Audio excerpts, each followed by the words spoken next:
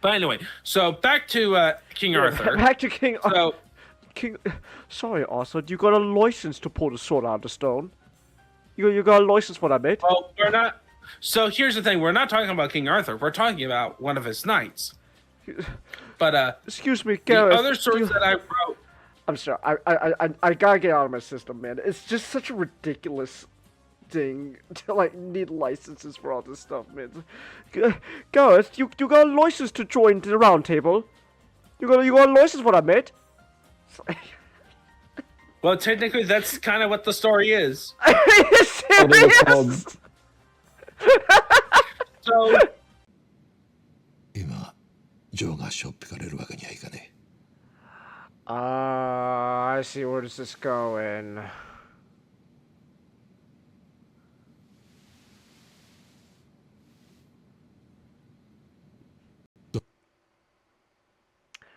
Not.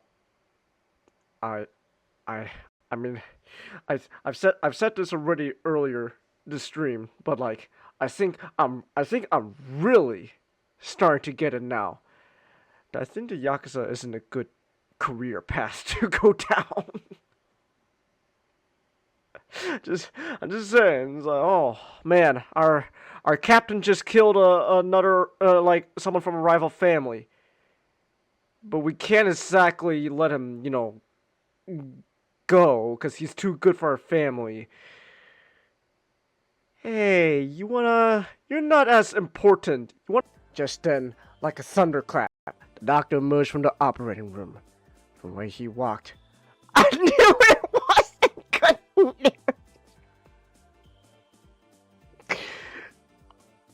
Man, we're really doing this.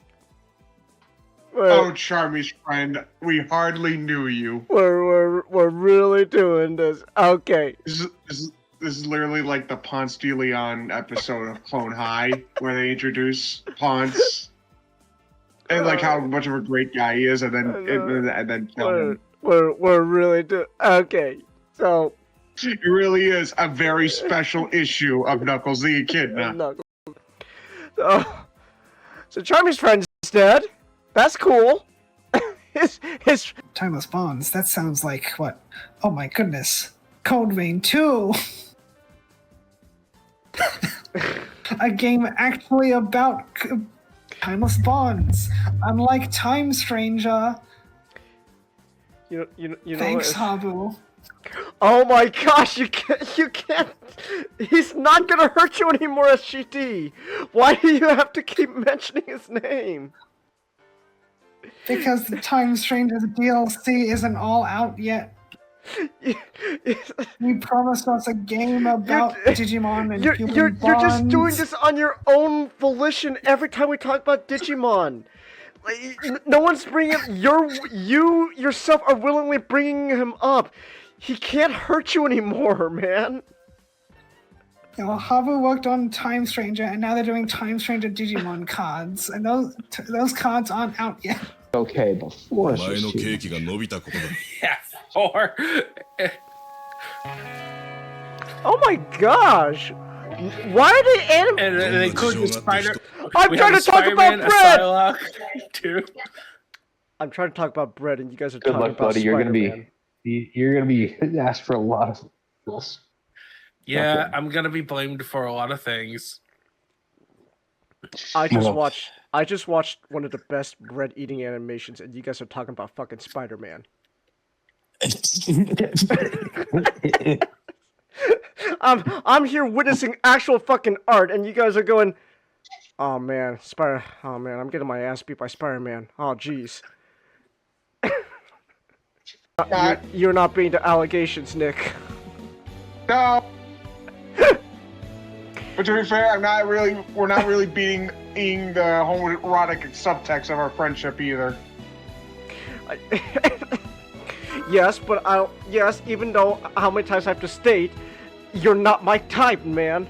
I'm not. Yeah, well, you're the bottom anyway. Well, hold on, wait a minute. Why do I have to be the bottom in this fictional relationship, huh? Why? You really want to try and top me? Well, it's gonna be easier. It's gonna be easier on my back. That's for sure.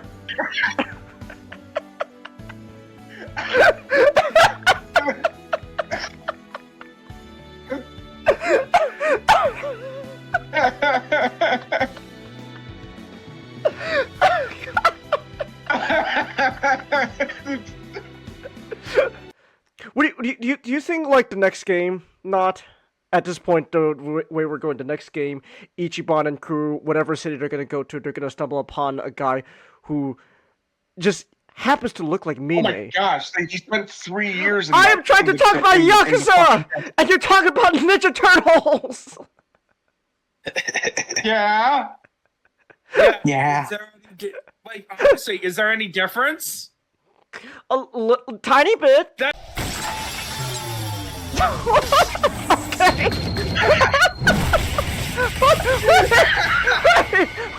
Okay, hold on, shit.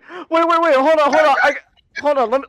Let me go back. Okay, that I gotta actually show. Okay, that was actually legit really funny. Hold on. Oh, that's a great. Hold oh on. my gosh. Hold on. I'm going back. This we gotta actually show. This is actually legitimately a great joke. Hold on. Is that what you think? Hold on.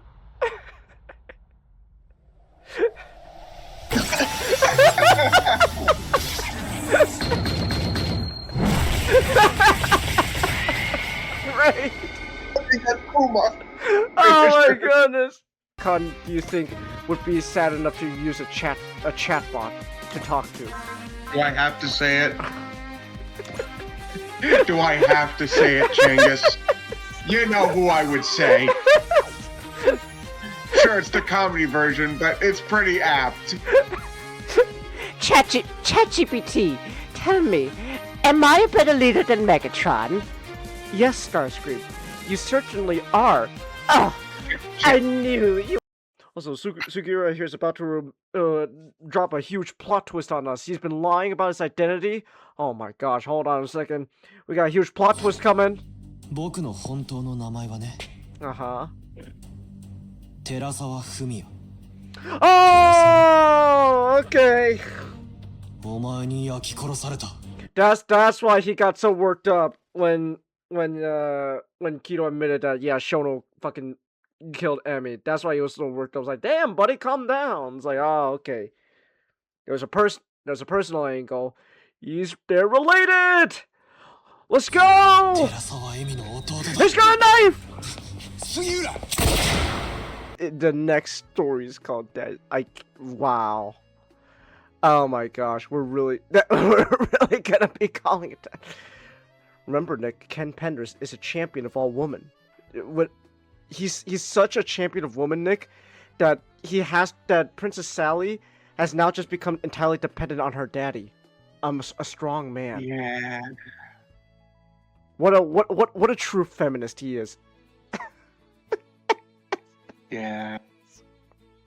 You ain't the same husband I once was. Must have done something wrong that I'd end up in a ditch like this. You don't say.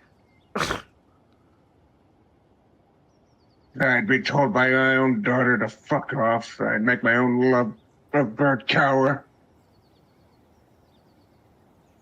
That's not how a good man end up.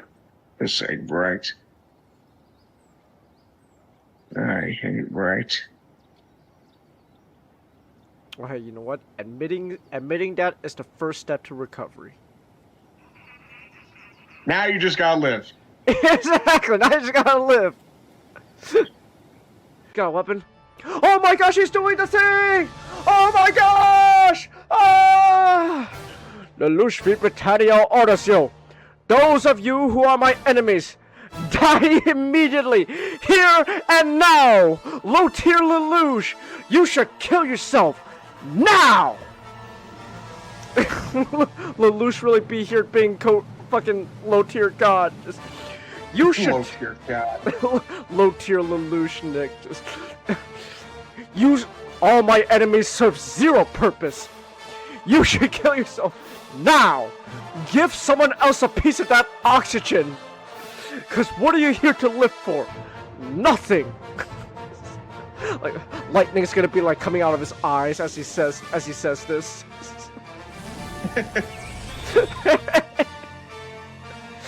Oh my gosh. Oh no, I hear him. He's crawling his way back up.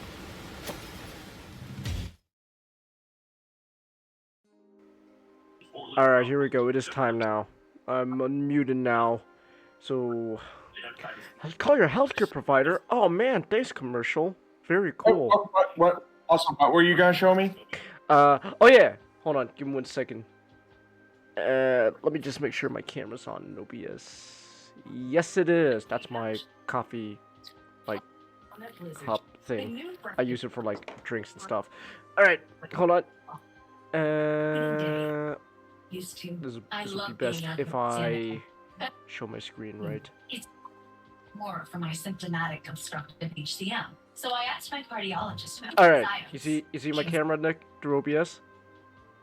Yeah. Alright, okay, one. Blocky sound wave. Okay. Yeah. So, very excited about him. Alright. You see him? I finally got him! He's finally... You got him. I finally have him.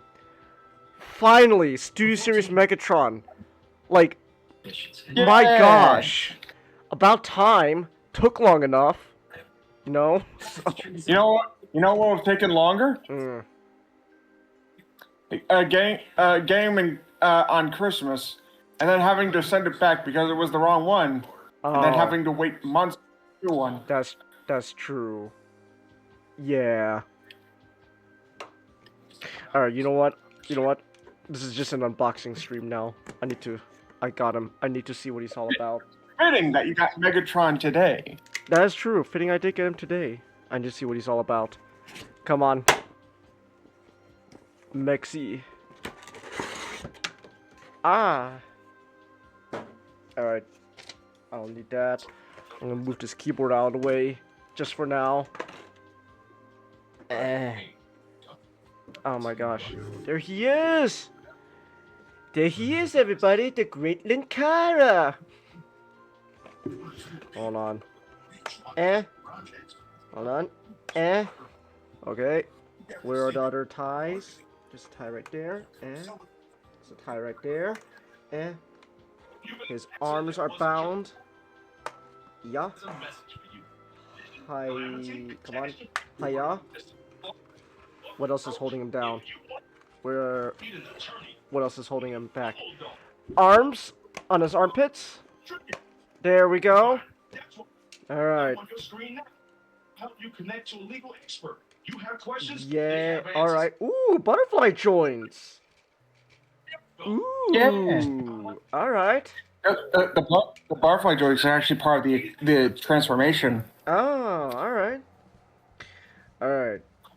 Hold on. There's his cannon. His fusion cannon. Hiya. Bumping my mic, rip that off. And then that just Alright.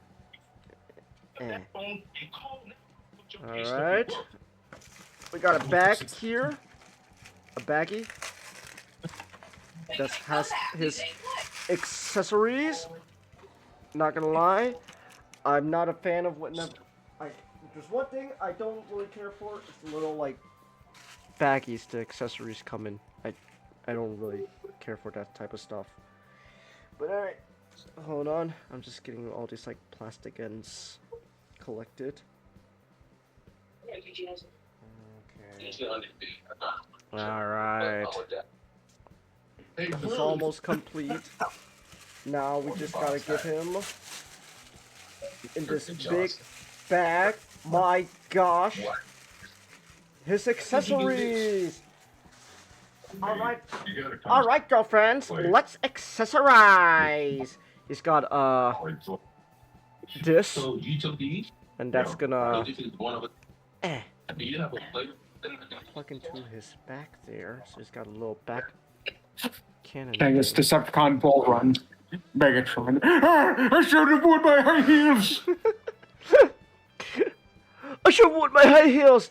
Oh, don't be ridiculous. You look fabulous. Well, I wasn't expecting this kind of attention.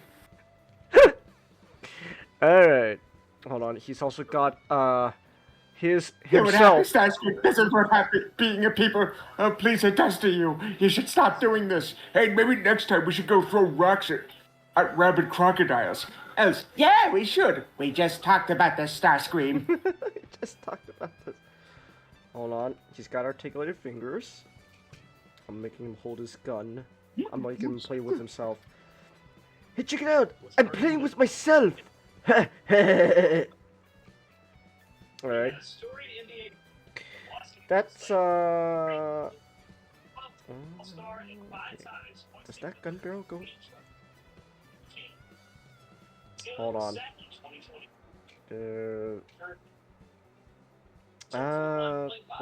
Wait. No.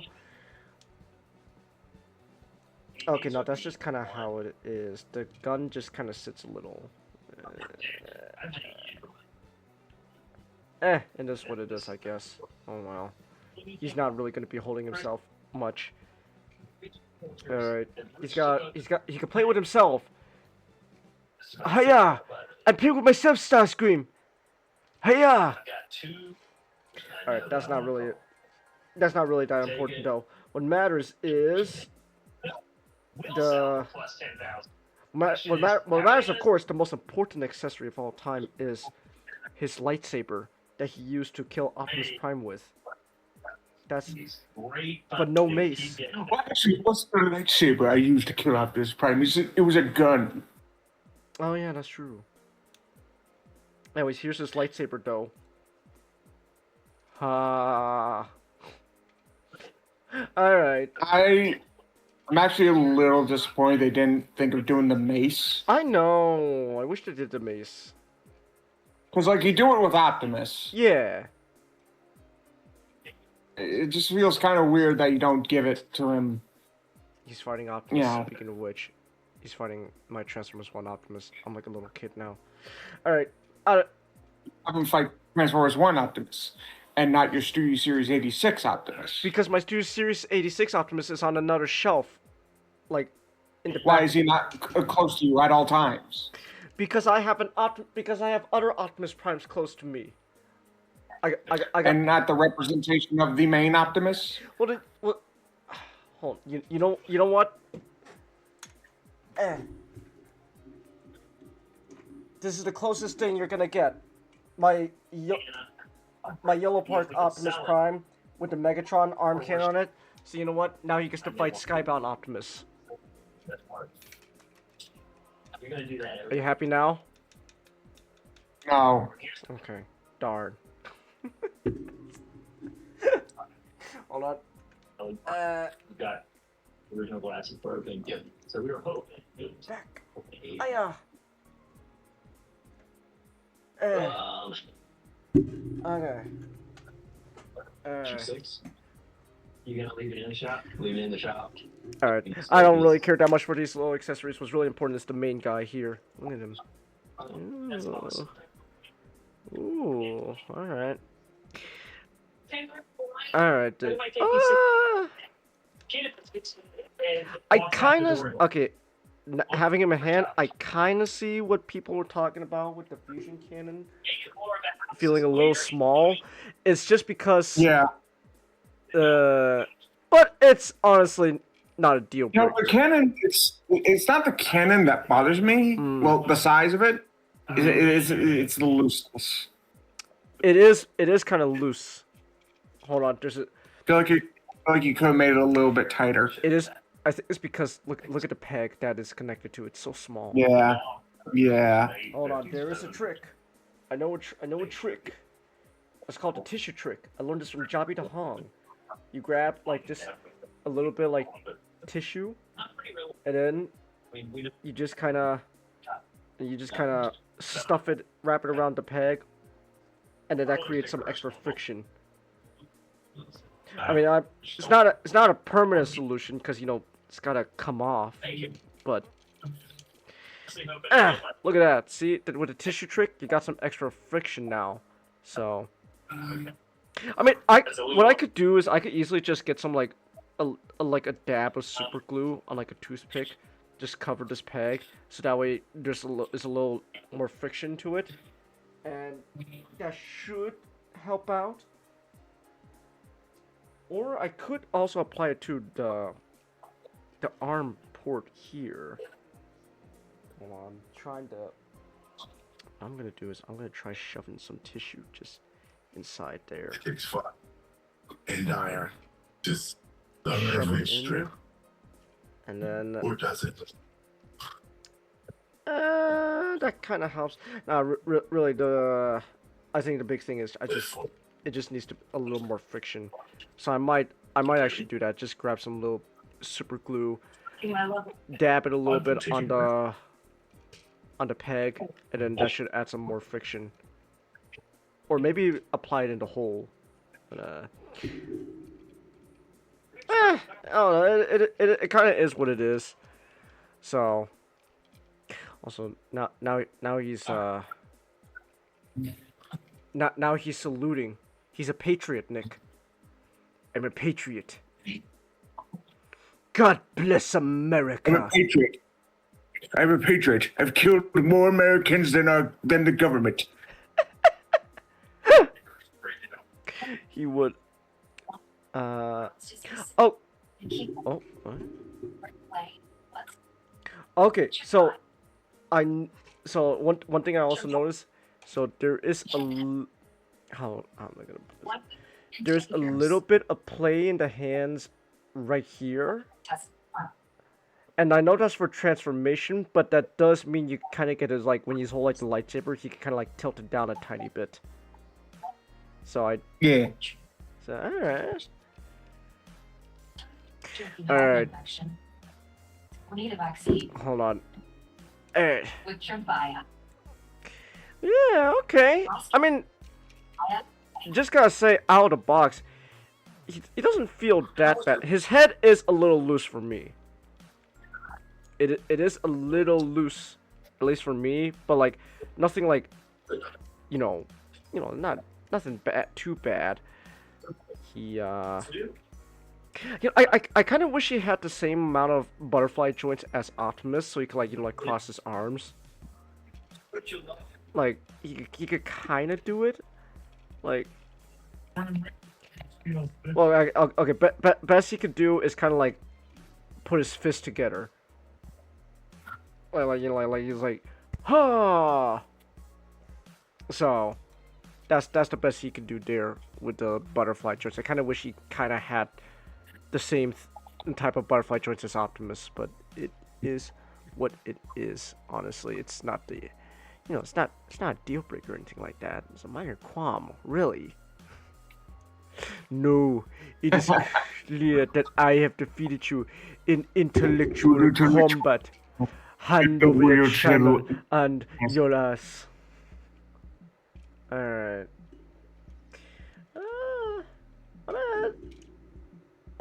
His fingers are kinda. Alright. Alright. Hold on. Like, just right out of the box. Like, he doesn't feel too bad. Yeah, forward. Okay, forward and backward butterfly joints, huge, right there, with Megatron. And then side skirts. Hiya. His knee is a little. Not too bad. Like, I hope that doesn't loosen over time. Yeah.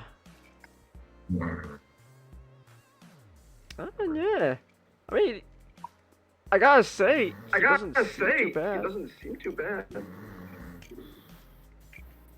Hold on.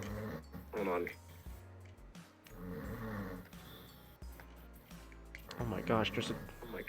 Nick, I don't mean to alarm you, but there's a beast sleeping right next to you. Yeah, he chose right next to me to fall asleep. Even though there's a room right there. I'm sorry. I'm sorry. I don't. Hey. Alright, Uh, hold on. Yeah, I mean, I gotta say, he just seems nice. just seems nice overall. overall. Well, now I own him, and I could finally put him with my other Decepticons, and like I took Starscream's throne, and I'm gonna give it to Megatron, so that way he could sit in it, and be like, yes, I'm king now. Have Starscream as a footrest. I already got him displayed in his coronation gear, so he's just. But actually, but you know, I could find another Starscream to have him as a footrest. So, yeah. All right. I could fiddle around with this guy more later. Like, I'm just happy I finally have him, man. That's really all it is. I'm just happy I finally got this guy after waiting for a long time. That is what the hell kind of fold out is this, man? Oh my gosh. 54 steps, huh? Damn. Yeah. Hold on. I'm just gonna come off on camera. There we go. Step 54 to make him into a tank. Well, okay. They say 54 steps, but like, really, the 54th step is just plug in lightsaber for weapon storage. So, alright. I'll just put that off to the side. There we go. Alright. Alright.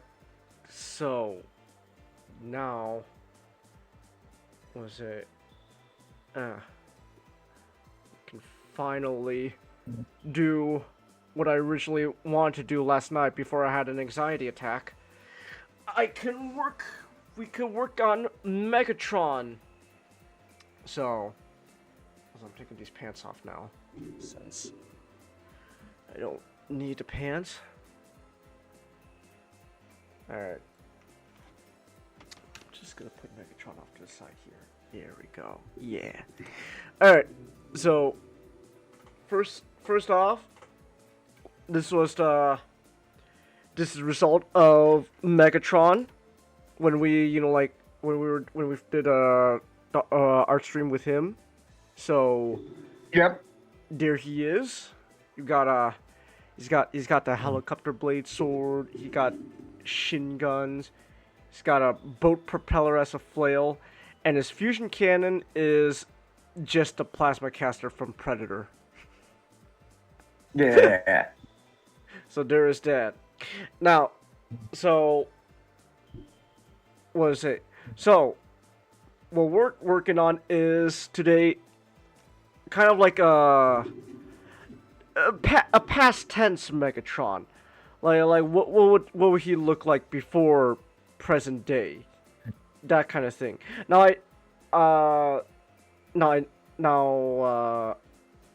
what was it? I know you said like you had idea that he will kind of have like G2 Megatron like paint scheme going on. Yep. So yeah. So like obviously, right? No, I won't lie. Right. That was a huge story. That- Damn. So I won't lie. This is just kind of just mostly repaint, right? Like which. Yeah. But because you know I figure, you know, like, oh, you know, it wouldn't look that different before and after. But I guess but obviously, you know, because you had different ideas, so I am very curious what you got in mind. So there's real quick, I do want to mention this. I did add this detail. If you Yeah, the eyes. Yeah, you got the like thing from like Transformers the movie. So, Yeah. but alright, what did you have in mind?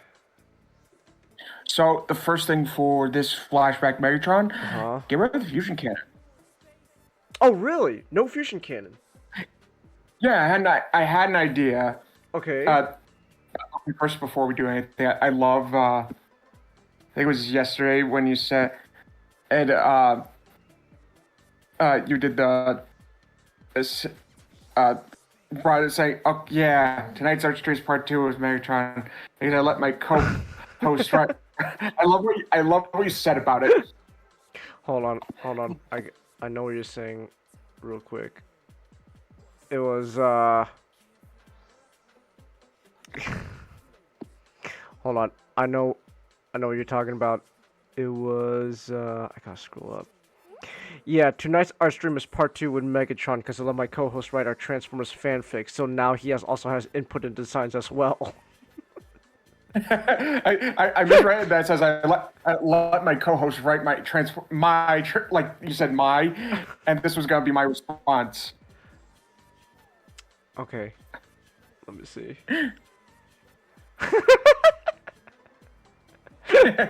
Our. I mean, it initially started off as mine. I came up with the idea in the first place, and then I made the mistake of allowing you to write as well, and now, well, you also have. You allowed me to take notes.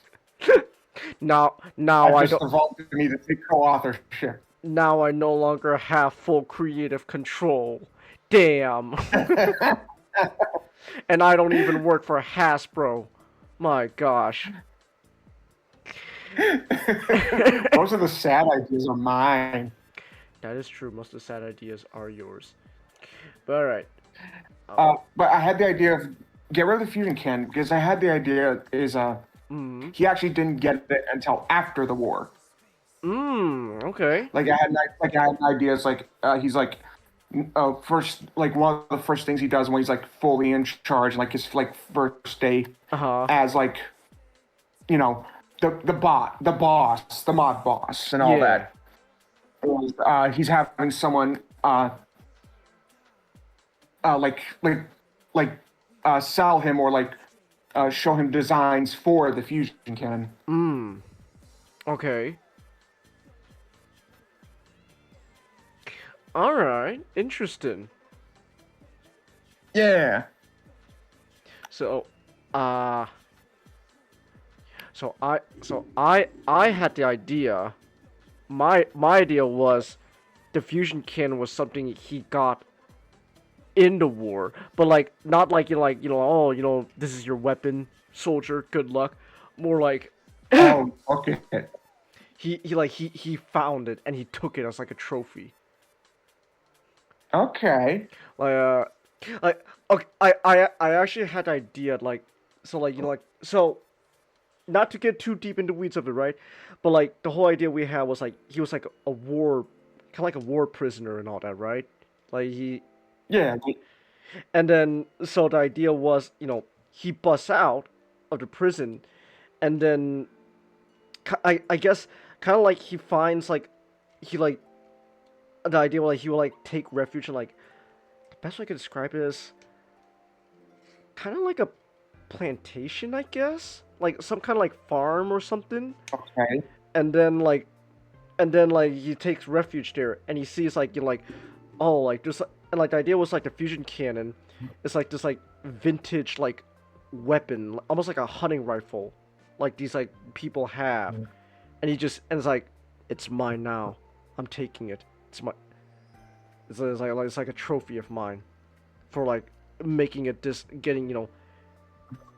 lasting this long. So. But I like your idea too. So I had the idea he never escaped the prison. He just took it over. Oh. Oh, okay. Oh. Yeah, he took it over and like it became like his like almost like almost like a Colonel Kurtz like situation where it's the prison becomes his like little like thing he runs. Uh-huh. Okay. And then the war is over.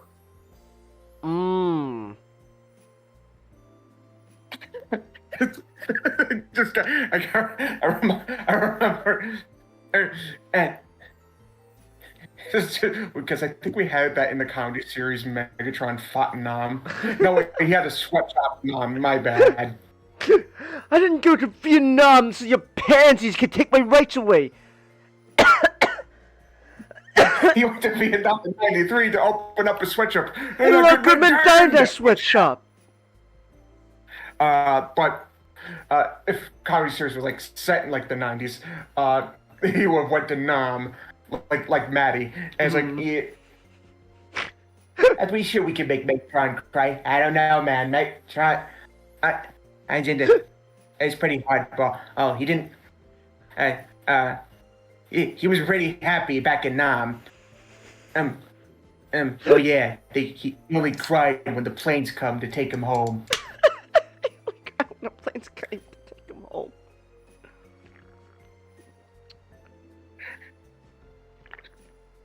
That's great. Alright. Alright, so you oh no, go ahead. Yeah, so I imagine like he took the prisoner over and it's like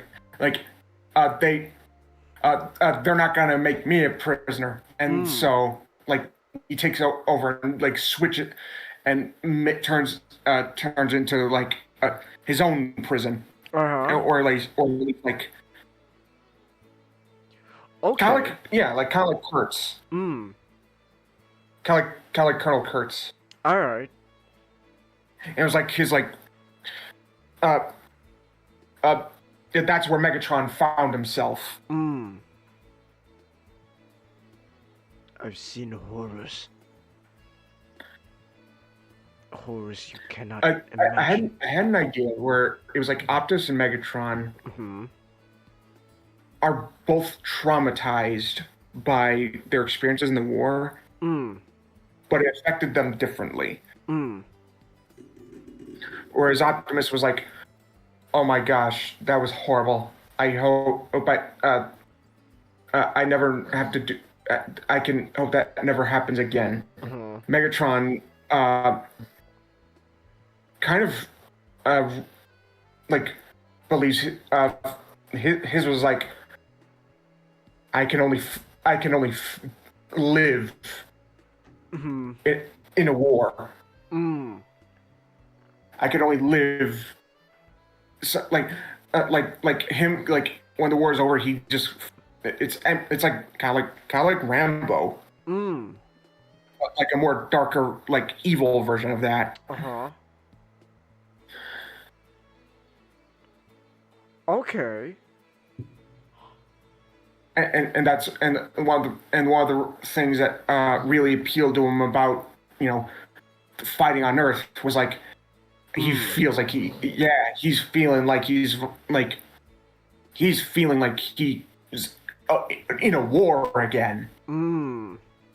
He's feeling conflict again. He's this is this is it's making him feel alive. Yeah.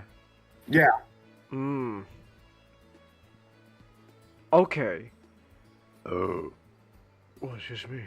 I also had the idea for the design, because this is a flashback, he looked younger. Okay. Yeah, very much like in the face, you would see he looks like younger, So like less sickly and all.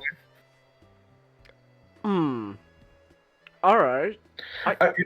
If you want, I imagine instead of like to help come across like instead of like because he's got the scowl. Instead, it's more like a.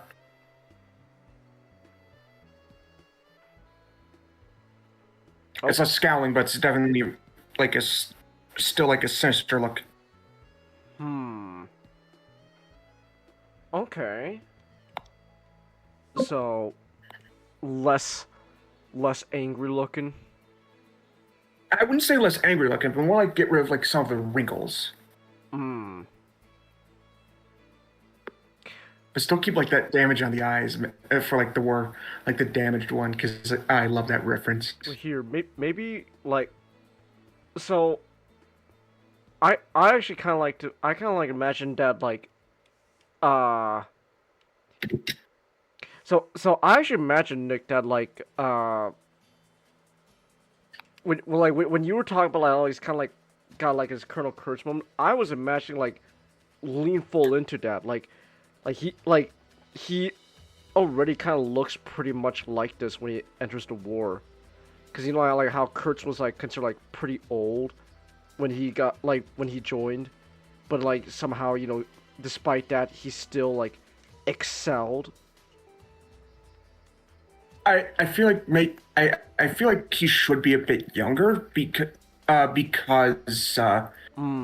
like compared like the time frame, because like if Optimus was like a young adult when he entered the war, and in present day he is, you know, like almost middle aged. There is like a significant time gap. Okay. We will here. Maybe what I could do is he kind of still got like the wrinkle thing, like going on, but just kind of in like lighter, to sort of like show like, you know, they haven't like fully set in yet, I guess. Or maybe like just round out the bone structure. Round out the bone structure. Yeah, because you can tell like inside the helmet, his face is more narrow. So like make it a little wider. Yeah, widen it a bit to help give him the sense of like, yeah, this guy's a bit younger than he. Okay, let me try then. Kind of like not too much, like bit of a wider face going on, kind of like that. So his face is a little wider. Hold on. I think I got an idea. Oh, excuse me, man.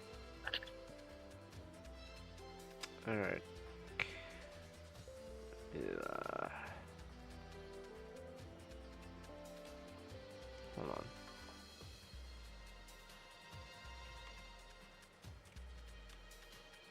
Like, oh, that kind of helps a little bit. A little bit. I think we're getting on the right. I think we're getting on the right track. All right.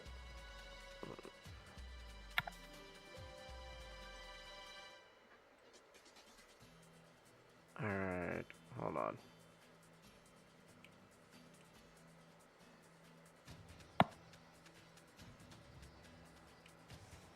Okay. Kind of like. And then maybe this isn't so dark. Kind of like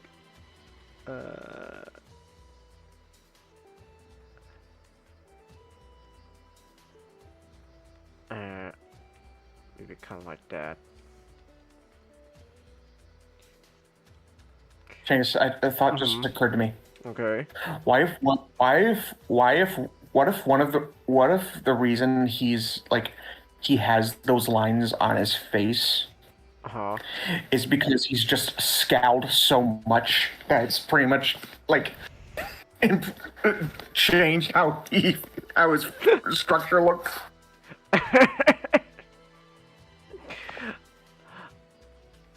I mean, you know, I didn't.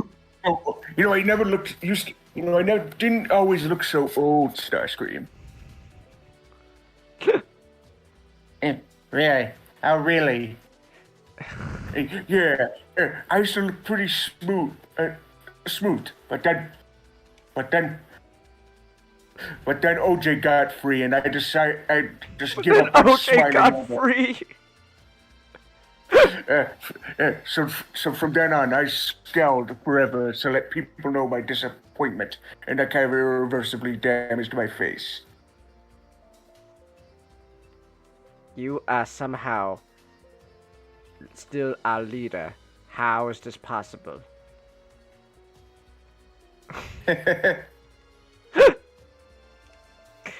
Hold on. I'm gonna try. Kind of like lightening the things underneath his eyes. Just to maybe help out a little bit. Also, I'm gonna.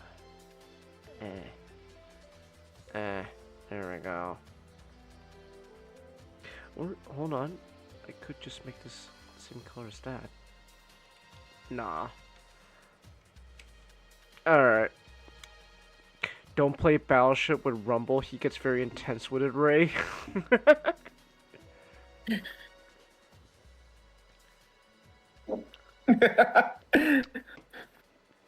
You suck my Battleship!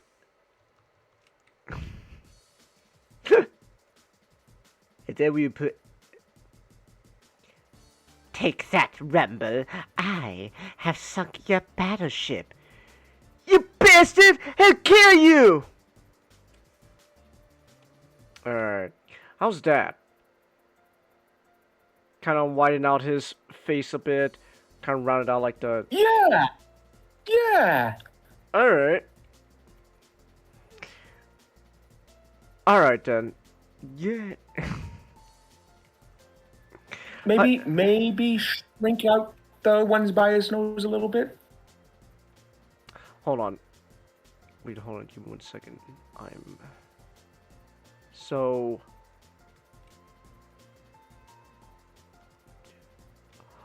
Oh, okay. I see how it's gonna be.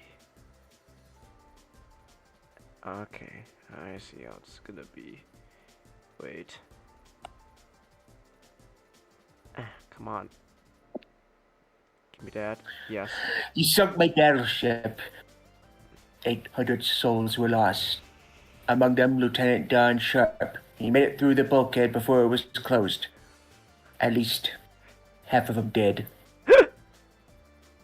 Jesus Christ, Rumble, it's just a game!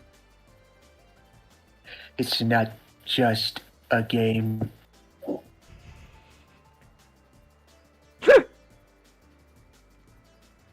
Hey. Hey there, Rumble here. Listen, I think Thunderblast is doing a great job, so I just want to let you know you're not fooling anyone. We all know about the nose job you got last summer. Because when you tried to kiss David in the mouth, and then you poked his eye out. Also, we know for a fact that you're not a virgin, despite you saying otherwise. So that's clearly a lie.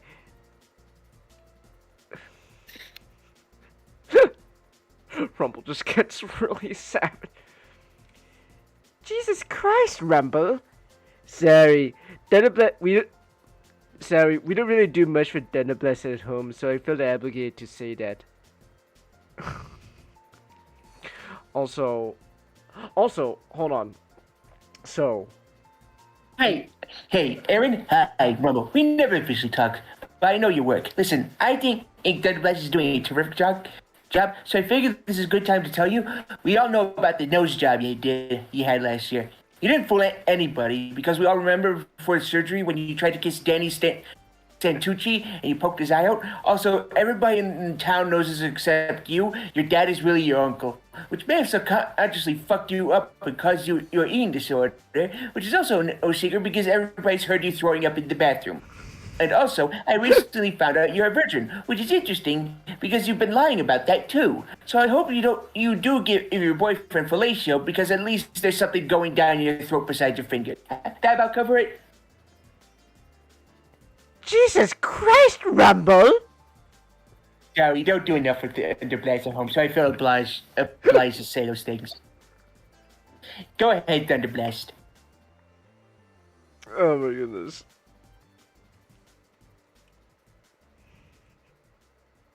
Actually, which Autobot do you think would be in a situation like that where they're just surprisingly like really savage and no one expected that out of them? Repeat that. Which Autobot would be savage like Ted in a situation like that, but like no one would ever expect him to get like to behave that way, like Jesus. Bulkhead. Bulkhead. Jesus Christ, Bulkhead. Sorry. So we don't do enough at home. So I don't reply to say the.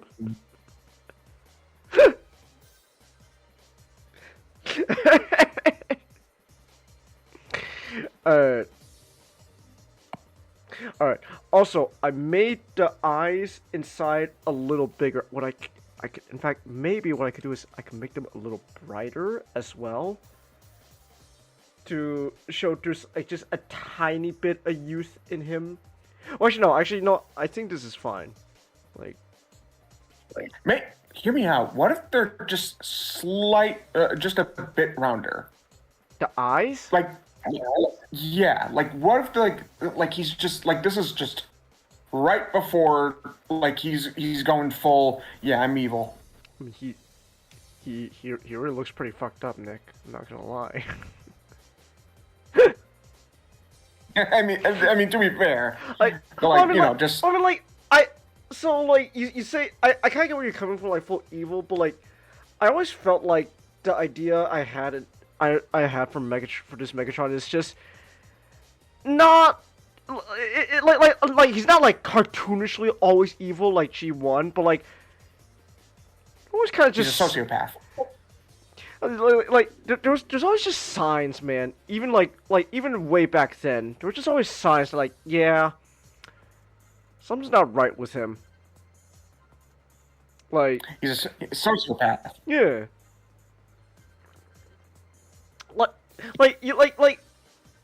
no joke. I kind of imagined this Megatron would be the kind of guy who, like, if like he saw a dead bird in his backyard, he immediately tried to like dissect it to see what makes it tick.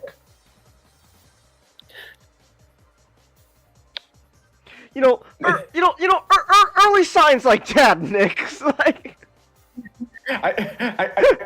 Maybe not like that, where it's like serial killery, but like definitely something where he's like, oh, he doesn't connect with other people like the same way a normal person would. he's always had like a bit of like a distance emotionally with other people. Like if someone's like, oh my gosh, that's like if someone's like, oh, like their mother passed away, it's like, oh, I'm so sorry for your loss. And Megatron will kind of be the kind of guy to go just like, that's just, more like, that's just life, get over it. So I honestly, I'm kind of fine with just like the more angular eyes.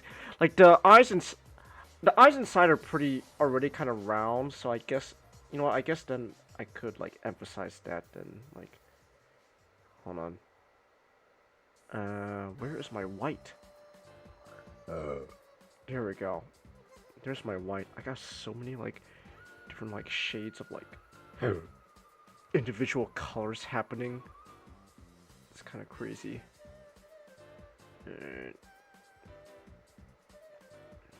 Okay. So, Nice. what were you gonna say, Nick?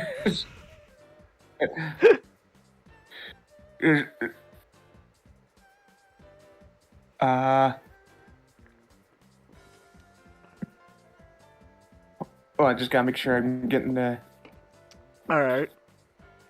You get intense at games too, I Chelsea. don't know, a couple months before all this, I sees two wild ducks laid in my pool. It was amazing. They're from Canada someplace. Maybe it's mating season. They had some ducklings. Thanks. My daughter's friend was there to drive my daughter Meg to school. Oh, now my girlfriend feels this friend is a bad influence. This is going to work. I can't talk about my personal... This is going to work. I can't talk about my personal life. I wrong. Finished talking about the day AU collapsed. I drove to work. Liquid Stark Scream him learning the business. He's an example of what I was talking about before.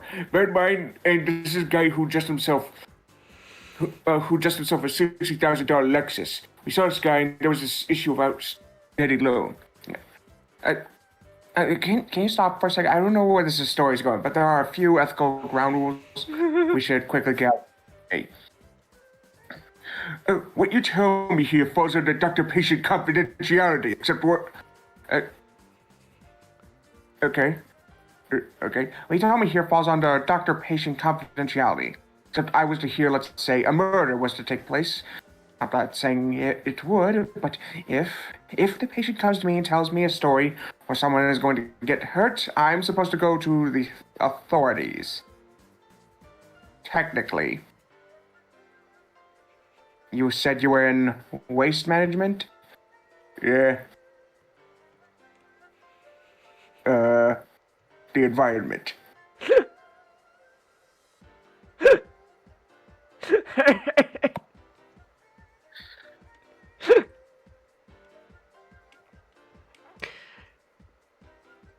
Oh, Ray's pocket now because you're doing a Sopranos reference. Actually,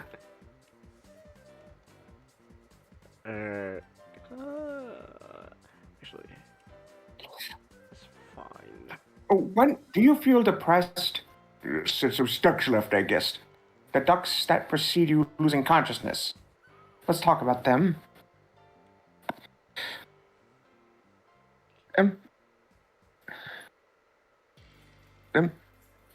What about ducks? Those damn ducks. What about those ducks that meant so much to you? Oh no. It was just a trip, having those wild creatures come to my pool, having little babies. It was sad to see them go.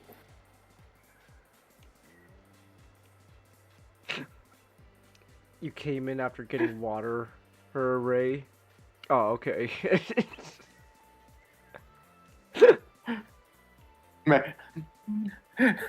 Megatron felt true emotion when having when ducks left this pool.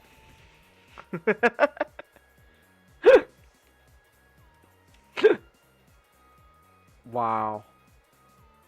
Damn. Alright. Hold on. Give me 1 second.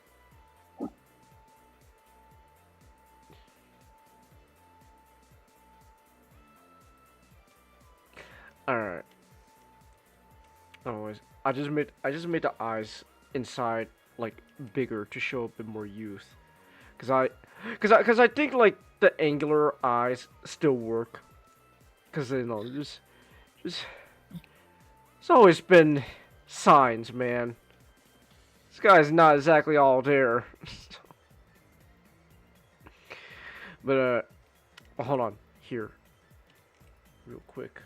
So we got that Megatron face, and then just to quickly compare and contrast real quick. Let's grab this. Alright. Compare and contrast. Hiya. Just about the same size. Really, you know, close to the same size. Alright. Alright. Yeah, so there we go. We got a little comparison. Like, yeah, he looks a little younger. Not too. He doesn't look that. He looks angry, and somehow he gets angrier. He's angry, and as life goes on, he just gets angrier.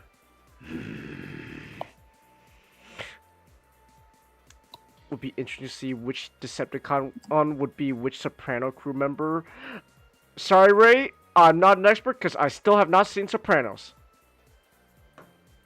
That said, I guess Megatron would probably be like the main guy.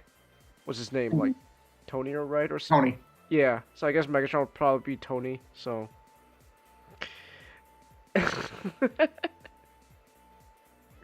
So yeah, Starscream's either Steve Buscemi for obvious reasons, uh-huh.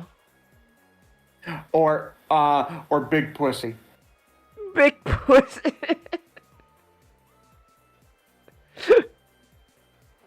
Alright. Once I see it, right? That's true. I do need to see it. I do want to see it. There's just still a bunch of TV shows I still need to watch. I've just been putting off. I gotta get to eventually. Like, one, I do plan on finally biting the bullet and continuing Breaking Bad, because not show me the first episode of Breaking Bad. It's like, yeah, that's a pretty good damn pilot episode, I gotta say. So I gotta bite the bullet and like actually watch Breaking Bad. Okay. Uh-huh. Maybe he doesn't have the lines under his eyes when he's younger. Just like the ones directly under his eyes.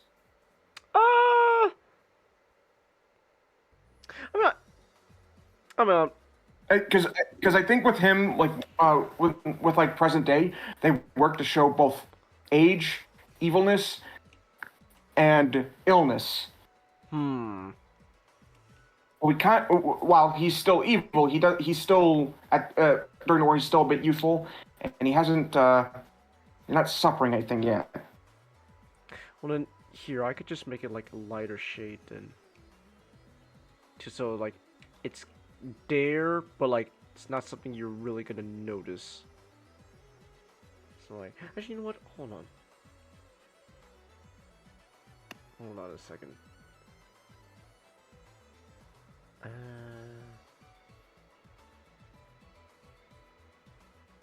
That's 30%. Hold on. What is?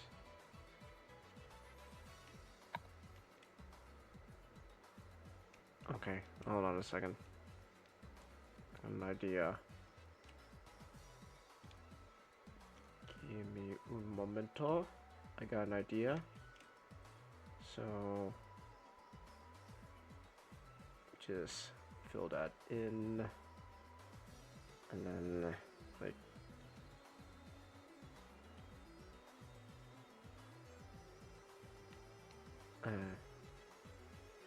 okay, hold on. Where's my blacks?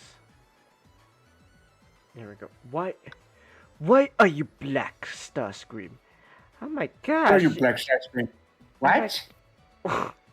Megatron, you can't just go around asking people why they're black. Because I'm not black. Why are you not black, Starscream? Ugh. There's just no pleasing you.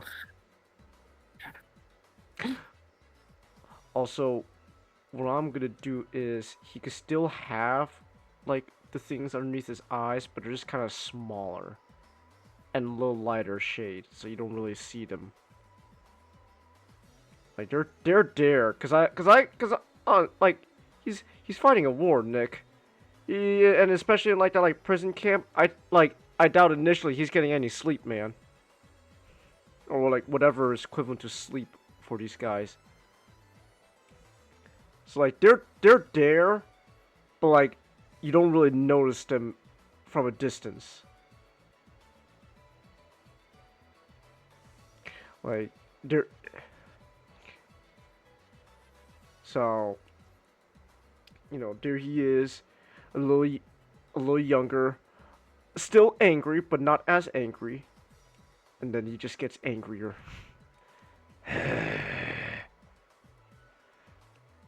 But alright, so yeah, he's an angry individual. So Megatron, how did you feel? Good morning.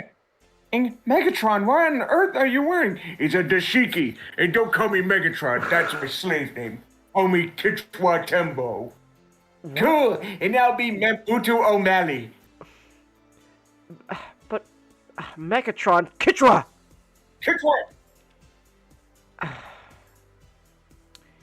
Kichwa.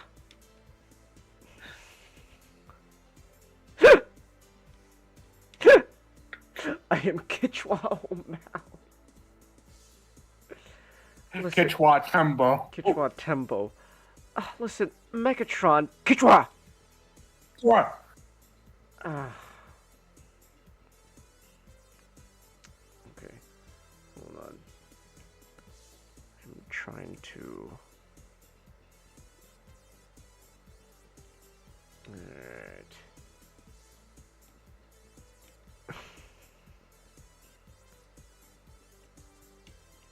Oh. Alright, there we go. I just wanted to make this a little darker.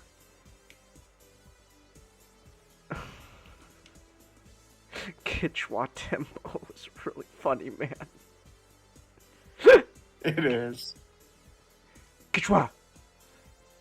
Okay. Ah! No! Come here! My god, she's got hair growing out of her boobs up to her head!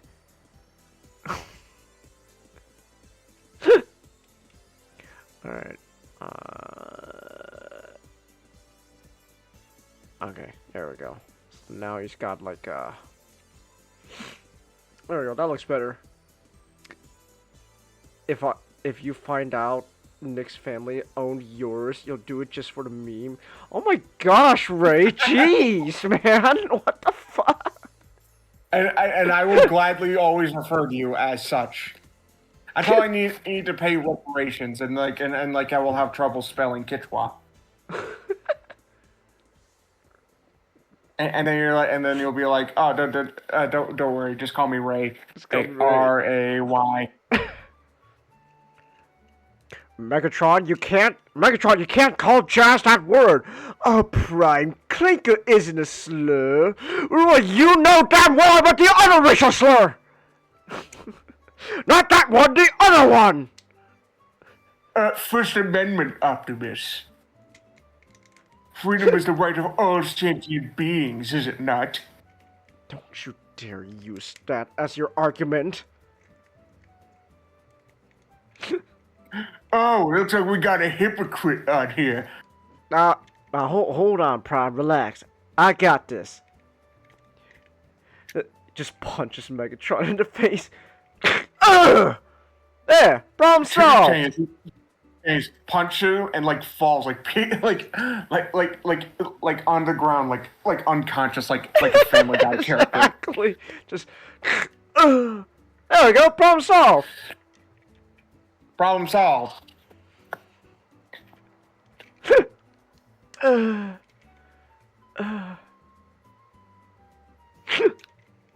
Take this. Take that. Ha! Behold, a grown man weeping and crying. That was your plan? Are you crying? Yes, I'm crying. He hit me with a chair.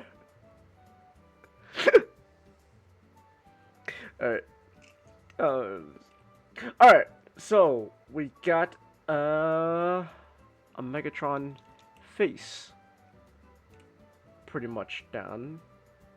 So well, okay, hold on. So we got like a younger head for him to slap on now. So he's a little younger, still angry, and then he gets older and more angry. So now, alright, so now here's a question. So obviously, right, I won't lie, like the initial idea was, oh, it's just kind of like a repaint, which, you know, but so here's the question I have, Nick. Do you imagine him turning into something different on Cybertron? Like, or at least before? Yeah. Okay. At the very least, I imagine he at least looks different during the war. Okay. At the very least, maybe like different chest and shoulders. At the very least.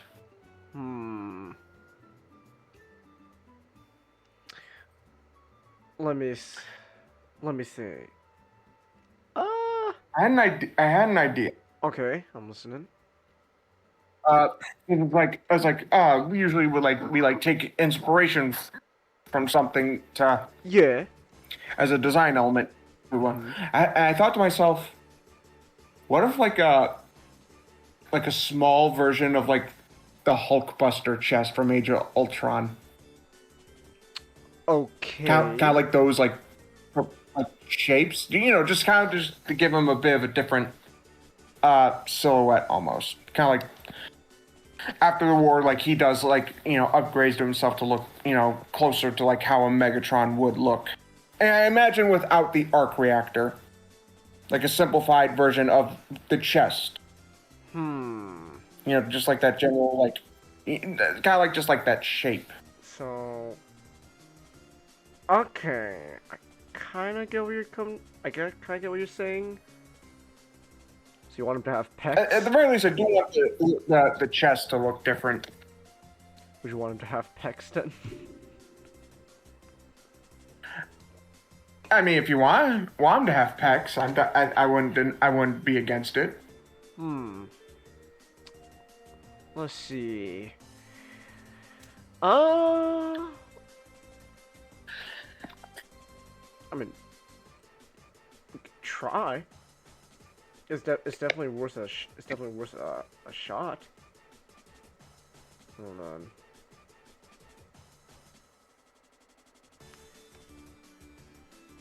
Hold on a second. So.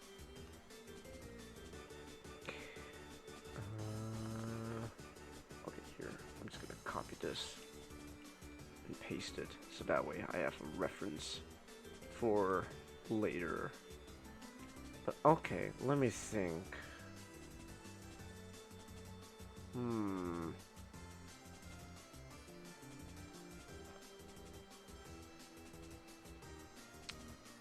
Let me see here. How do we do this? Let me see. How do we go about this? Alright. Man, can I just real quick just want to say the Hulkbuster in the Age of Ultron is a really good design. It is. It is the best looking. Is the best looking Hulkbuster. It's pretty good, man. That's a really good Hulkbuster. That really the only thing I would say that would make it a bit better. Oh gosh, why do you have to show that one? Cause I gotta show this, man. Where do we go wrong? We had a good Hulkbuster. Where do we go wrong? Why do we change it? Why Something about the MCU's MCU's design philosophy changed for the worse. Like even like with just like a bust comparison, like, man, something happened, dude. It just I can kind of guess they're trying to go for a rounder look, kind of like the OG, like the actual comic OG Hulkbuster, but like again, it's that idea where it's like they're adding like stuff that just feel wrong. Yeah. Just nah, doesn't hit the same. But anyways, yeah, Hulkbuster. I'd say like the only thing I would add to the Age of Ultron Hulkbuster is maybe just a bit more gold. It is predominantly very red, so. Yeah. If anything, at least give the thighs more gold. That's true. Alright. So, let's see here. So, kind of like a... Hey! Oh, excuse me. Hey! Oh, excuse me. Wow. Alright. Ooh.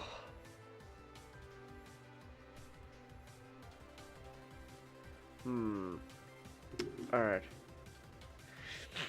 Oh, my nose. Oh, jeez. Jeez Louise. Great balls of fire. Okay, hold on. Kinda got an idea. Hold on.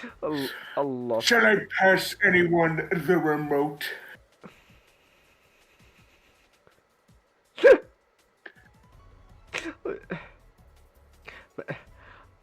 Great. Actually, I'm not gonna lie. I'm kind of liking the idea of Megatron used to being really like fit, and then someone gave him beer, and now he's just got a fucking beer gut, man. Just. Ugh. Okay, so I like the idea of like Megatron in the morning. He's wearing a tank top, like boxer shorts and in a robe, but like the robe is open at all times. Mm-hmm. and that's his more modest like sleepwear. Mm. At worst, he'll be wearing like a dirty tank top with tidy whities with a yellow stain on it on the front. Oh. That sounds disgusting. I love it. It is.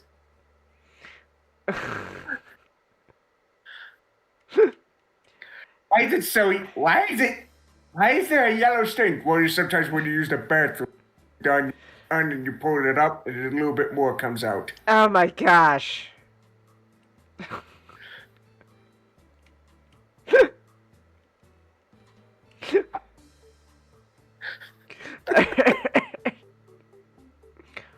Hold on. I'm having an.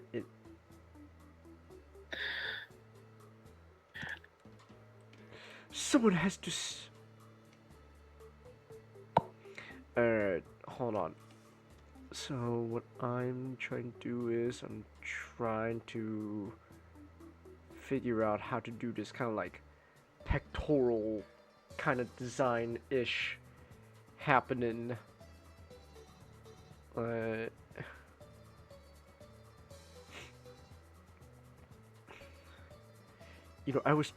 I was totally ripped back in my day. And then Optimus Prime came and he stole my phenomenal abs from me. Are you sure it was him and not the alcohol? Do not blame alcohol, Starscream. How dare you imply that? Get in the corner. I can't look at you now. Get. It's like he's just talking to him, starts like a dog, just yeah, get in your corner, yeah, yeah. So disappointed in you. Good. Alcohol being responsible, as if. Please.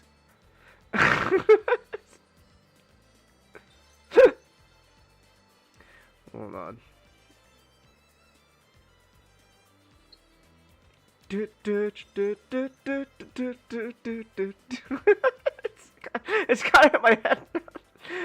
Work that body, work that body. Ugh, yeah. Changus, which Autobot would be like Guy from Ted? You know, Patrick Warburton. Oh, I'm not sure. Shit. That's a good question. That's a good question, Nick. I don't know. Braun?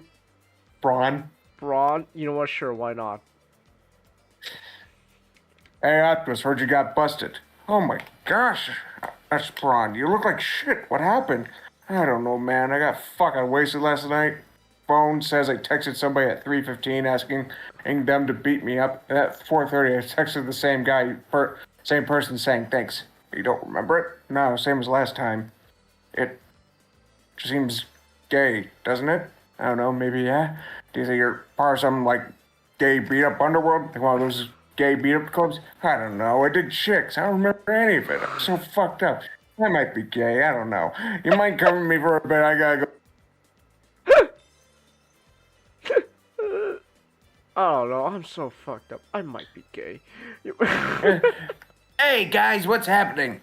Hey, Wheeljack. I was at the club last night. I didn't get in because the bouncer was a douche face. But I made friends in the line. Well, that's Braun. Oh, well, that's good, I guess.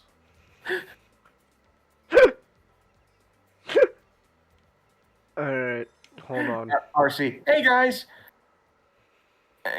Hey, you look nice today. Oh, thanks. I worked out this morning. I can tell you're less fat than you have been. I can tell you're not good at flirting. I'm not. Hey, does anyone know a nice restaurant? Like something where the napkins are cloth? For what? Alina and I have been dating for several years now, and I want to take her someplace nice. Oh, wow, congrats. Hey, you've been going out for like several years? Yeah.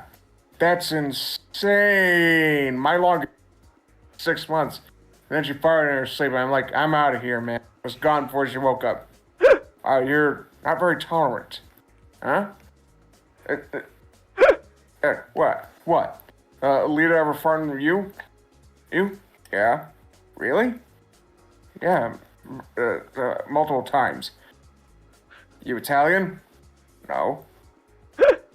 Why? I don't know, just seems like... Never mind.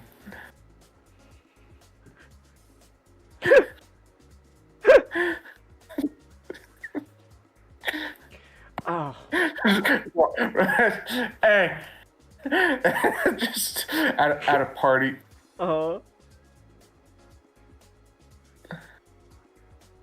We should just watch the Ted movies again, man. We should just watch the Ted movies again. The Ted movies were fun.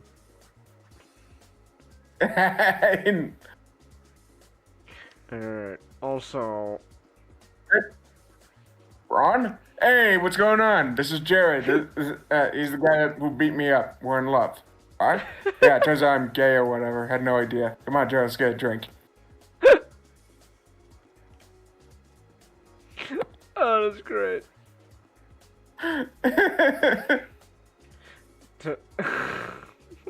Patrick Warburton.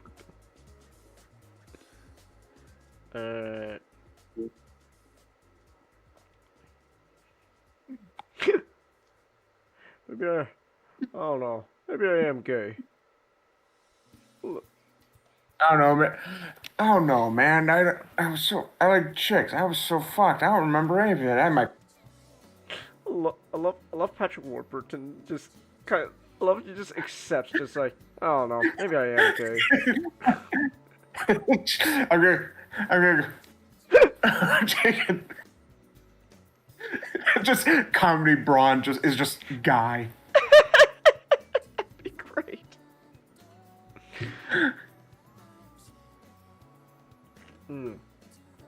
Alright. Also, I do need to use the restroom real quick, so I will be right back. Give me 1 second, guys. Alright. I'll be back.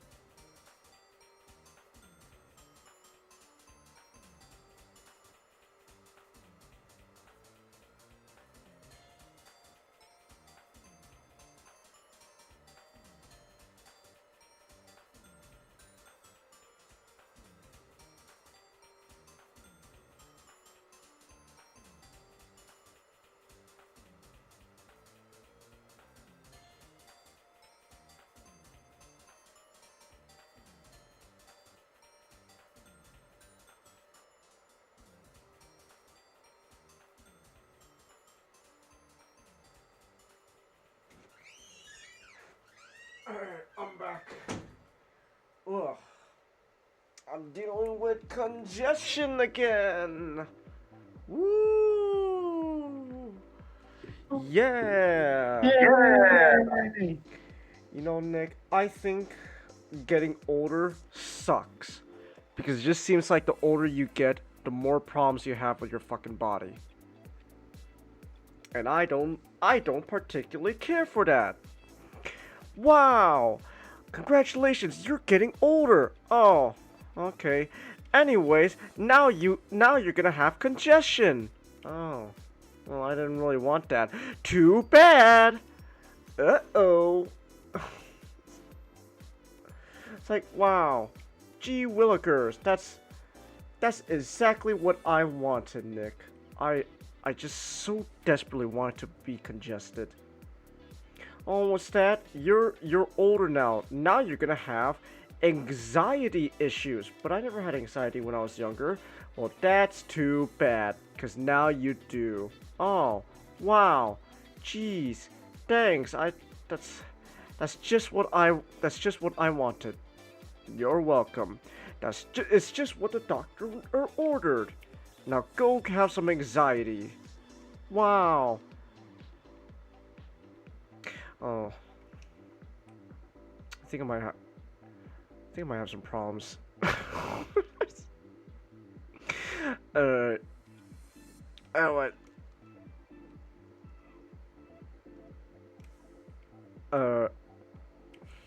Alright, so he's ripped. He's got pecs, Nick. He's got pecs. Actually, you know what? Hold on.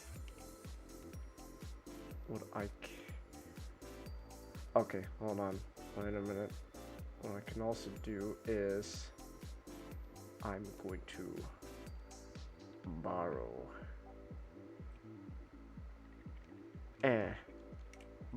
this.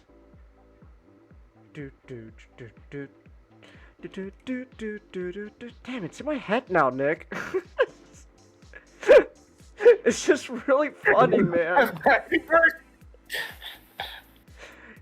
He's gotta work that body, make that body work alright. You gotta make that body work. You gotta make that body work alright. You gotta make that body work. Hey! Hey, where you going? Stop! Someone stop him! Hey, wait! Hey, buddy, what are you doing with my tires? Hey, somebody stop him! I love that he just. I love that he's like, hey, buddy, what are you doing with my tires? Like he just wasn't expecting him to steal them yet. He was just like, what the heck's going on? Somebody stop him! I mean, his abs are phenomenal, but still, somebody's gotta stop him. Yes. I would not give him the Decepticon symbol yet. Really? Yeah, I feel like because this is before he's part of the boss, and so technically he's still he hasn't been fully inducted into the affairs yet. That's why he's part. That's one of the reasons he's part of the war. Oh. It's because he's not part of the family, so he can't. So he's not dodging it. So he can't dodge it. Okay. Like obviously he's the quote unquote son of the current boss, but it's like Michael, he's not part of the affairs yet. See, I was thinking that I was thinking that he has the Decepticon sign, but it's something he kind of carved into himself.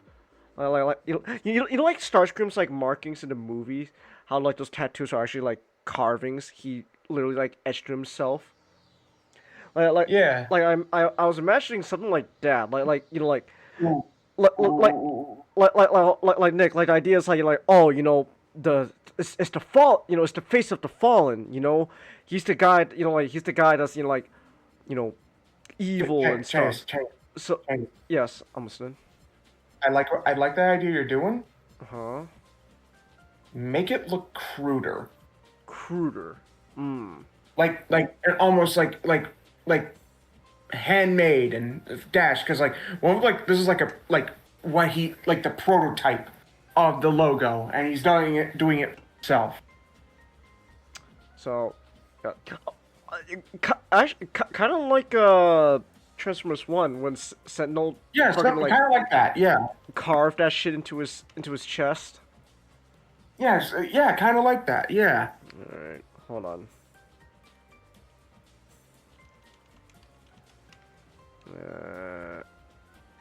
Give me 1 second.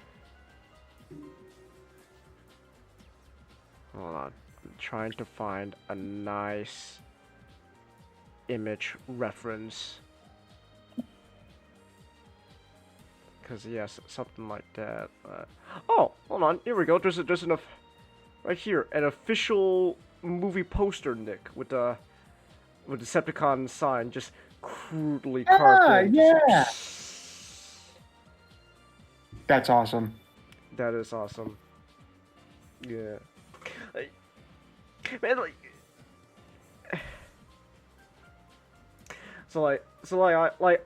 I imagine, like, you know, oh, like, it's like, oh, it's so, Nick, I imagine it's almost like a scare tactic. Like, oh, this is, you know, like, oh, people are afraid of the, you know, the fallen, the supposed, you know, evil guy who betrayed the prize. Well, you know what? I'll give them something to fear, all right. And then, you know, he carves like his face on it. You know, like, now they'll fear me.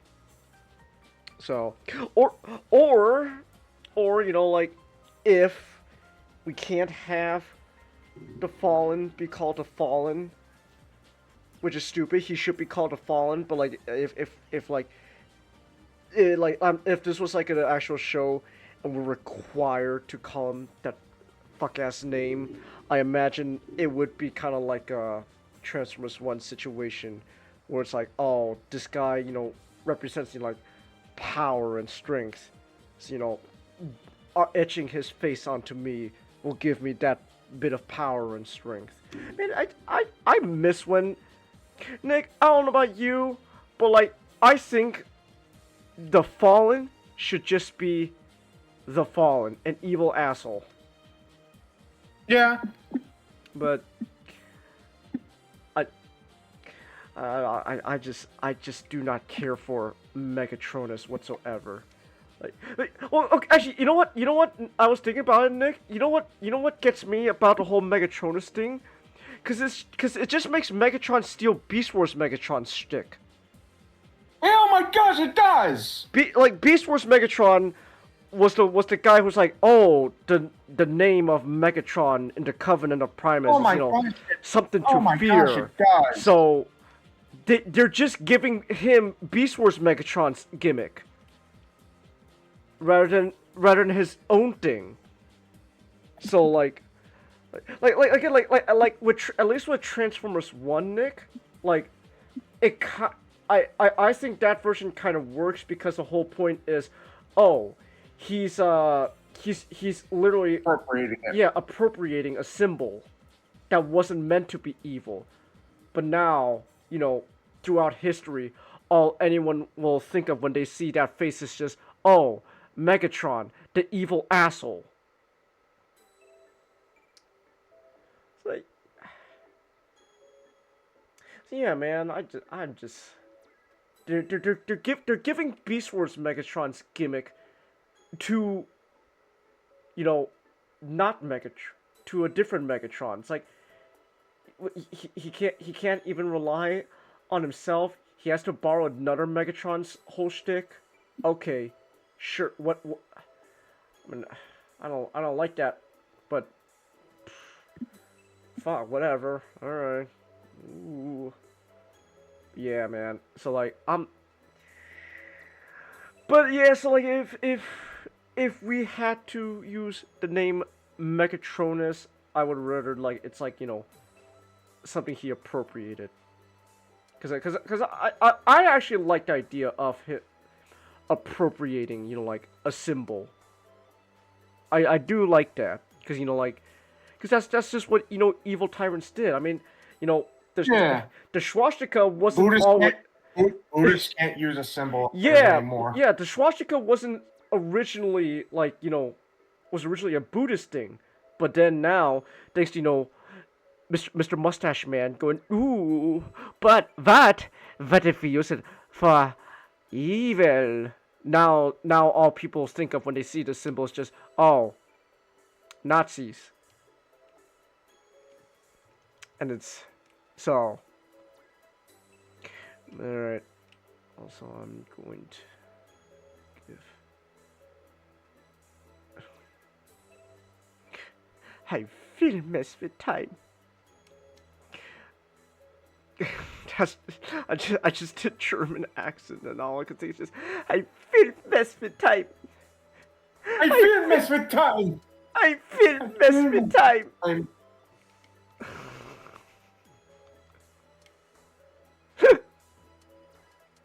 Alright. Hold on. Nick, you think? Okay, so obviously, like, Megatron's still good, the idea of our Megatron is he's still, pretty serious threat to deal with, but, like, I like to think that, like all, like, these, tyrants throughout history, there's just something, like, just kind of, really kind of, like, how do I explain it? I guess kind of stupid, or, like, a little, like, goofy when you think about it, like, something like that, like, is so evil, but, like, you can't help, like, wow, like Nick, you like how, like, Stalin, he had a fucking list, Nick. He had like a list of people, like, who pissed him off, and so whenever, like, someone pissed him off, he'll just literally go to, like, what's the guy's name? There was someone in like this, like, whole, like, inner circle thing where he just went, okay, I want you to go. You see that guy? Yes, Stalin. All right, whack him. Yes, Stalin, and he just whacked. Guys, I don't know about you guys, right? But in my honest opinion, I think dictators are some stupid ass people. Just saying. I think they can be some pretty fucking dumb people, man. Alright.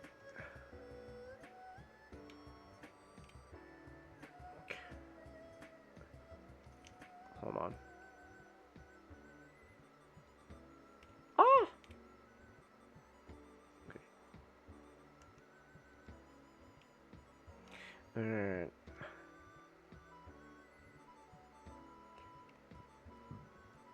Also, you think... Also, now thinking about it, do you think Transformers 1 Megatron's, like... I think Transformers 1 Megatron's, like, the only case, I think, where, like... a genuinely, like, sympathetic version of Megatron worked. Like, cause like, oh, it was. What about IDW? Oh, okay, I guess IDW. Yeah, IDW kind of also made it work too. But like, do you think? Well, I guess technically his origin is also kind of sympathetic too. Well, Good gosh, no wonder he became so evil in IDW before he repented.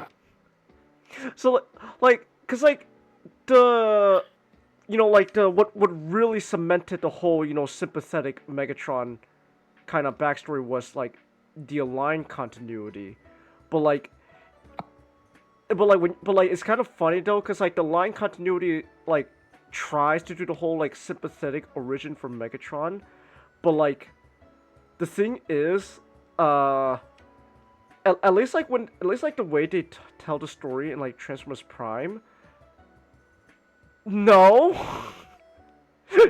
the sympathy thing was just kind of a ruse.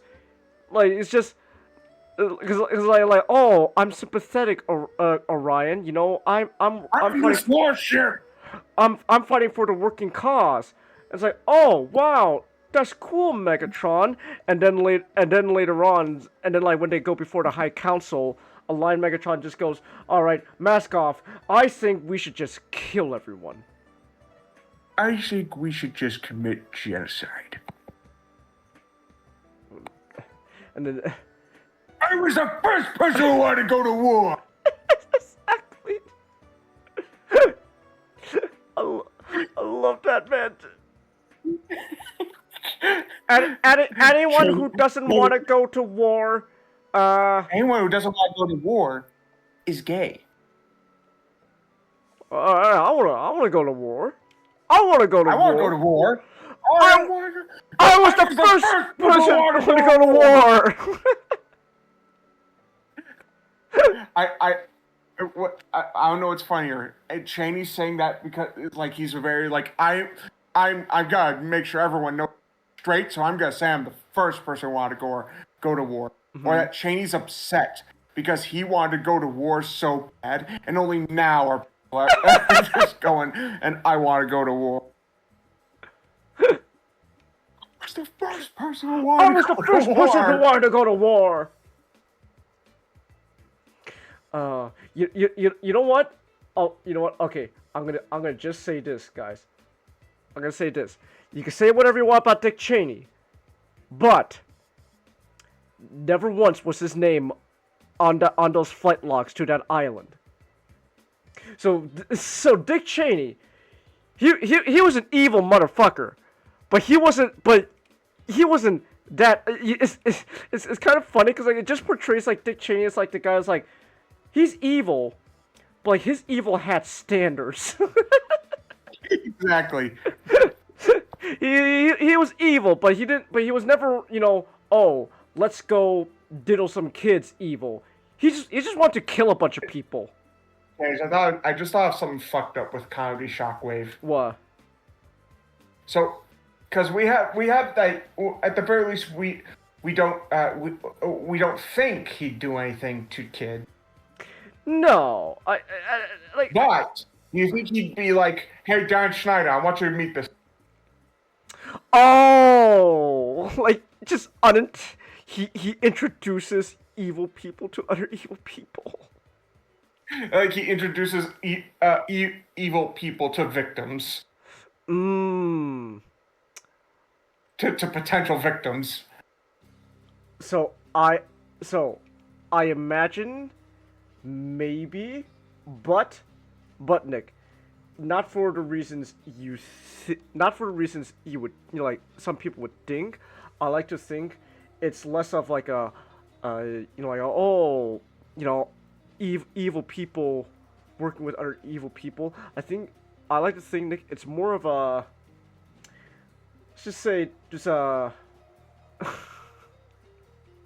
blackmail. Yeah, kind of like blackmail. It's like, yeah, I was saying something like blackmail. It was like, hey, I got a cool person to introduce to you. This is Dick. Whoa, Jeffrey, what the fuck do you think you're doing? What? Shit, actually, fuck, that's... Okay, wait.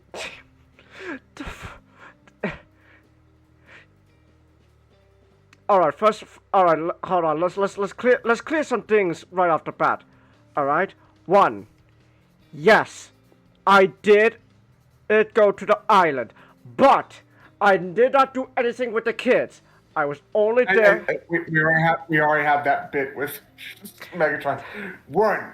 Yes, I was on the island, but I did not do anything to those kids. I was just there for. Oh, I love that. It's always sunny bit, man. What gets me? James, what if Megatron is slightly lying a bit?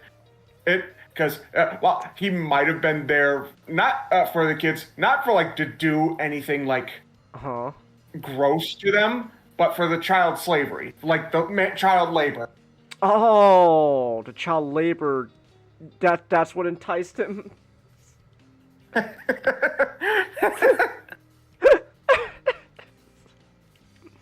Oh, yeah, it's like...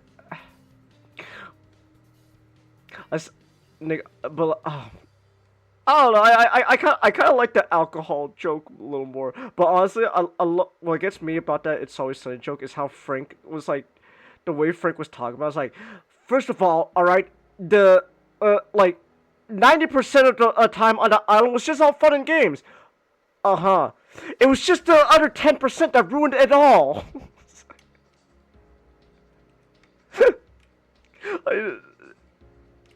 Oh my gosh. Frank Reynolds is a genuinely evil man. But man, is he entertaining. You know, I don't know about you guys, but I think all the Reynolds family members are just evil. Yeah, they're pretty bad. Like Nick, like the part where Dennis and Dee are talking about the implication, and Dee just immediately understands Dennis. No questions asked. Just no, I get you. Like it's like, you know, 'cause the implication. Yes, is that? How do you know about implication? Well, 'cause you see, it's like if, you know, let's say I meet a guy, right, and I want to bang him, so I imply the idea that if he doesn't want to bang me, I might call the police on him and say that my story is different from his. And Dennis doesn't question it. He just goes like, you understand, right? No, yeah, it makes perfect sense.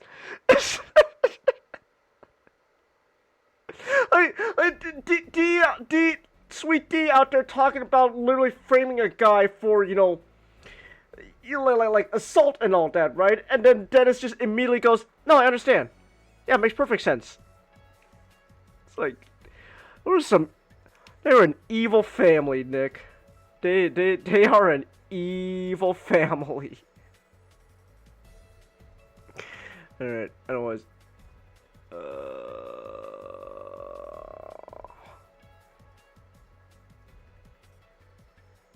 You know, picks up the implication.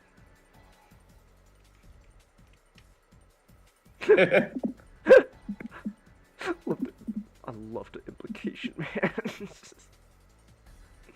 You know, because of the implication. You keep saying, what do you mean by implication? Well, you know, Mac, that the implication that something bad might happen to them if they refuse to sleep with me. Oh, yeah. That sounds dark. No.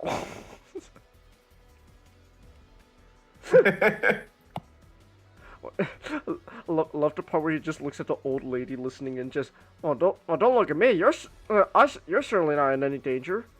So they are in danger. No, Mac, what do you not understand?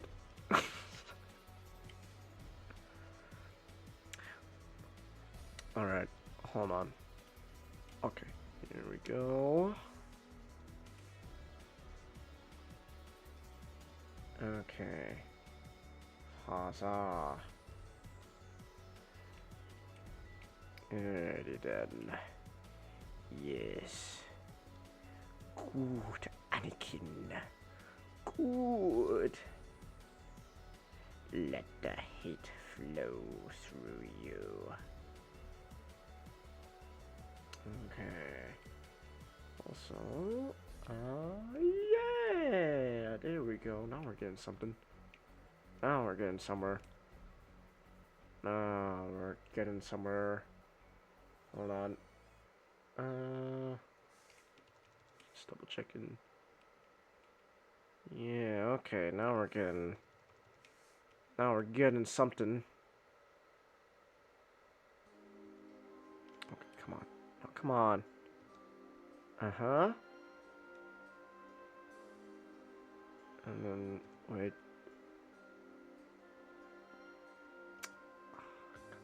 You bastard. There we go.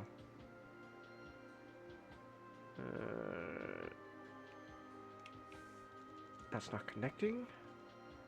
Okay, hold on. Oh, I see why it wasn't connecting.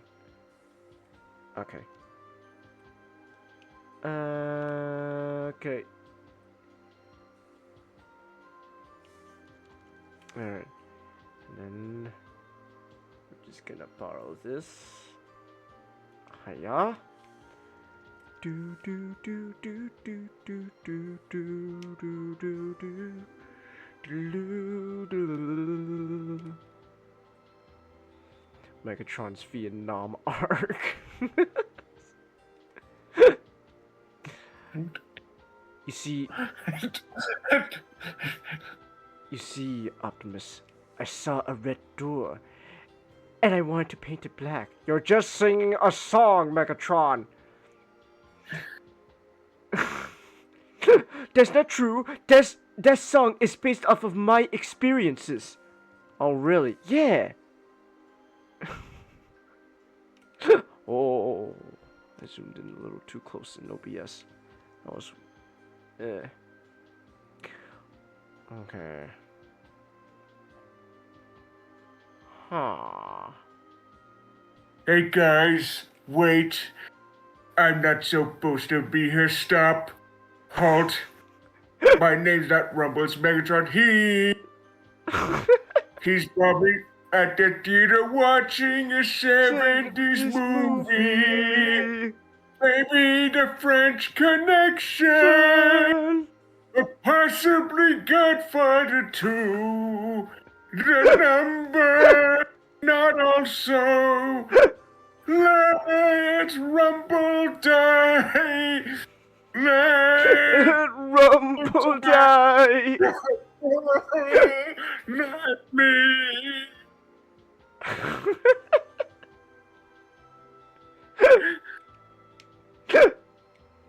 Alright, there we go. He's got like Just get Megatron. Like the Decepticons are at grave marker as the song continues. Megatron stabbed by Ladyboy.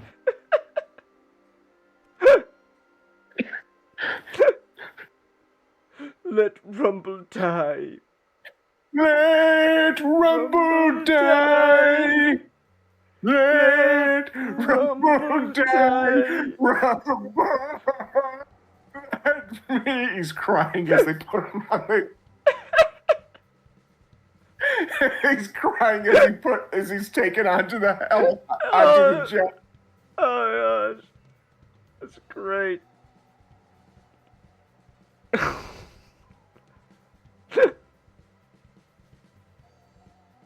Alright, hold on.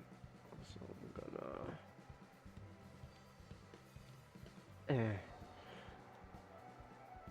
let Rumble die. Not me. Alright. He got the pecs going on. Hold on. Also.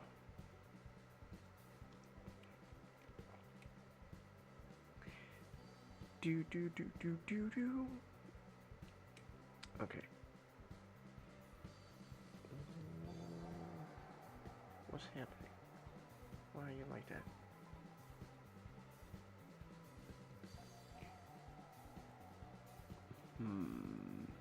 There we go.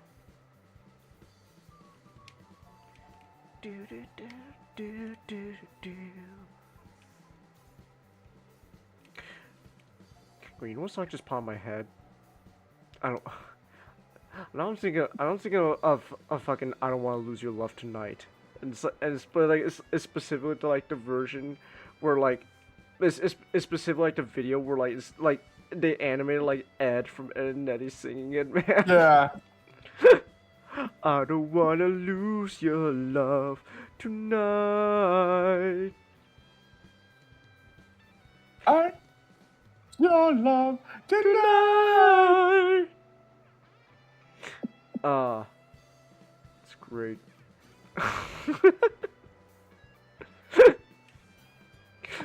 Let rub. Alright.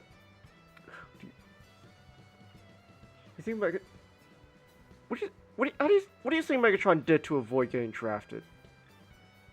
In what? Like let's say Vietnam. Like if he had to. Okay, we know he open a sweatshop in '93. Yes. I think we gotta first establish how old Megatron is. What is the canonical age of Megatron?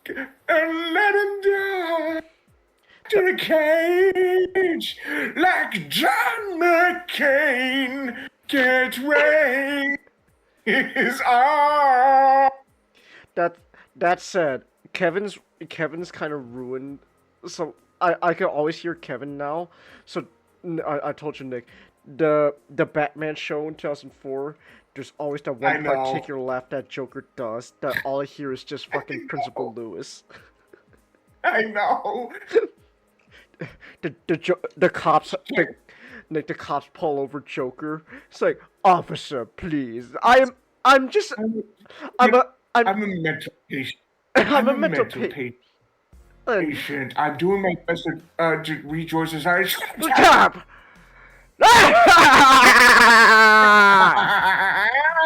Breaths in the front, sleep time. Oh, anyways, real quick. Run, Johnny! Stay alive! No matter what happens, I will find you! Get the fuck back here! Get the fuck back here! Archie!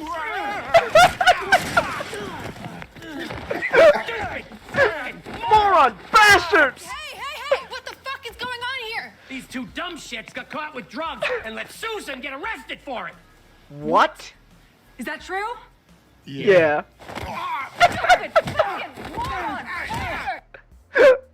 Can we talk about the fact that there was enough force for Ted to actually cause Johnny to lose balance on the bike? I mean, Nick.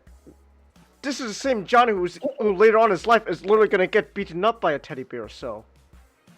Yeah, fair enough.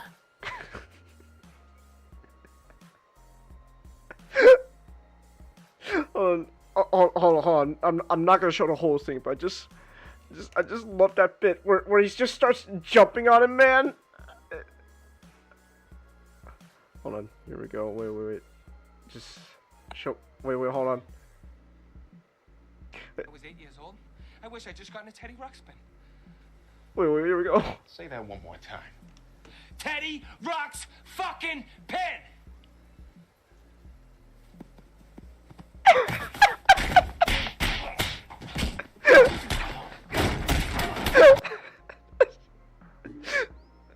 It's a little pause, Nick, and you just hear the I know. The super light footsteps, man. Like they just sound like it just jumps on Stewie, like Stewie, exactly, like Stewie foot. Yeah, and it just leaps on him, just. I love Ted. Can we listen to the song one more time? Okay, hold on. The whole thing or the part with Kevin? The whole thing. It's better when we build up Kevin. Okay. Hey guys, Wait. I'm not supposed to be here. Stop. Halt. My name's not Chris, it's Peter. He's late. He's probably at the theater watching a 70s movie. Maybe a French Connection. Or possibly Godfather 2.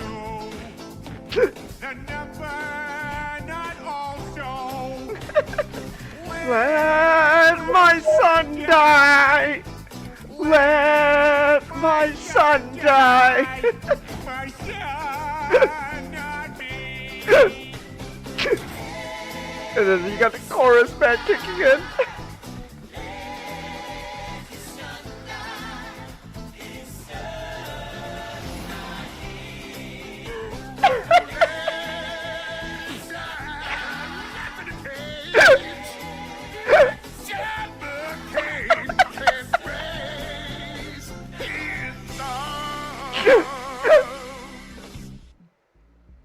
Locked in a cage like John Cage like John McCain can't raise his arm. Hey, guys, look! It's the John McCain experience! McCain experience. Hey, look, it's the John McCain experience. I wanna be president!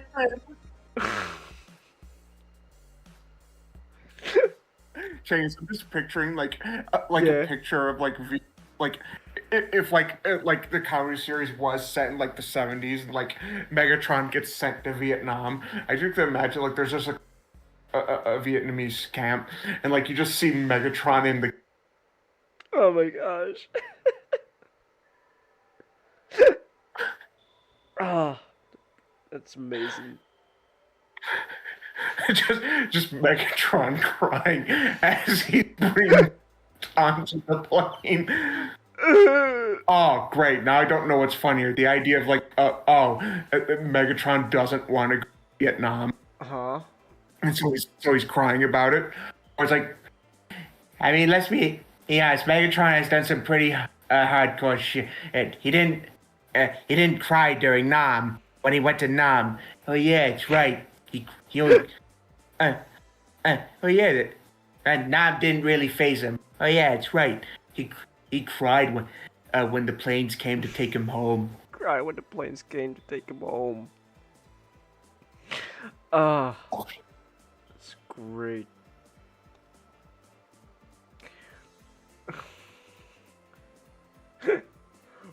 Whoa, whoa, whoa, whoa.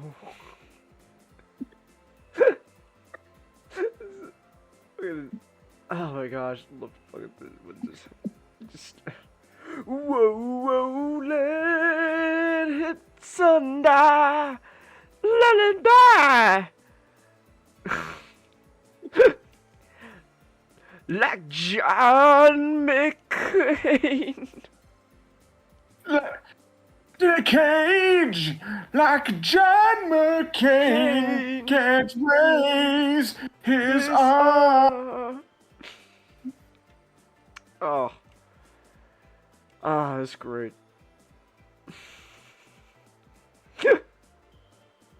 Alright, hold on. Whoa, rolling thunder. Alright, I am also now kind of giving Megatron the Decepticon.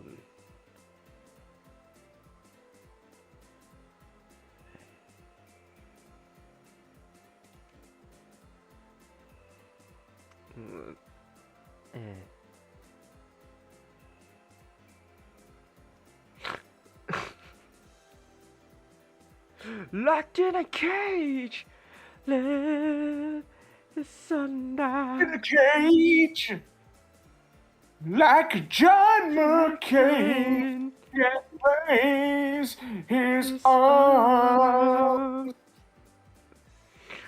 Ah, love it, man. Wait, I'm not supposed to be here. Alright. Shockwave, you went to Vietnam, right? Is there anything Is there anything that a Rumble should know before he leaves? What you A lot of saying? things I tell you about Vietnam. The sleepless nights. It's all your friends dying, but what they don't prepare you for is the incessant use of a fortunate son. Well now, They play it in the helicopter. well now. I hear it on the boat. Well now. I'd even hear my penis would even play it whenever I'd go to a brothel. It ain't. I know. One. Love that joke. I love that, man. Ah, it's great. It ain't me. It ain't me. The one. I'm the fortunate one, yeah.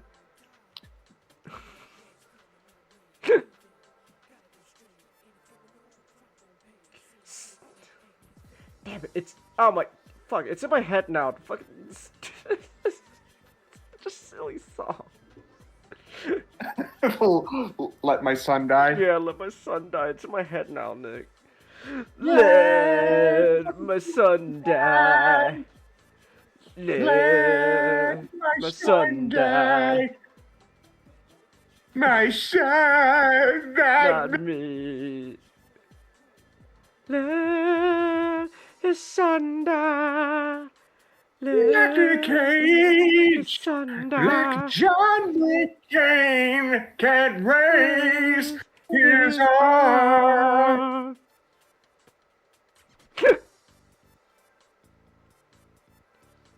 Ah, it's great.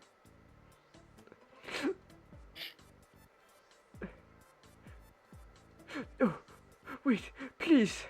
I want to live. I want to live. Alright. Giving him do do do do. Alright.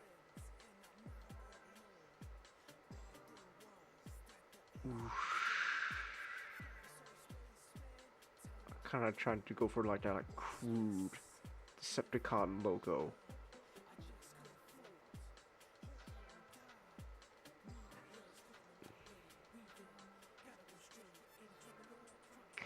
Alright.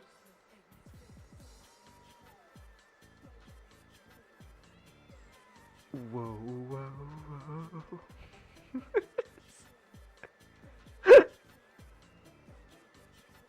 His son, not him. Alright. Optimus is trying to avoid being drafted.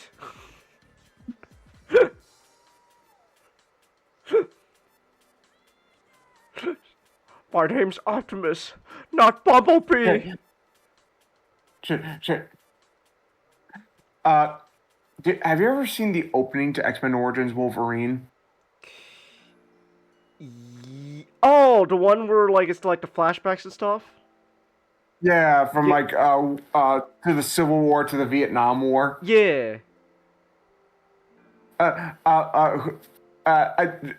Who would you imagine in that situation if you had to choose a Transformer? Well, two technically. Ooh.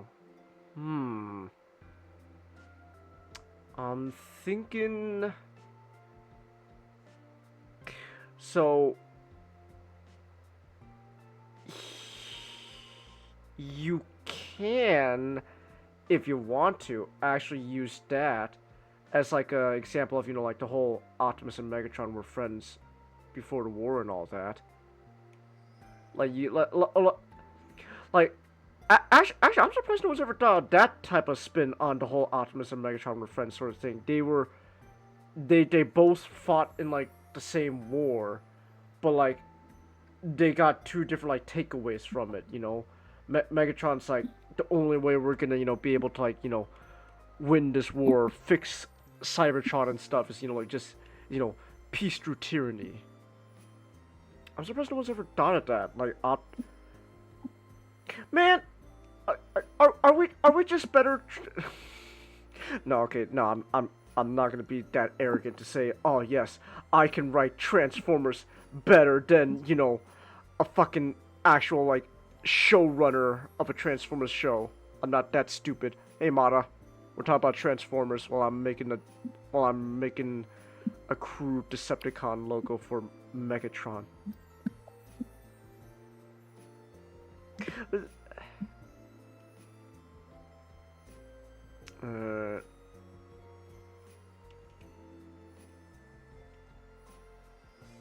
Let his son die.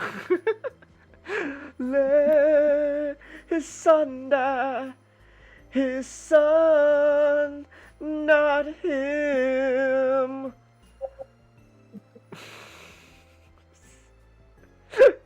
It's so stupid. I love it. You're trying to play the Pirate Yakuza game while dealing with a what? Chigger bite? What is that? What is that, Mata? I don't know what that is. No, I know what Yakuza game you're talking about, but I don't know what the other thing you mentioned is. I don't think I've ever heard of that before. Bug that hides in grass? Oh. Oh, I'm sorry, man. That's rough. That's rough, man.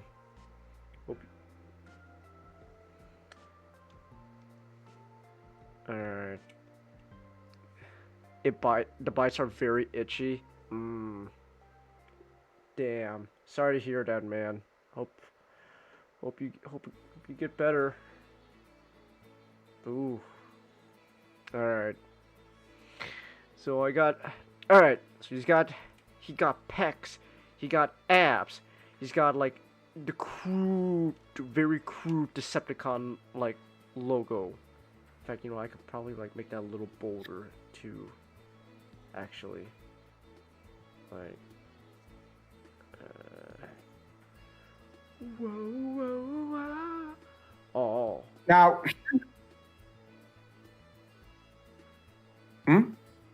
No. I accidentally did something in Illustrator. Don't worry about it. What are you gonna say? Is that really bold? Actually, you know what? No, this is fine. It's good as it is. Yeah, it works.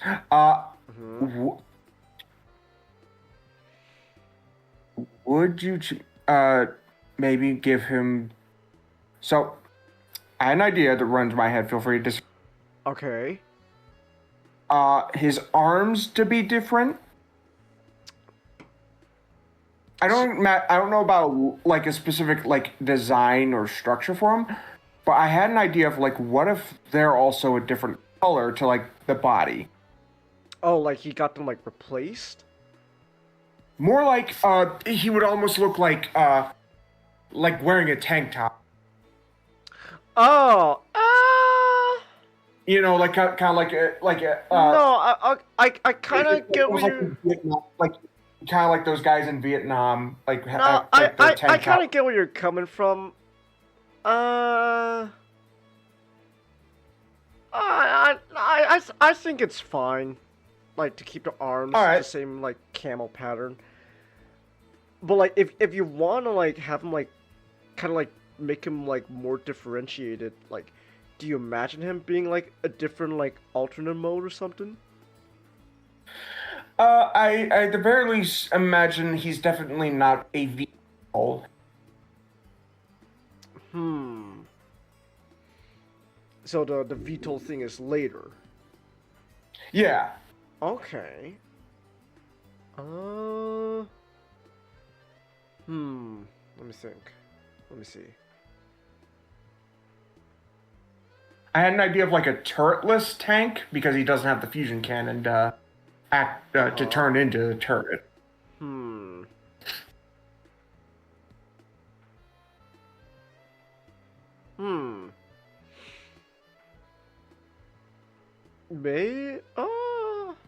Maybe.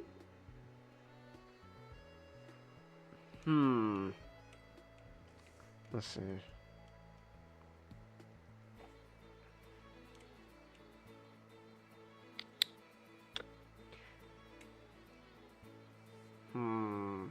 I guess we could try. Let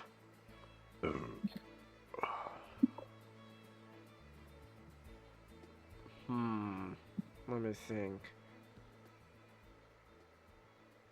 Let's see.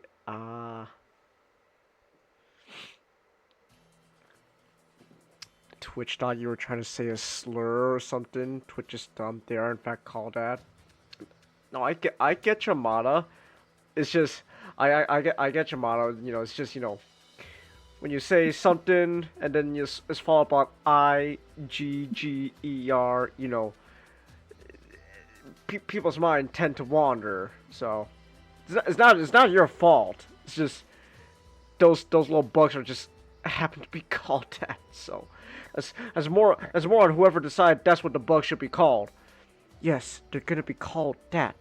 It's like, oh, well, it's a little unfortunate there, buddy. but it's not your fault. But anyways, Megatron.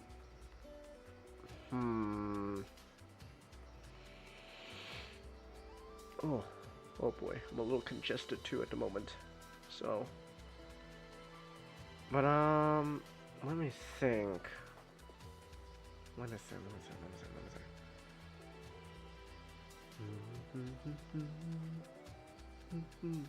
Fuck, it's in my head, man. It's such a stupid song, but like it's when Kevin starts chiming in, man, it just makes it work. Just whoa, let him die, let his son locked in a cage like John McCain. Locked in a cage, like John McCain. Explains his arms. Oh my goodness, it's so stupid. Like that's just what comes, man. No one uses apparently the actual name Trombiculidae. Well, people should probably call them that more, so people don't, get confused. So, yeah, again, not your fault, Mana. It's whoever decided that's what these bugs should be called. We gotta find those guys, and we should cancel them on Twitter like Digital Circus fans. But oh my goodness. Oh my god. Anyways, trying to think. What? Hold on a sec. How? All right. How would you feel, Nick, about big Armada tank treads on the shoulders?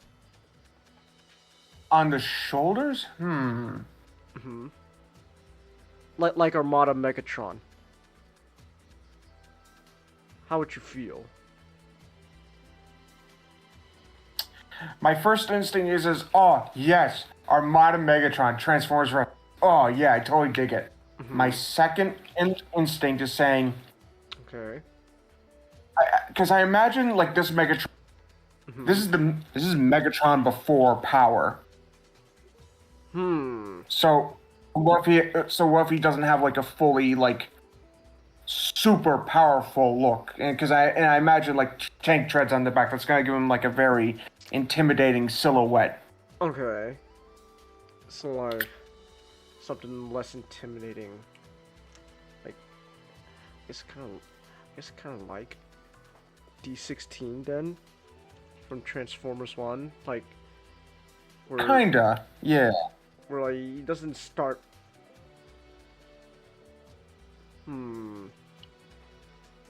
Ooh, here's an idea that just popped in my brain. Okay, I'm listening. Revenge of the Fallen Megatron, like legs, like the tank tread legs.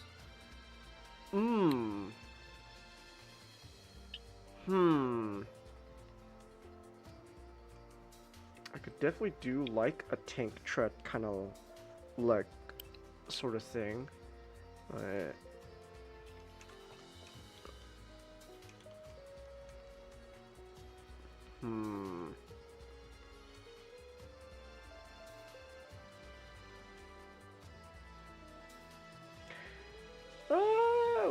I could do something like inspired, like tank tread, like feet, because I don't want to make him like too unrecognizable.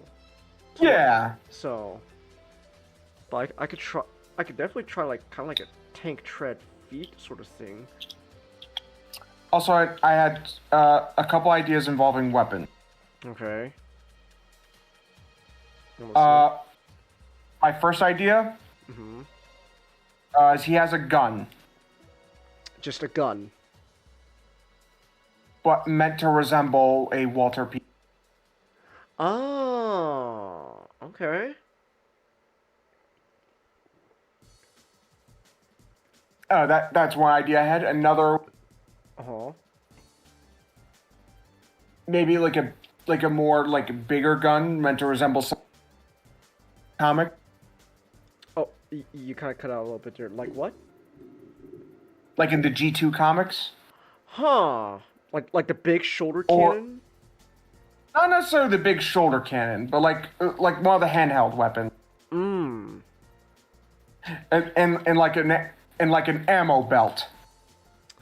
Oh. Hmm. But for melee, I almost like a machete. Huh. Like he's carving out through the jungle and stuff like. Mm. Or wherever they have. He could have like his lightsaber. Welcome to the jungle. Something like that. Have you seen his sword in Generation 2?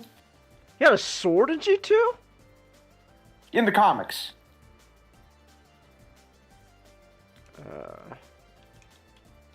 Oh my gosh. Oh, I see. Wait, like you- the machine guns he's got going on. Yeah, like that, or Walter P38. But like, the Super 7, like reaction toy. Oh. Yeah, kind of like that sword, but reinterpreted to look almost look more like a bit more like a machete. Oh, that sword design just screams 90s, man.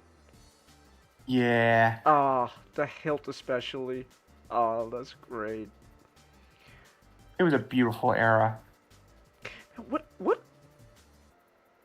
Actually, what are some of these gun designs? Like, look at the bottom one here. What the hell is that thing supposed to be? What is it? Something Rob Liefeld would probably have Cable carry. Man, 90s were just something else. They were. Oh wait, hold on. Yeah, he and Optimus got like the submachine gun sort of thing going on.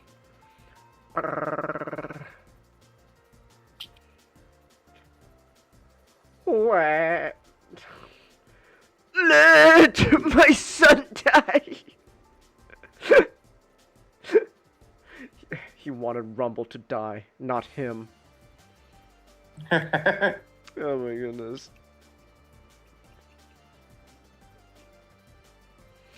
Man, G2 Megatron's just really funny. He is. Also noticing sometimes, they have the shoulder cannon resemble more of the fusion cannon than like the big tank cannon. Yeah. So, like, oh, look at this artwork. Oh man, he just looks maniacal here. Just, he does. Oh, that's the Siege G2 Megatron. Yeah. Yeah, because you could tell from the tank treads on the back.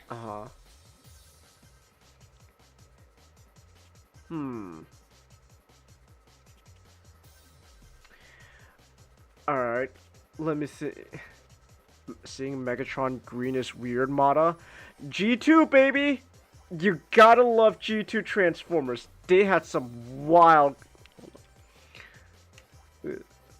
Look at some of this stuff, man. It's like a kaleidoscope at times. Like, oh my gosh.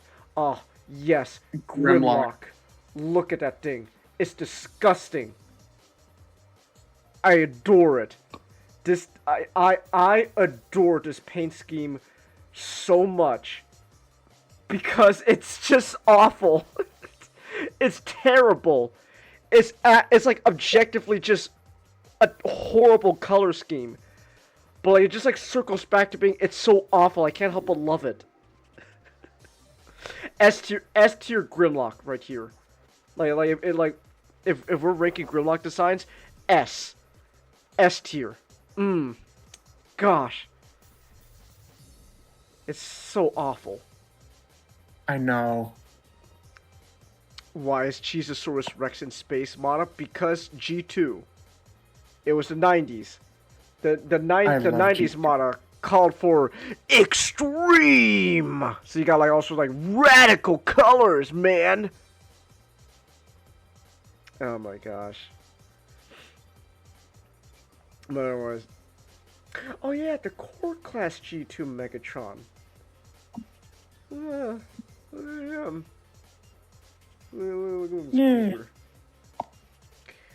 Alright. I want to say. Well, actually, okay. You know what? If he is like gonna be like a tank, I can. This is my design process. I can borrow, like, some ideas from others. Like, well, hold on. Let's see. So we don't want that big of like an intimidating presence. Do we want at least like the forearms to be kind of a little different, or do you want like the whole arm? I'd be down. I'd be down if you want to change the forearms. Because the forearms, you know, like the whole thing is, you know, they were meant to, you know, like be like in like a helicopter, like a VTOL thing. So I can change the forearms. What would I change it to be like though? I'm trying to think of like a general shape idea for his forearms. Unless maybe I could just kind of borrow, like, instead of like the cracked cockpit here, I could just kind of borrow like this like shape and slap it on here. I'm trying to think.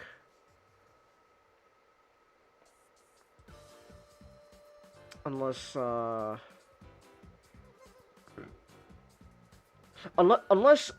do you want like maybe like kind of like D16, like these like kind of like rounded off sort of like shoulder looks going on? Like kind of like the rounded off shoulders? You know what? Sure. Okay, let's try that actually. You know what? Let's try that. Let's try like a rounded off shoulders thing, like D16.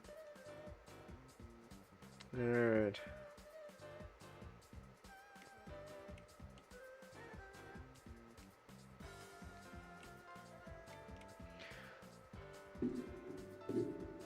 Why is this such a catchy song, Nick?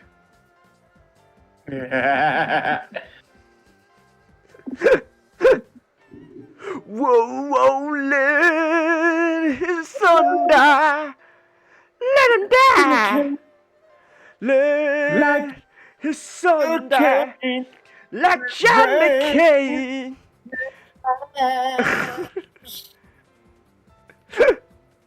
All right. You know, it's probably about time I ask you this question. Okay.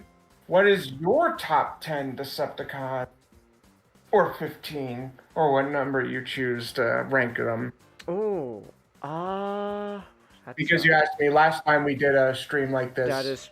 That is true, and not gonna lie, I never really considered.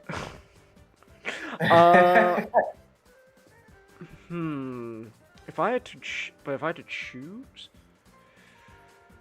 let me think. So, I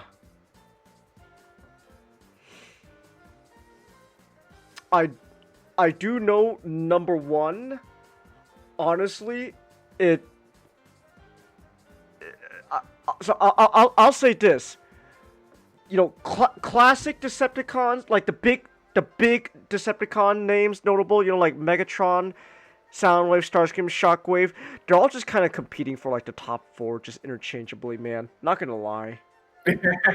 like it seems like saying Megatron is my number 1 Decepticon sounds like such like a basic bitch answer. But I'm not gonna lie, it's because like for me like, if you get Megatron, if you get like a really good Megatron, that's a really good Megatron, and it's like damn, that was really good, man. Ah damn, wow, that was a really good. That was just like really good. Wow, like you just can't help but just go like man, damn. But like I guess I don't know. Like, it could again for me. It's just kind of like just interchangeably a lot. Like a lot of these guys, like honestly, not gonna lie. Right now, just straight up, just because like bias, just my biasy, because I'm working on this Goober right now. Honestly, could argue Megatron could be my number one, just cause like again like you could do a lot with these guys. I don't know. I'm for me, Nick. Like, oh, what's going on here? Why are you? Hold on. Wait a minute. What are we doing here? What is this camel pattern made out of? Okay, I see. Okay. Hold on.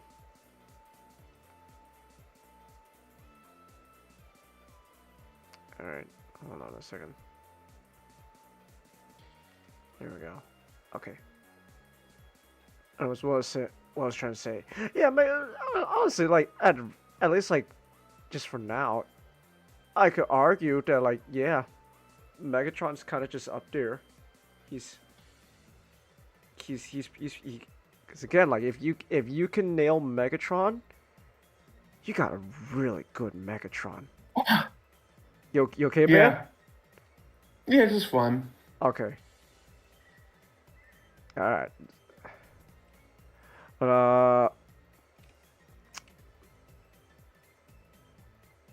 oh, I guess like but then again, like Soundwave can be pretty cool.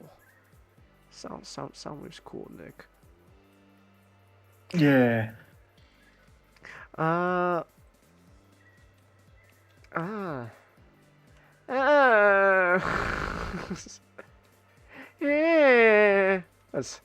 That's my answer to who are my top Decepticons. The store will be closing in 5 minutes. All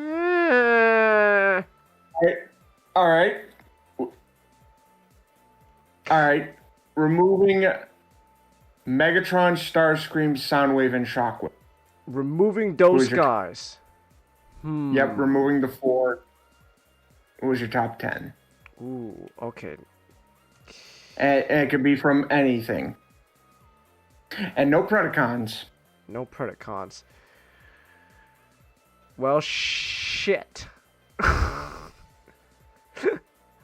I'm not gonna lie, like, I just never really, like, clicked with the Decepticons as much as, like, the Autobots, man. I'll say, I'm kind of having, like, I'm kind of having a little bit of difficulty right now, but, like, for kind of 2 different reasons. Like, the Autobots is I'm not gonna lie, it's kind of mostly just, oh, fuck, I don't know, they're all really good, man. All the Autobots are really good. But then for the Decepticons, won't lie, it's not gonna lie, partially it is just kind of just, I don't know. I always just kind of jive with just the basic answers, because they're all pretty fun in their own ways. But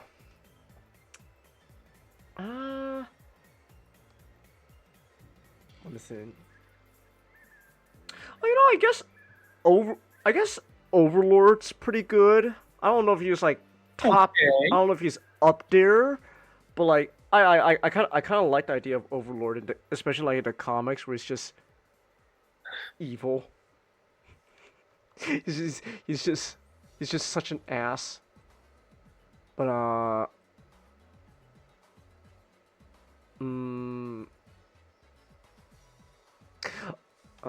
Oh, you know, I guess I do like Tarn. I won't lie. I like the idea of I like the idea of Tarn, like both in like the comics, and even like Cyberverse Tarn. I like Tarn. So, uh,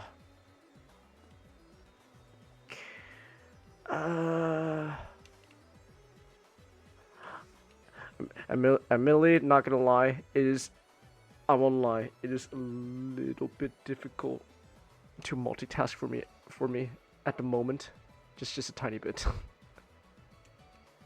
But let me see.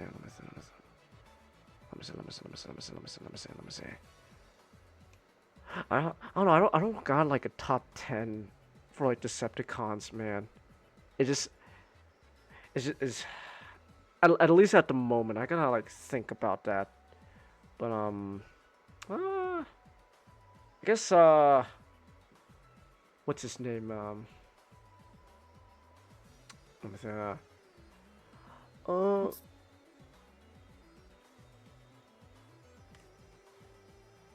Actually, no, the secrets are fun. I'll say that. Like, not just Starscream, but oh, Thundercracker, he's up there. That's for sure. Like, especially like in the comics. IDW Thundercracker, like, really shone through, man. He was great in the IDW comics. I really loved. I really liked IDW Thundercracker. Also, you know what? I am gonna replace the head now, just cause we're trying to go for like a usefuler. Is that even a word? Usefuler? Probably not. I don't think that's an actual word. Don't you know I am more usefuler? Oh, you know what? Justice for Rumble. Rumble should be in more things. Yes, he is. Yes, he should. Like obviously, like we joke a lot about like Rumble just kind of being really fucking stupid at times, but like, unironically, like Rumble should make a comeback. He was up there, man. As like one of like the main Decepticons in G1. And you don't have to make him like the brain dead Decepticon. Like the whole idea is like he's like punk. Yeah, he's like a little punk. Yeah. Angus, hear me out. That in another world, I feel like there could like a transformer, like an arc where Rumble is the main villain and he's pretty much just Stripe. Like he's charging Spike with like a chainsaw.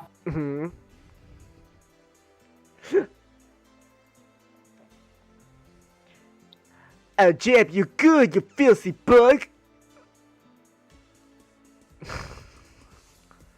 Actually, you know what? I guess we could make Megatron's head a little bigger to show like, to kind of show like, you know, like over the ears, he got a little bigger. Like not too. All right. Like, you know, like not too big of a increase in the head size, just a little bit. Just a tad bit. Alright. Also, I think I'm gonna try like rounding off the shoulders and then maybe giving like this kind of like arm shape over here to kind of like give like that like kind of like a curved arm sort of look going on. So like. All right. At least I'm gonna try that.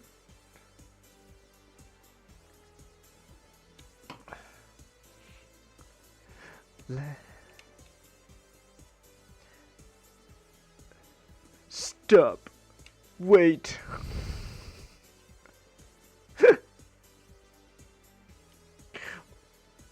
What is that?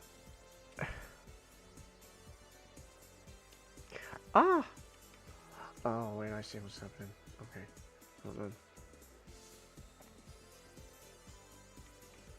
Yeah, but, yeah, I don't know, I just I don't know. I just always jive with the Autobots a little more than Decepticons. Oh yeah. Okay. Actually, hold on. You know what? This is gonna help me out a bit if I get a little bit of frame of reference here to kind of.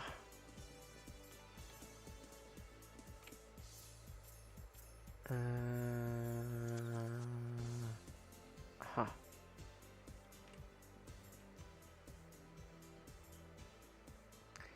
All right. Do, do, do, do.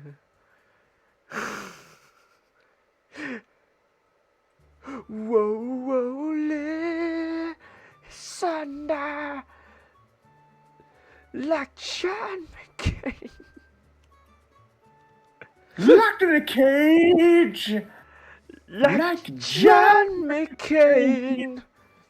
Raise his arm.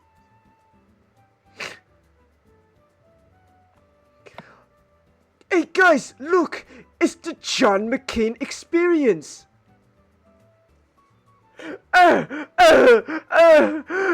want to be president!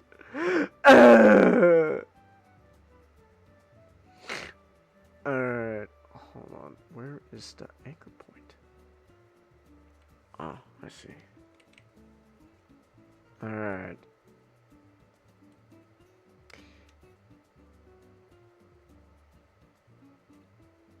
Okay, here we go.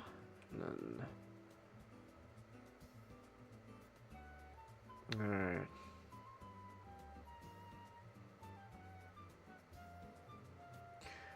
So I feel good. So I don't... Hold on. What you watching? I just had a clip load up, and I'm just. Alright. Ah! No, wrong thing. Whoa. Alright, so we do this.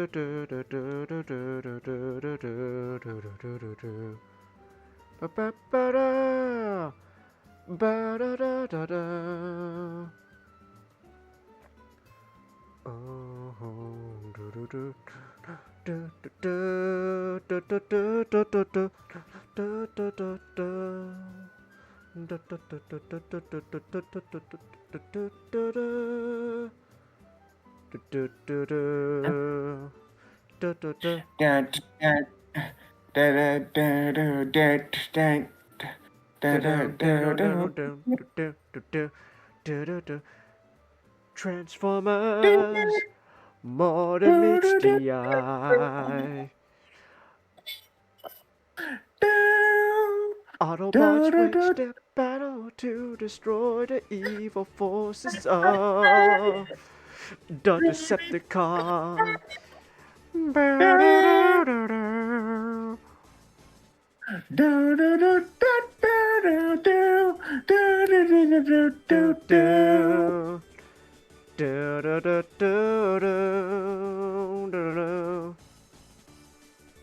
Alright, hold on.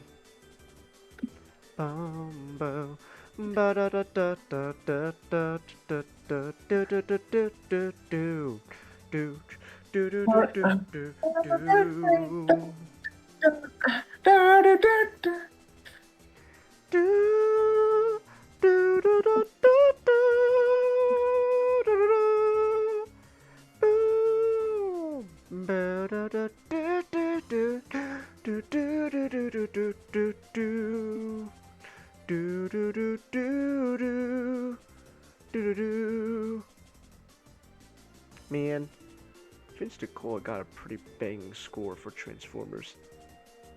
Yeah, he does. I met him. That's right, you did. How was he? What was he like? He was nice. He was nice? Nice. I met him. Uh-huh. I met Bob Budiansky. You met Bob! Oh! I met him. Very humble, very humble. Like I told him, like, cause of, like, when he's like, cause like we wouldn't have, like, you know, this convention, like all the characters. Uh-huh. Like, you know, I feel like you've done it. Okay. Very humble, very nice guy. I liked him. I got an autograph from him too. Oh, what'd you get signed? It was like a poster. I think it was a poster of the first issue. I met Travis and I met Travis. That's right, you did meet Travis. I met Charlie Adler. Oh. Changus. Uh-huh. That's as soon as I like, I mean, obviously I like your role as the red guy. He immediately started doing that. and I'm like, dude, me and my friend watched that time. Oh.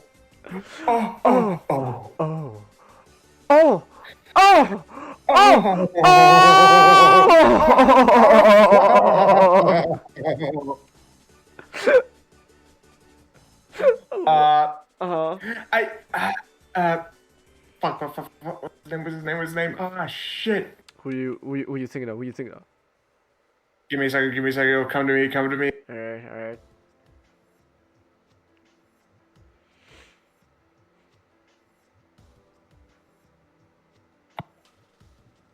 Actually, hold on. You Darren Norris. Ah! I met Knockout. I told you, Nick, my idea to, like, just a Very Odd Parents, like, just like Timmy just makes a wish so absurd, like Cosmo just sounds like Knockout, just drops all pretense, just Timmy, what the fuck? Timmy, what the fuck? I met Michael Dobson. Starscream, Armada Starscream. Yeah. Okay. And I wish I brought this up because I didn't realize it until much later. Well, you know what? First, I have to mention he played biceps in MLP. Yeah. You know the fucking like jacked publicist. Yes. All right. There's another role he played, and I wish I remembered like at the time because I would have been gushing. It was you who was following me. Oh, yeah! It's not luck. It's what you do that makes you a hero. That makes you a hero. Yeah, Kopaka. Sorry, brother.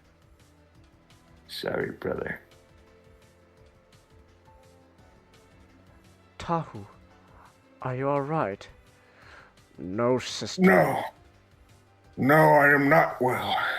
But I am alive. And you're dead. My sister. Yeah. Oh yeah, Red Mata, he was Lee Khan too. Yeah. Yeah. Oh, that's great. No, that was Paul Dobson who was Lee Khan. Oh, there's two Dobsons. Okay. Actually, there's four. I mean, three. There's three? Oh my gosh. Brian. How many Dobson? Your Dobson? There's three. Your Dobson? Are there any other Dobsons I should know about? So I met him. I met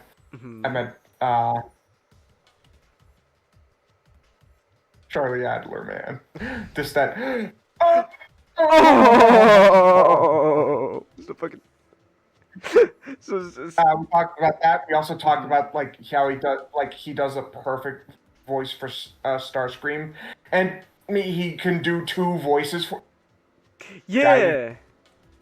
have the way what he does in the movies, which is good. But but for some reason they're like, oh, we don't want you to do that. Can you do it like more nasally and like you can do snively and it works. Yeah. Starscream. What color is my spark? Starscream! Oh no!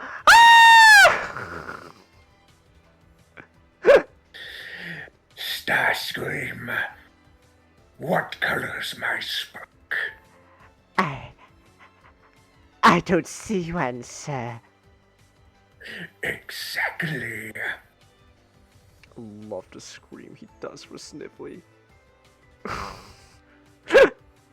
According to IMDb, he was Likan and Kreka. Well, IMDb might have to get its sources checked out and all that. It might have been Michael, because I thought Michael did Winua, but maybe it was Paul who did Winua. Oh, okay. I see. Oh no! And there was one other guy I met. Mm. And I met him very well. Yes. Okay. Yes. Yes. Yes. Ah, yes. Megatron, terrorize! Spiders spin their webs. Yes. But I spin mine larger. Alright. That's cool. Totally not jealous. I am jealous, but hey man, that must have been pretty cool. It was cool. I got him to sign my physical copy of Bumble Prime. Oh, okay. That's also really cool. I heard you go, oh, okay. Like you're really trying to sound. I would love to meet like David King. So, I'm not gonna lie, Nick.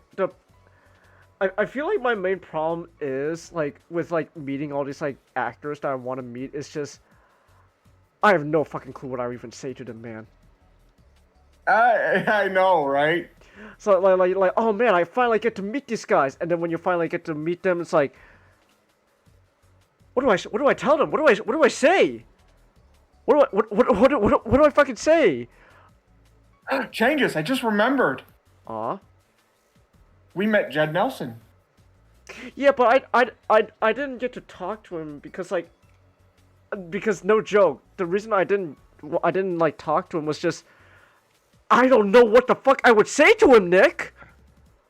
what it's like like because you know what it is, because like I'm not gonna lie, a part of it is like, oh, you know, Judd Nelson's probably heard so many people gush about him being like hot rod and all that, which, you know, to be fair, is, you know, completely fair. Like, you know, like, yeah. He probably hasn't heard he probably hasn't heard many people gush about really hot rod.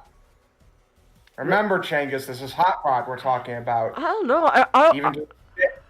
Even to this day, people are still on the, you know. Yeah, but that's stupid. Cause I always felt.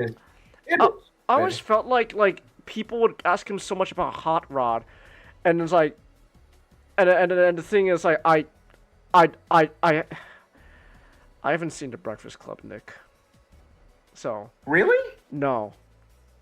I've never. That's gotta change. I've never seen The Breakfast Club, so I can't fucking like talk to Judd Nelson like, oh man, you know, you were really cool in Breakfast Club, because that'd be a fucking lie, because I've never seen Breakfast Club. Oh, we're changing that, man. You're changing that? Okay. We're gonna change that. Oh, Paul was with Nua and Nadiki. Oh, okay, Mata. Ah. What was I gonna say? Mhm. I was gonna say. I was gonna say something by trying to remember. It's alright. It'll come back. But yeah, like I just. Oh yeah. Like I was saying. So I had an idea. I told you of like the idea is like a Transformers story where like the whole idea is like only one character can be based on like like from a G1. While everyone else has to be like someone from afterwards. And I had the idea of like the G1 character either being Bumblebee, because like, oh, he's not gone on at this point, so it's like, oh, he's the one, he's gonna be teaching the next group. But then I thought to myself, what about Hot Rod? Why not Hot Rod? Or Rodimus. Yeah. I also had the idea that Chase, hear me out. Not to make him look or sound like that kind of trope, but I imagine he's like no one expects him to be like this great guy just because he's kind of like the kind of guy who like on like a beach or something.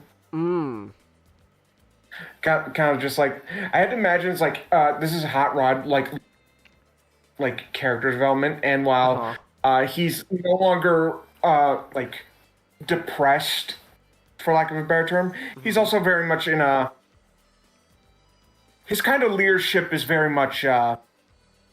I think RJ, Lax, like RJ from Jungle Fever. Where he's like a mentor, but like he's like relaxed and chill about it. Wait, hold on. Nick, you gave Nick, hold on. No, go ahead. Hot Rod was a wolf beast mode. Ooh. So fucking lean into like the RJ thing, man. Yeah. And like I had the ideas like he technically is the holder of the Matrix, but so Changus, if like you went to like where Hot Rod junk everywhere.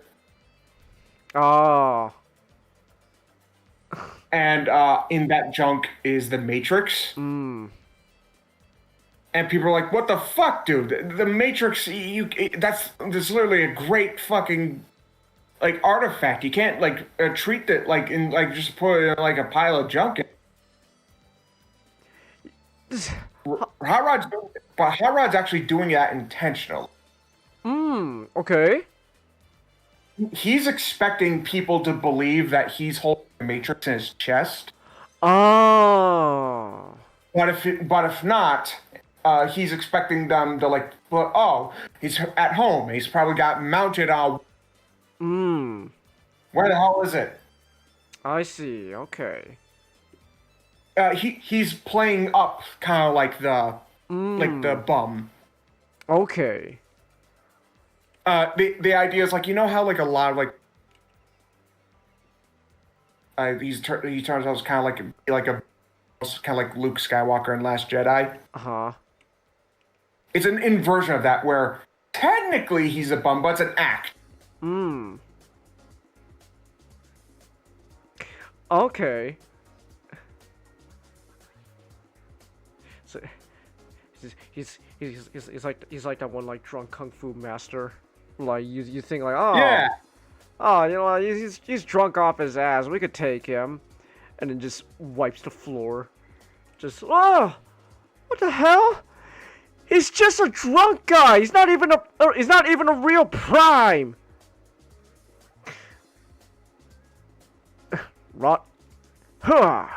Rodimus 1, bad guys 0. Bad guys 0. Come back to me when you learned your lesson. Okay.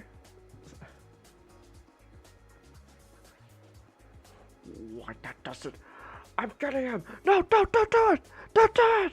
Just like smacks him in the face. Just, oh, oh. All right. Also, here we go. We're getting like a camo kind of pattern going on now. Alright.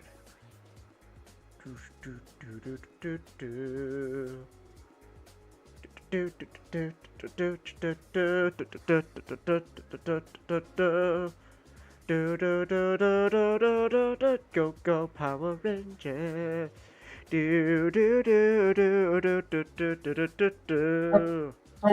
So what would be like 10 Decepticons other than the 4? I don't really know, man. I don't.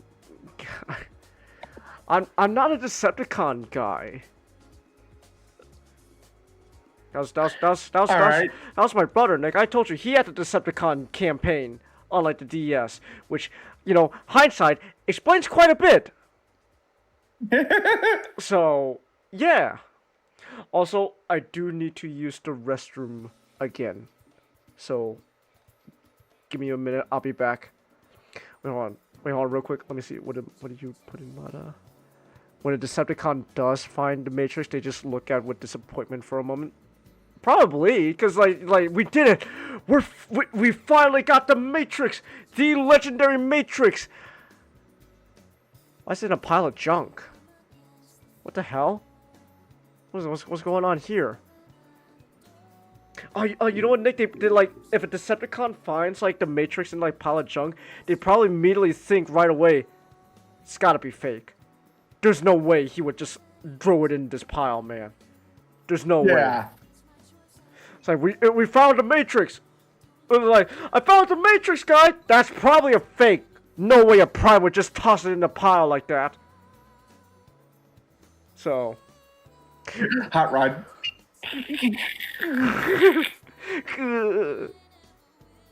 Okay, I do gotta use the restroom door. I'll be back.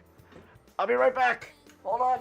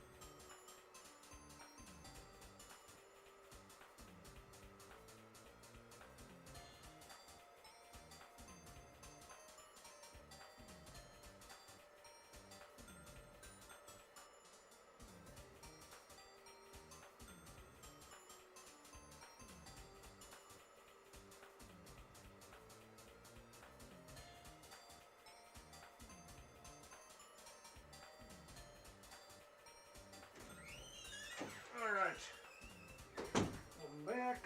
My hands are dry as shit, but you know what? It is what it is. Alright. I'm not gonna lie, I feel like at this point, Nick, I'm just gonna come, like, every time I come back, like, after using the bathroom, I'm just gonna, like, complain about something. You know, Okay, top 10 Autobots. top 10 And Autobots. you know who you got, who you have to exclude. Don't do this to me, man. You can't. It's obvious. You can't do this to me, man. He is my number. He is my You did number the same one. thing to me. You did the same thing to me, you Well, little why, bitch. well, why can't I be a hypocrite, Nick? Let me be a hypocrite and keep Optimus as my number one. No. Fine. Gosh. Well, fine. I don't know. I guess. Okay. Top. Hold on. I got a question I gotta ask. Is this the first time I ever called you a bitch? What's that? Was that the first time I ever called you a bitch? No, you called me a bitch before. Don't worry. Huh. Yeah. No, okay. You've called me a bitch before. Okay. You don't need to feel bad about it. It's the truth. No, I'm not feeling bad about it. I'm just like, I'm like, wait, because I don't think I have ever I've used that insult. But apparently I have. Shut up, bitch! Anyway, your top 10. My top 10. Okay. Number. Ooh. Okay. So now this is an opposite problem, where I have a difficult time, but it's the opposite of Decepticons. Where like I'm not really a Decepticon guy. Now it's just fuck. I like all the Autobots. Damn it. Shall we expand the list to a top 15? No, that's literally gonna make things difficult, even more difficult for me, because I have to think of more Autobots. I guess. You know what? Atypical order, but I'm gonna go from the top to the bottom. Number one. Not gonna lie, Rodimus, man.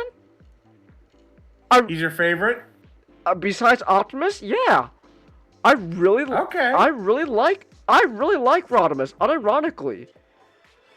And Rodimus also includes Hot Rod, Nick. So like Hot Rod, Rodimus, they're interchangeable. But like, yeah, no joke. I really dig Rodimus and Hot Rod. Even season 3, Rodimus G1 is honestly a really good character. I'm just gonna borrow like what Cody said, like a lot of kids in the 80s, right? You know, they're like, he just keeps complaining that he's not like Optimus. Like, I like that. That's part of the reason why I like him, though. The fact that I just popped Megatron's hand out of his ball socket joint because his lightsaber is stuck in his hand all of a sudden. That has happened to me before. How do you you just gotta wiggle it out? Is that it? Yeah, that is a disappointment. Okay, I got it out. You kind of have to pop in the sword in and out. Okay, yeah, not too big on that. Not gonna lie. That is a bit annoying, honestly. It does get a bit easier the more you do. Alright, hold on. I gotta pop his hand back in his ball socket. So. But yeah, honestly, yeah, Rodimus, Hot Rod, like, and you know what? You know what? I've had this argument with Ninja before. He's not gonna like it, but like, Hotshot in the Unicron trilogy is just Hot Rod. They're just the same. Really? It's just Bumblebee and Hot Rod doing... Yeah, it's like Bumblebee and Hot Rod combined. That's literally Hotshot in the Unicron trilogy. So like, that's just the truth. Anyways, I guess number 2. Well, ooh, hold on. So, Hot Rod Rodham is my number 1. Number 2. Yep, Bumblebee. I'm not gonna lie. I dig the Bumblmeister. At least I like a good Bumblebee, you know, Nick. Like not saying animated Bumblebee. I don't like animated Bumblebee, but like animated Bumblebee clearly takes a lot from Hotshot, because he was originally supposed to be Hotshot. Yeah. And Hotshot in turn is just taking a lot from Hot Rod Rodimus. So, but like G1 Bumblebee or even like Cyberverse Bumblebee. I really like Bumblebee in Cyberverse. Like I like the idea of like that one Autobot who's like the smallest of the bunch, yet somehow he is the bravest of them all, and like the reason why Optimus respects Bumblebee so much is because of that bravery. It's like I really dig that. You know what like Nick, like if Optimus is like Ethan Hunt in Mission Impossible, Bumblebee's like his Benji. Yeah. So and Wheeljack's Luther. Yeah. Actually, you know what? Number 3, Wheeljack. Wheeljack is an S tier character. I love him. Wheeljack's great, Nick. I love him. He is. It's time to check off. No, really, like I like Wheeljack, and you know what? That like one Ron video we watch has legitimately like changed a lot of my opinion on Prime Wheeljack. Where I go, you know what? Prime Wheeljack, sure, he's very different, but like he kind of gets the spirit down. At least like an aspect of like the spirit of Wheeljack down. So you know what? Good for you, Prime Wheeljack. Let me think. Number 4. Also, I'm not gonna lie, Nick. I'm kind of just making this up as I go along. Like, this list could just kind of just like anyone on this list can just literally shift places whenever they want. Like, like if I'm in a Wheeljack mood, he's gonna be number 1.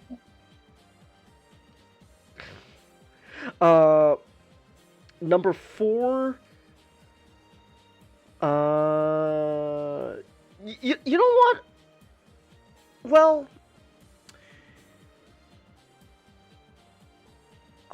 okay, yes, okay. You know what? No, I'm not gonna put her at number 4. I might have to put her a little lower, just cause.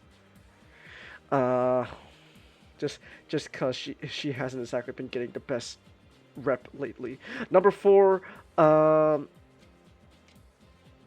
You know what? He is technically an Autobot. Number 4, Sentinel. I just like what an arrogant asshole Sentinel is. It's really funny, man. Okay, so I'm just picturing the fucking like good morning, Ayaka. Yeah, like anime Sentinel, but even like something like Transformers 1 Sentinel, Nick. I just love what an arrogant asshole he is. I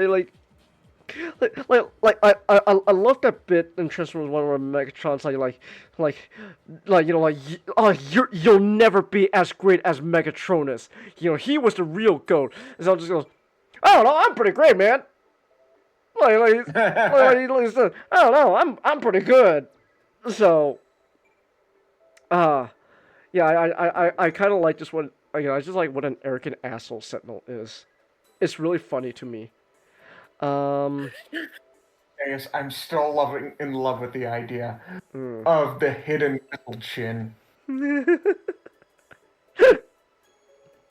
chin just opens up, just a missile. I think it fires like it just quickly flips down and just fires, like the ex-wife in Iron Man 2, but it does explode. Actually, it's funny. Speaking of Iron Man, I was thinking like the little like our mounted missile he uses to blow up that tank in the first Iron Man movie. I imagine that's like what's in Sentinel's chin, man. Just ching, pew, dong, and it just blows up. Let me see. Number 6. Actually, you know what? Now that we're not in the top 5 anymore, I guess number 6, Alita. I understand why people like Alita, right? And she can be a good character. Don't get me wrong. I understand the idea of like making Alita have like a different like kind of like leadership quality to her than Optimus, right? I understand that. I understand like wanting to make her a little bit different. And like a good Alita 1 is appreciated. I also like I really like her in Transformers 1 where she's not necessarily like antagonistic. Well, I mean, I guess she is a bit antagonistic towards Orion, but to be fair, like he kind of was a little bit of a shit in the movie. Yeah. So, but like, I don't know. It's, not gonna lie, it really is just kind of like the recent trend where Alita just kind of is always beefing with Optimus, and it's like, I don't want obviously like you don't always want them to just get along 100% of the time, right? There goes all any like fun, interesting dynamics and character drama and stuff. But like especially like Skybound, Nick, where like she's just straight up an antagonist to Optimus. It's like, I don't know, man. I don't know. Her being I wouldn't mind her being an antagonist to Optimus if it's one, not always the go-to, and 2, they don't Skybound. With Skybound, I'd be, but then they yeah they did what they did. Thanks, Robert. That was I don't know about you, Nick, but so far Robert Kirkman's writing has not really impressed me. In fact, it's kind of done the opposite of impress me. So yeah. Just saying.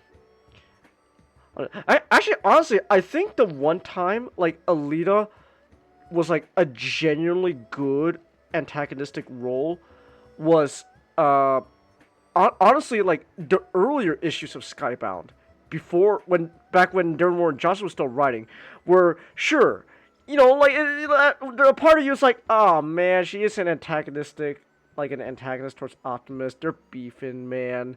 But you understand why she is the way she is, right? And like it all culminates in that moment, Nick, where Optimus sacrifices the idea of saving Cybertron to protect Earth, and like Alita's just heartbroken, like she feels betrayed.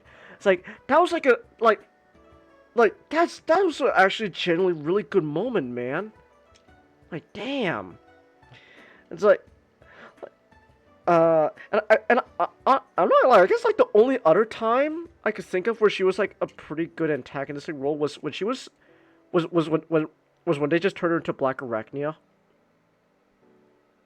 Like animated Alita and Black Arachnia, you understand why she was an antagonist, because she literally felt abandoned by Optimus. Though to be fair, it wasn't really his fault. It was Sentinel's fault in the first place. But you know what? Optimus had to take the fucking fall for that jackass. So. Yeah. Oh my goodness. Actually, you know what? Hear me out. Hear me out, Nick. How would you feel about Alita not being a Black Arachnia, but like as a nod, has kind of like a spider motif? or like like an alt mode similar to like a spider, as like a nod to Black Arachnia. I'd be interested. Okay, I'll keep that in mind. Oh, for Express? Well, no, not necessarily for I mean, a part of me thought like maybe it'd be interesting for Express, but like I think for Express she's probably best as just like a car, but like not gonna. But I'm not gonna lie, like the idea of like having like a similar kind of like spider motif, not as more just as a nod to as like a you know a reference to Black Arachnia, like even just like in like a robot mode, kind of resembling Black Arachnia.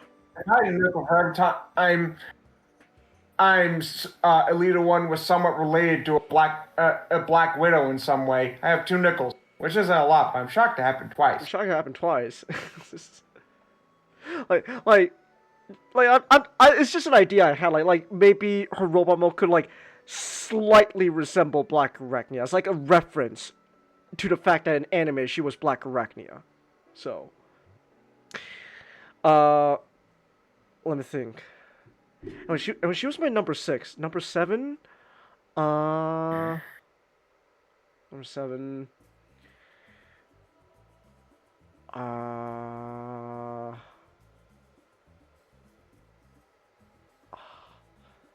damn. Okay, I love all these Autobots, man, but like, kind of putting them in like a number like number 7 and stuff, like kind of like a lower rank, makes me a little sad because like, man, they're all pretty good.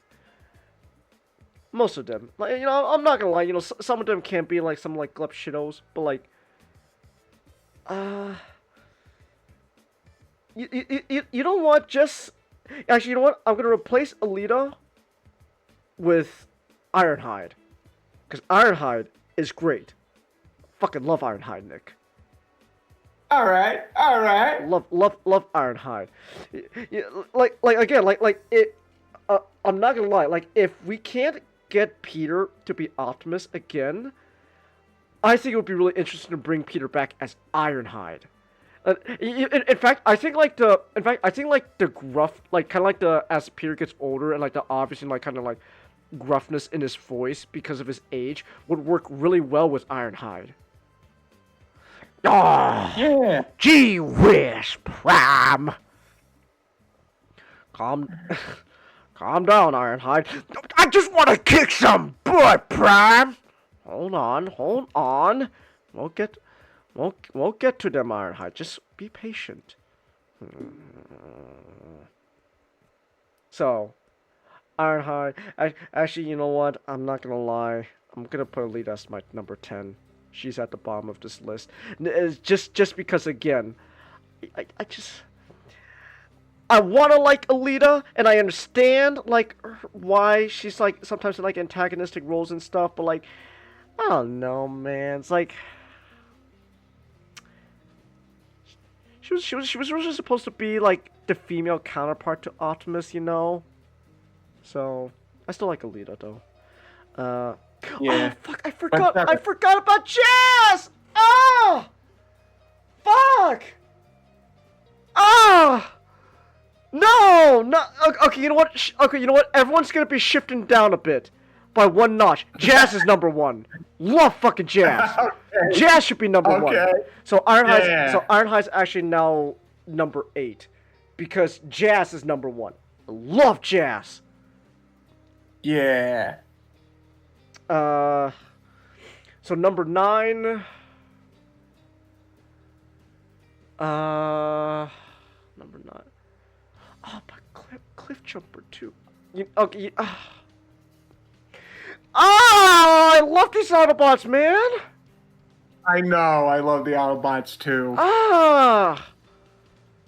And anyways, you know what? You know what? Cliff Jumper's number 9 just because I'm tired of him dying all the time. Actually, you know what's funny is Cliff Jumper didn't actually die that much in like pieces of media.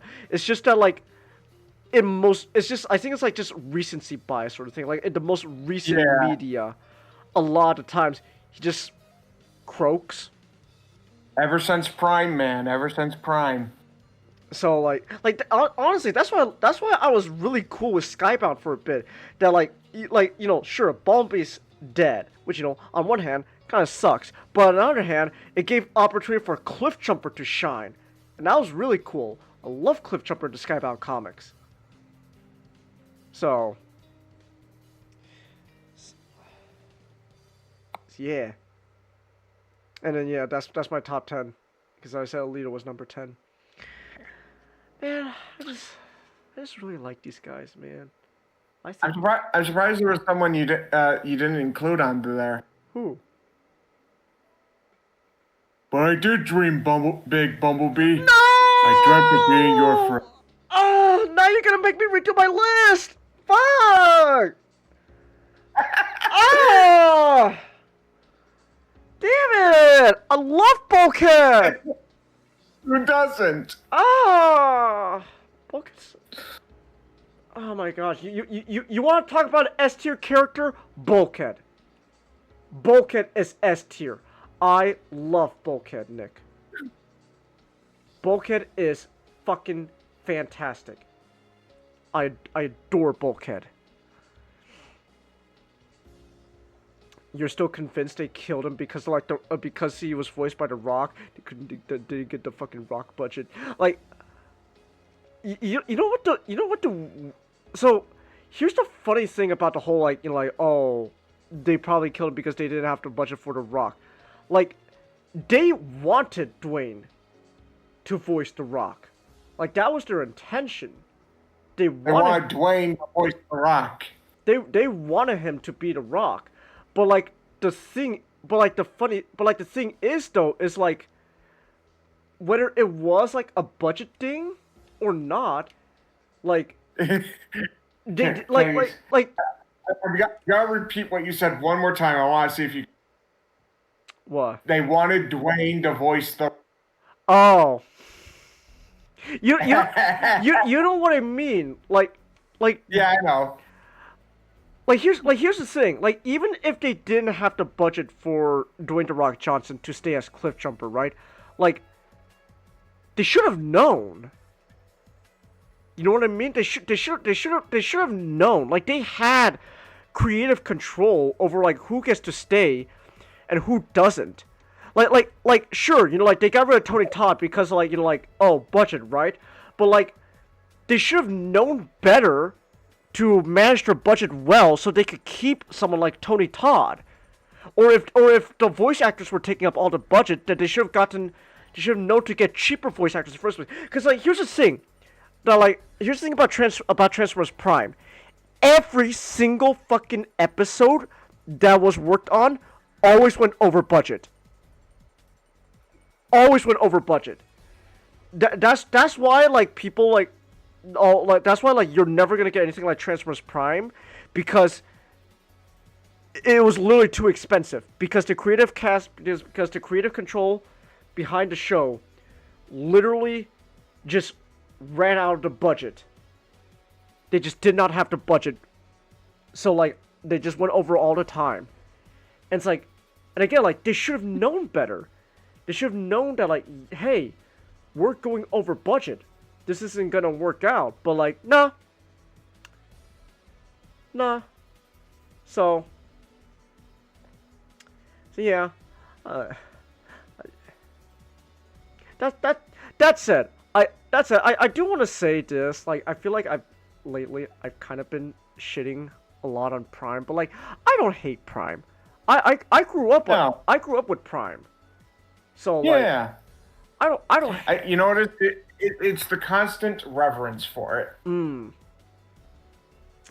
Everyone's, like, always putting it, like, high tier and stuff like that, and, like, but in a way where it's like Prime should only be acknowledged.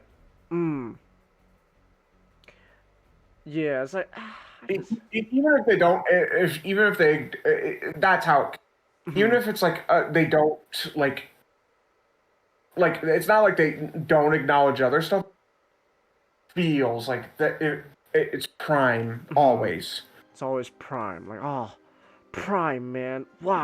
Like to Hasbro, they're always doing G1, but to the fandom, it's always Prime. Yeah.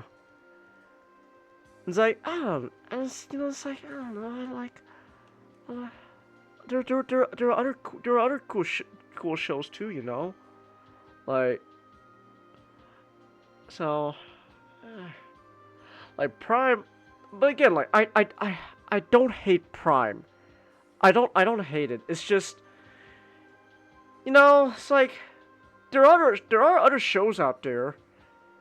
That's really all I'm saying. That's really all I'm like. Just acknowledge that there's other shows out there besides Prime.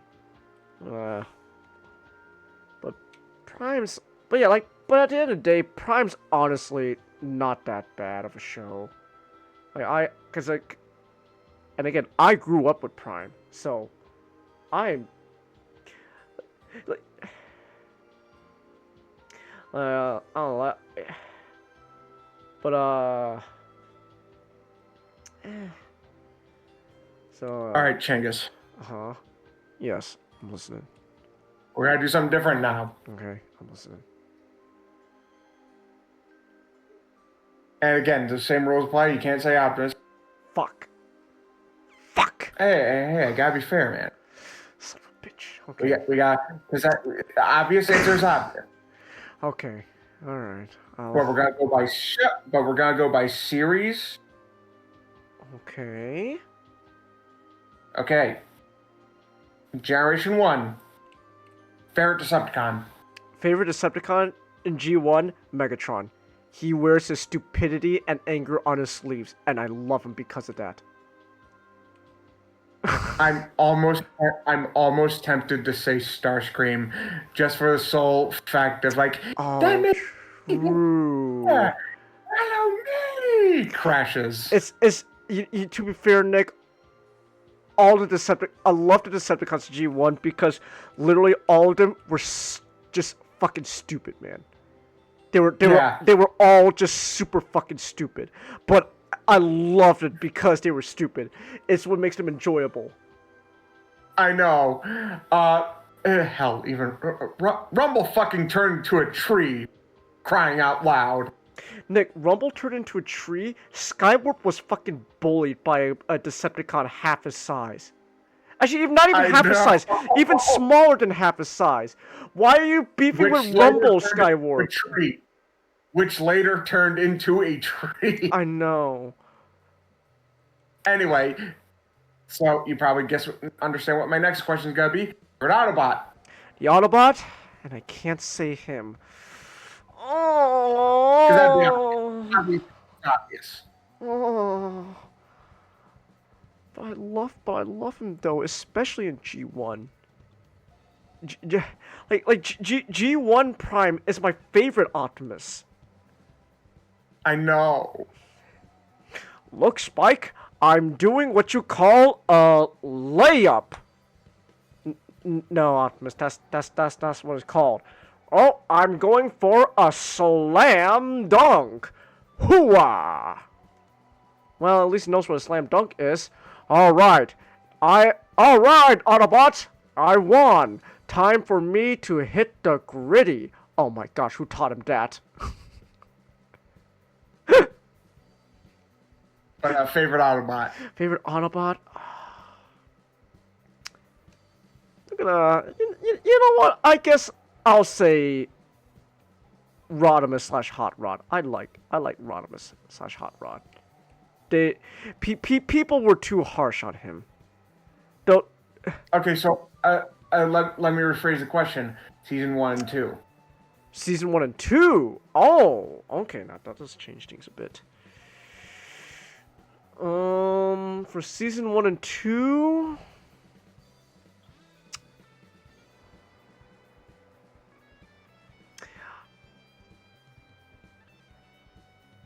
Tempted to say Jazz, but I would argue. So okay, so bear with me with this. This is not necessarily a bad thing, right? Because Scatman Crothers is what made Jazz, Jazz. Yeah. But I would kind of argue Jazz in G1 is kind of carried alone by Scatman Crothers' voice work. Let's be honest. Sure, he was the first lieutenant, right? And he had his moments, but I don't think there was ever really moments where he was like, you know, like a standout Jazz episode, you know, like even Ironhide had like a standout episode for him. I don't think I ever really got that with Jazz, and again, it's not, and again, not saying that Scatman and again, I genuinely believe Scatman Crothers is kind of carrying Jazz's reputation, but I do mean that in a good way, like his voice is what people think of with Jazz, so like. But, so I guess with some of season 1 and 2, maybe Ironhide?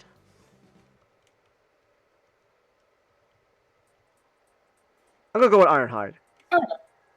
All right. So in other words, Peter Cullen still remains number 1.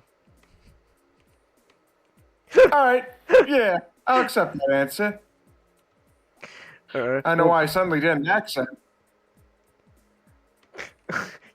You're Troy Baker's Jazz now, the only white Jazz. White Jazz. That's literally what he is. He's the only white guy to voice Jazz. Yeah, but like also like Pretender Jazz, man. Pretender Jazz. Oh, that's right, Pretender Jazz. That's true. He was white. Don't worry. Nothing to be afraid of Chengiz. White Jazz isn't real. He can't hurt you. Anyway, my favorite season 1 and 2 Autobot. Mm-hmm. I just gotta post this. Hold on. Give me 1 second.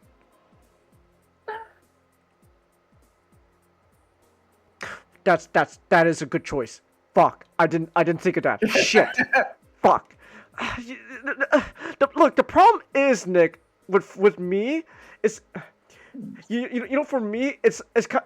I'm not gonna lie. I feel like at times I'm like the anti-Ron Bondajon in the sense that in the sense that like he very clearly like has a soft spot for a lot of Decepticons. I love all the Autobots, Nick. Yeah. I love the Autobots. What about Decepticons, though, for you?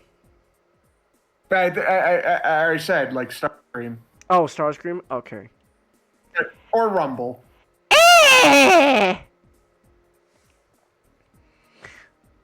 Okay. What about season 3, then? Okay. I was about to say Transformers, the movie. The movie. Favorite Decepticon. And this isn't the same as season 3, right? Because like yeah, it's the same. Just the movie. Just a movie. Favorite Autobot? Favorite Decepticon. Oh, favorite Decepticon.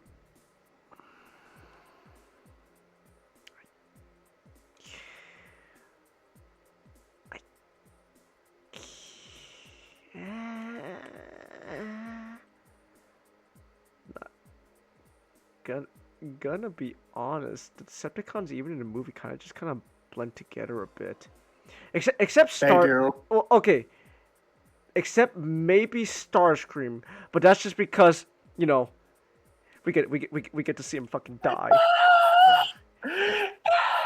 I'm just imagining like a wronged out Starscream like death scream. There's also that bit in the movie, Nick, where he got stuck.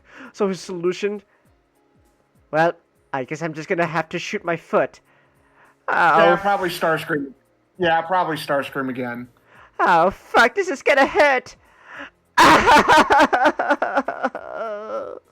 All right, Autobot. Now we can do.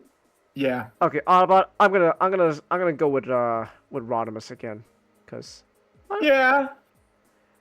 Cause I like Hot Rod and Rodimus. Oh yeah, it's his movie after all. It is his movie. You know, honorable mention, Cup. Oh, that's true. Cup is pretty good. You see anything like this? Nothing I can. What? Okay, but now I'm thinking about what I told you, Nick. The idea of just making Hot Rod fucking Paul Atreides. Oh, you hate Hot Rod, huh? Oh, I'll give you a version to hate, all right. I am Rodimus Prime, Rodimus Moi D Prime, Duke of Cybertron. I am Lisan Al Gaib. You're not a fan of the '86 movie. Granted, you take your opinion with the same solace. You like the Bayformers movies, Mata. Now, do you like them? Wait, hold on. Wait, Mata. Do you like the Bayformers movies like unironically?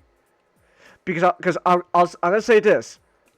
There are, in my opinion, when it comes to the Bayformers movies, there are aspects to them that I would argue are actually unironically pretty good.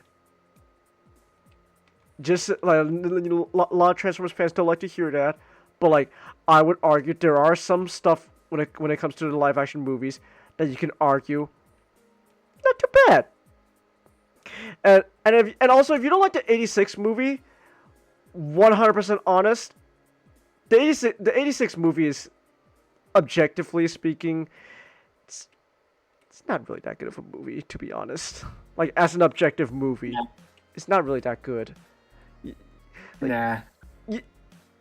You know what? My hot take: people that like say like, "Oh, Transformers the movie is like the greatest thing of all time."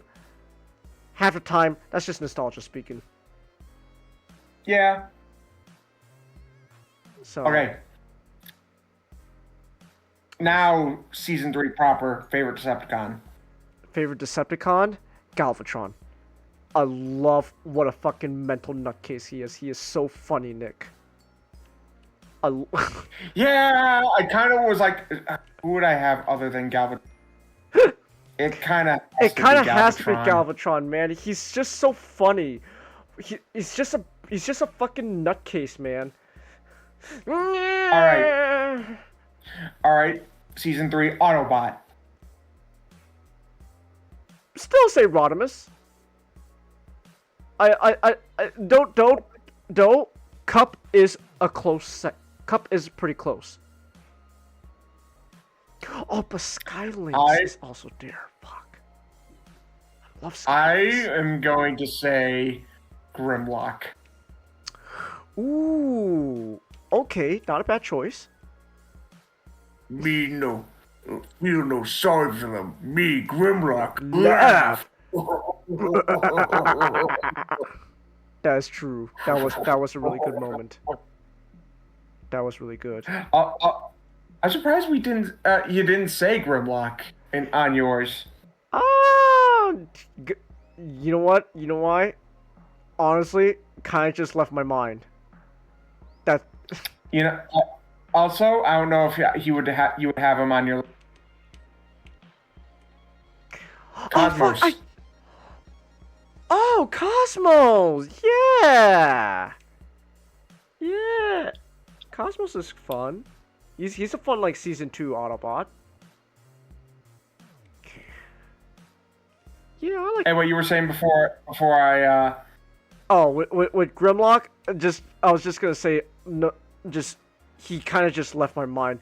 But like, not this is... But what I mean by left my mind is not because you're like, oh, I don't like Grimlock. It's just because there's so many Autobots I like. That like I kind of just forgot. Oh yeah, I also really enjoy Grimlock. Well, so I would argue, Nick. Let's be fair. Reason why everyone loves Swerve is not because of G1 and the cartoon. No, it's because of the comics. Yeah, no, I was referring to Swerve, like mostly back to the top 10. Oh, true. All right, but there's a lot of Autobots I like. All right. Moving on to Beast Wars. Beast Wars. Favorite Predacon, and you can't say Megatron. If it's not Megatron, you know what? We can't say Megatron or Dinobot. Fuck, love Dinobot, dude. I know, I love Dinobot too. But that'd be obvious.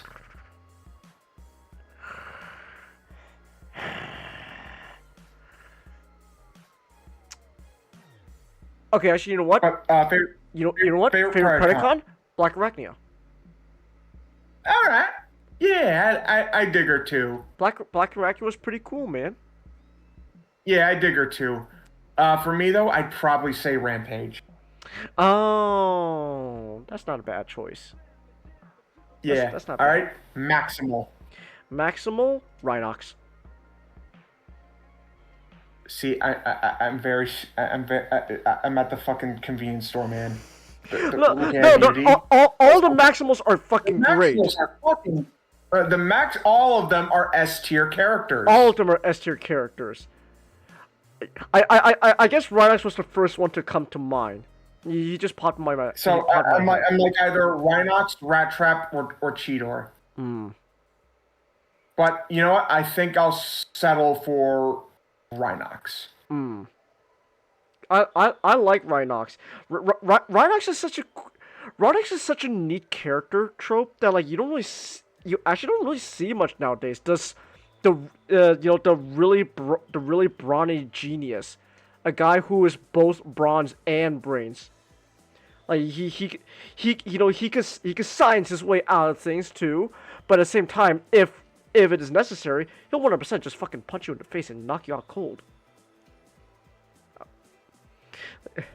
Like Rhinox would get along really well with him. Oh yeah. Tarantulas is cool too, Mata. I do like tarantulas. Oh yeah, who doesn't love tarantulas? Yeah. I actually okay. Actually, you know what? I'm gonna save it till after this conversation. I wanna. But all right. But next up, right? Are we doing Beast Machines? Yes, we're doing Beast Machines next. Favorite Viacon. Favorite Viacon? Jetstorm. Yeah. Jetstorm. Jetstorm. Just in fact, not gonna lie. Kind of wish Silverbolt just stayed as Jetstorm, man. I love Jetstorm is so good. We have him in Express. Like I love Silverbolt, Nick, but like Jetstorm had that personality, dude. Plus, when he came back as Silverbolt, he wasn't the same Silverbolt we liked. Yeah, it's a little. Like I understand what they're trying to go for, like the heroic, knight in shining armor has now become like Batman, dark and brooding. I've been traumatized by Arachnia. And I get it, but man, Jetstorm had that swagger, dude. He had that swagger, man. I love Jetstorm. Jetstorm Afterburn. Ooh. So yeah, Jetstorm. All right. And favorite Maximal. Favorite Maximal? Well, see, that's gonna be a little tougher. I know, right? It's not. They're all not bad. Not bad. But they're all kind of rough. Yeah. One way or another. Yeah.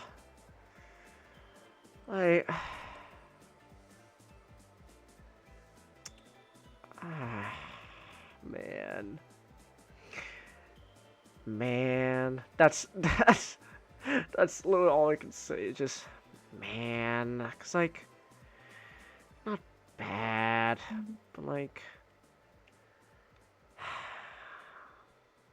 man, I don't know. There's just something, it's like, don't want to hate them, but it's just not the same. That said, I guess if I had to choose Maximal from Beast Machines, I guess Cheetor was probably one of the best out of all of them. Yeah, Cheetor. So yeah, I'm gonna go with Cheetor.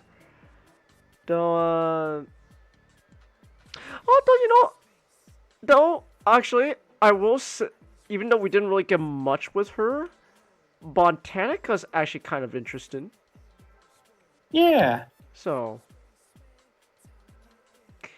but yeah. Again, I don't. It's not that I hate the Maximus and Beast machines, but like just. But they're very much rough compared to Beast Wars. Yeah. So. All right. Shoot. Well, I guess we never really watched all the Japanese exclusive, so I guess we can. Yeah, I'm but not anyway, really well versed in the Japanese robots stuff. in disguise. Favorite Predacon? Skybite. Skybite. I don't think we need. That's, I don't think we need pretend. I that's don't not think we even need a- to pretend. It's not even a competition. Not even a competition. Like I didn't even need to like wait to hear you say it. We both knew. Who's the who greatest our shark? favorite. Who's the greatest Who's shark? the greatest shark around? Who's the greatest shark in town? Skybite! Skybite! That's me! Yeah, Skybite. All right. Autobot. So, not gonna lie, the Autobots for me, Nick, kinda blend together in RRD. Not gonna lie. For me, at least, they all kind of just blend a bit. They all kind of just blend together for me. Like Neil Kaplan. I like Neil Kaplan as Optimus Prime as like a voice, right? But like, I'm not. But I would be lying if I say I 100% remember everything Optimus Prime did in RID. Yeah. So I kind of have to just. So for that, I kind of just have to say, they kind of just blend together. They're not bad. I don't think any of the Autobots were necessarily bad, right, in RD, but for me again, they just kind of blend together. They're all just kind of there, like, yep, that's the Autobots, all right. There they are, Nick. There they are! There he is, the Great Linkara! Well, if you had to pick one. If I had to pick one? Even then, man. Even one?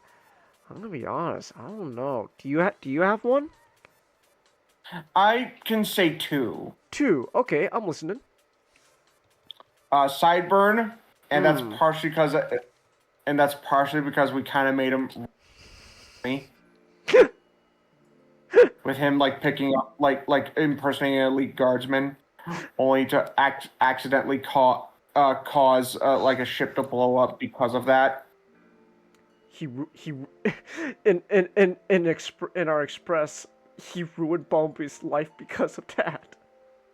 Exactly. So there's that, and there's also I like Towline.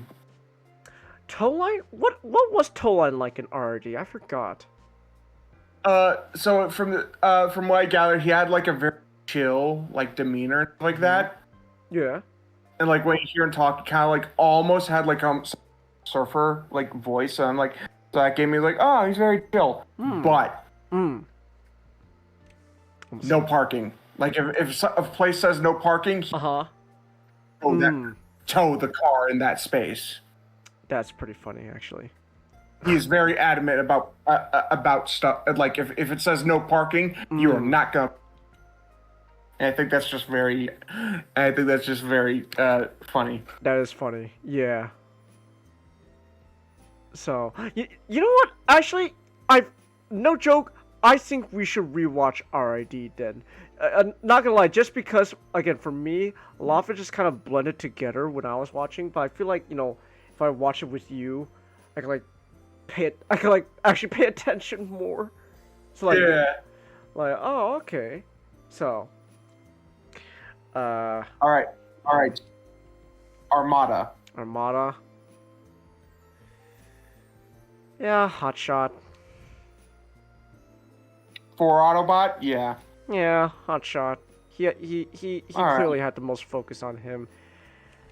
Decepticons, like Come on, man. Let's be honest. Come on. It's not. It's not. It's not even fair, man. It is so not a contest of like who he is. It is almost kind of comical how it is such not a contest. Like oh my gosh. I tried to gain favor from you, but nothing was ever good enough. No matter how many battles I fought, you always found fault. But then I looked at how Optimus treated his men. Treat his men. And I realize he's this is how a leader should be. Unlike you. You are too weak to ever gain my respect. You are too weak to ever gain my respect. None of that matters now. You must listen. Do as Optimus says and join forces with the Autobots, or every last one of us doomed. Please, sir.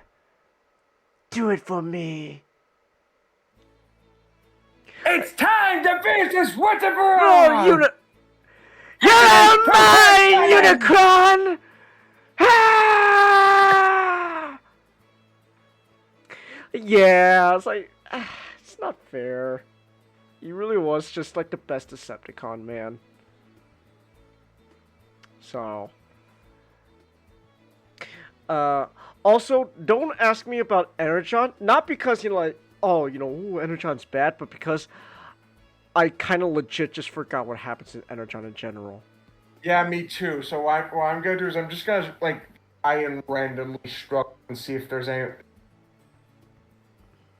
I guess maybe.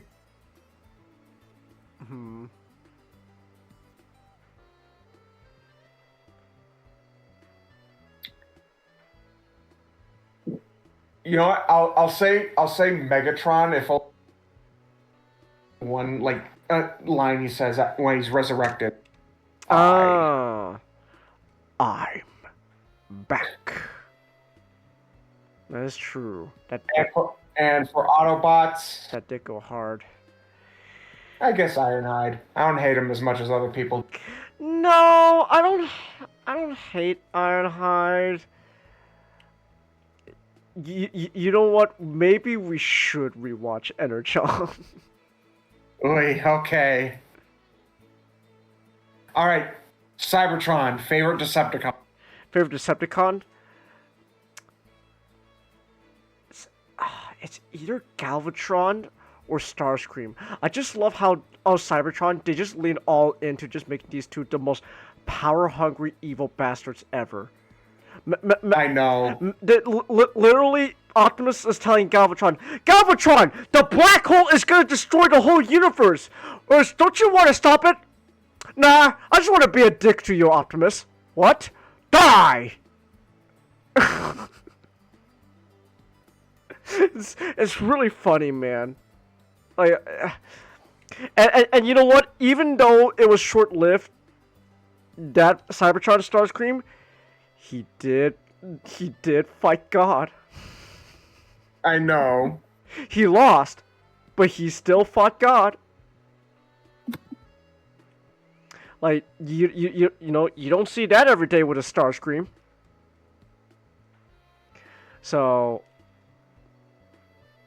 yeah, it's kind so for me it's kind of a toss up between it is a toss up between either Galvatron or Starscream in Cybertron. What about for you? me? Mm-hmm. For me, Scourge. Oh!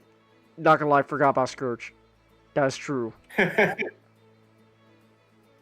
That's true. You know what's funny? I actually was rewatching Cybertron. I remember I was rewatching Cybertron. Get out me! Hold on, Nick. We can watch Cybertron together. It's funny because there's this whole episode. I remember like early on in like the Velocitron arc, there was this whole episode where Red Alert's telling Hotshot like, hey, we can't like blow our cover. Like we're in disguise here on this planet on Velocitron, and Hotshot ends up like saving what's his name, Breakdown from like Crumplezone and Ransack, and immediately Red Alert starts giving hotshot shit like, "You fucking idiot! Why did you blow our cover? Optimus gave explicit orders." And Hotshot's like, "Oh shit! Did I mess up? But I couldn't let them. I couldn't let them hurt Breakdown." "Well, maybe you should have." And it's like it's like I understand what they're doing, right? Because Red Alert's the rule stickler, while Hotshot is the exact opposite. But it's like, Red Alert, if Optimus was in Hotshot's position, he would 100% fucking do the exact same thing. Shut your fucking ass up. Yeah.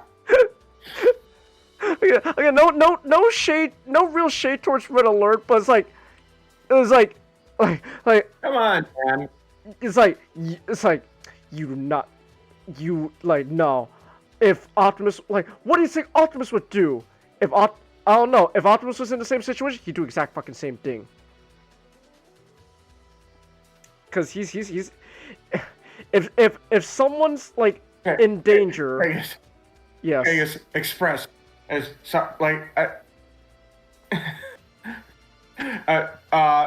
Power Glide. He's chewing out Bumblebee.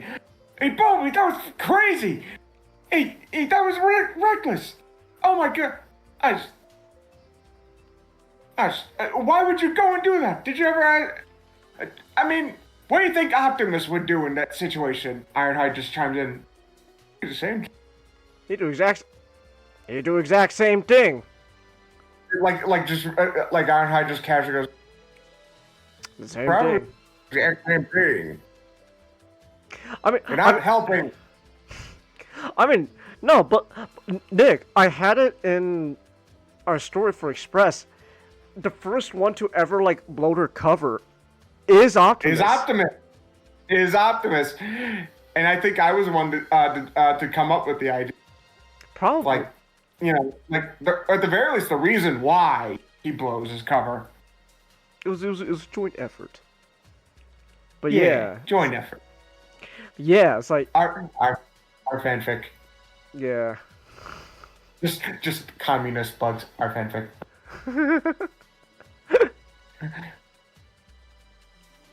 No. Yeah, no. So yeah, but okay, so I guess Autobots for the Autobots, I guess it's so Optimus is up there for me in Cybertron. I do like Vector Prime too. Vector Prime. Vector Prime was pretty cool in Cybertron. I also like Vector Prime. Oh, actually, you know what? I'm just reminded now. Transformers Cybertron is actually a really funny show, because I don't think I've ever seen a show where the second episode, Nick, immediately starts fucking retconning shit that happened in the first episode. That is really funny.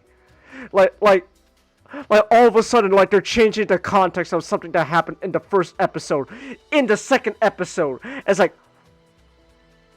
whoa, what are we doing? Cause the first episode and the second episode of Cybertron kind of share some scenes, and then it's actually really weird, but in a fascinating way, where the first episode and the second episode of Cybertron are both taking place at the exact same time, and they're both just kind of telling the exact same kind of story. It's just the same story, but now I guess different little changes here and there. It's like I've never seen a show that just immediately starts retconning what happened in the first episode by the second one. It's so fascinating, Nick. So, but yeah,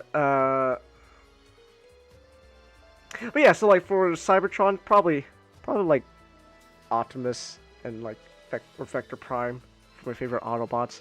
They're pretty cool. For me, I'd probably go with Override. Joyride was neat. Yeah. Yeah. All right. Mm-hmm. Transformers 2007 favorite Decepticon. 2007. So it's gonna be a little different because it's an intentional choice on the movie, but let's be real, those Decepticons were carried solely by hype moments and aura in the movie. Yeah. Yeah. Let's not kid ourselves. That said, if we have to go by like just, oh man, that was a really cool hype moment that had a lot of aura. Blackout. Okay. Like that whole opening scene where he raised the military base and he's the first one to transform, and it's a reveal like, oh my gosh, some like fucking like monster shit going on. What the hell? That was really cool. All right. For me, it's a toss-up between Bone Crusher and Barricade. True, but I would argue with Bone Crusher Nick, let's be honest, a lot of his personality is carried from the toy bio. Yes, from the toy bio, not in the movie. Yeah. So, I'm kind of just going mostly based off the movie. Blackout, those three were just amazing. I'm not gonna lie, I'm kind of just going mostly off the movie, man. Like just in the movie alone, ignoring like toy bios and stuff. Like they were they were mostly just hype moments of aura. Fair, I guess that's fair. But like, man, those three. But you know what, Nick? I'll say there were mostly just hype moments and aura in the movie, but damn, those were some hype moments and aura. Yeah, those were some hype moments, man. Like Marta, like Scorponok. The whole thing was Scorponok. That was fun. That was fun. Or like who else? Like every Decepticon honestly had a moment in a movie to just be really cool. Like that moment, Nick, where Starscream is like chasing the other F-22 Raptors, like he's destroying them, and all of a sudden he reveals himself, and he's just taking them one by one, and like the seam, and like I love the part where like he just effortlessly, like seamlessly switches from jet to robot in an instant. Just, that was neat. Yeah. Okay. Autobots. So, the Autobots are kind of the same thing. Let's be honest. They are mostly just hype moments and aura. That said. Yeah. Number 2. That said, if we I guess that's if we had to go by all the cool moments with them. So Optimus did have his cool moment, but he's gonna have a cooler moment in the next movie. So, I will. You know what? Ironhide. Just it was such a cool scene. They used it all the time in the advertisements, where like he's like where he's mid-air and he's spiraling he's doing a roll in mid-air to dodge like the missiles. That was a cool moment. Him just jumping over the girl as she screams. Yes.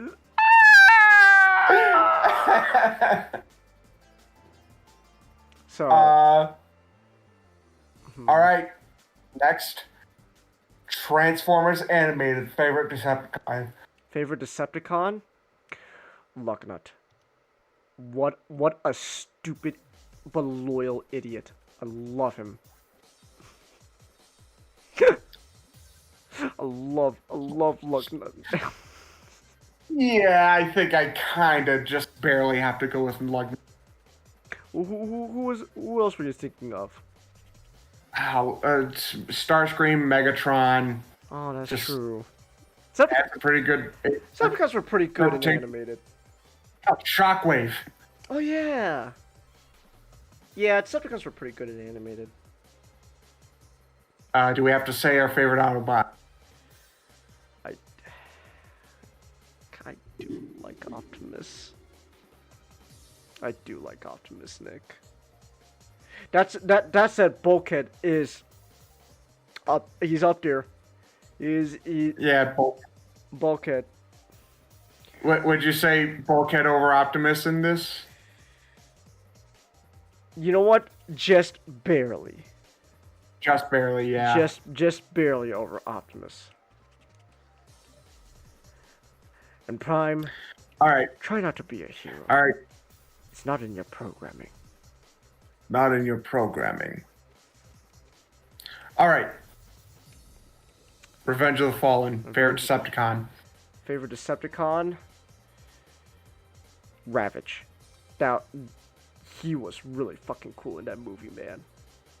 You know, I was just gonna say the Fallen just on design alone. Just you remind me of Ravage.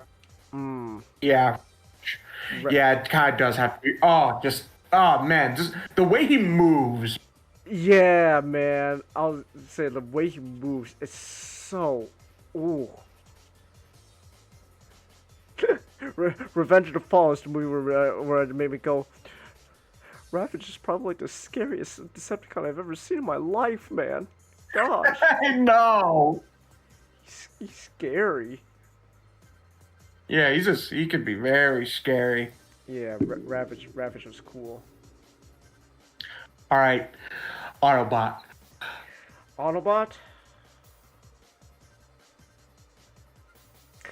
You know what? I'll say Optimus this time because he had this was a movie where he kind of Revenge of the Fallen was where they started giving Optimus a lot more of those cool hype moments, man. I'm going to allow this. Especially since I don't really, there's not really a lot of others I could say that would go. Like Nick, well, let's maybe the twins. Twins. and I do not feel clean saying that. The fucking twins. Oh my gosh.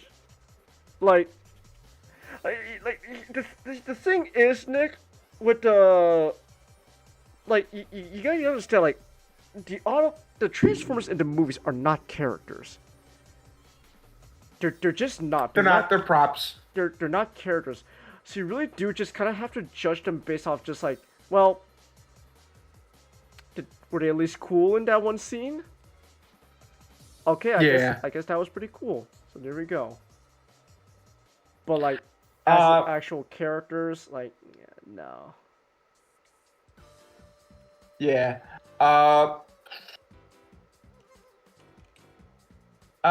What was I gonna say?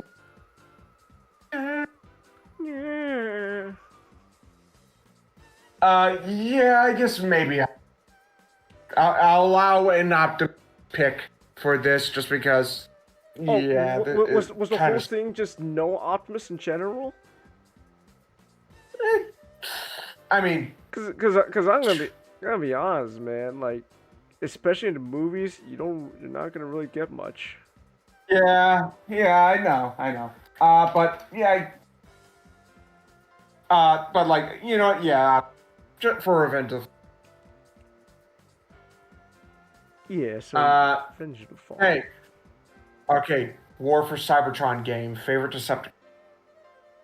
Come on, man. Ram this warship, full speed. Ram this warship straight into the heart of that station. But sir, Heart of that station. But sir, that's suicide. Just shoots him. Any further objections? Cengiz? Yes. Credits were rolling over Family Guy, and guess whose fucking name showed up? Oh, Fred? Who was he? What was he playing? He was probably just like an ancillary character. Oh, okay. But still, Fred. Tasker, okay. Yeah, it Megatron. Yeah.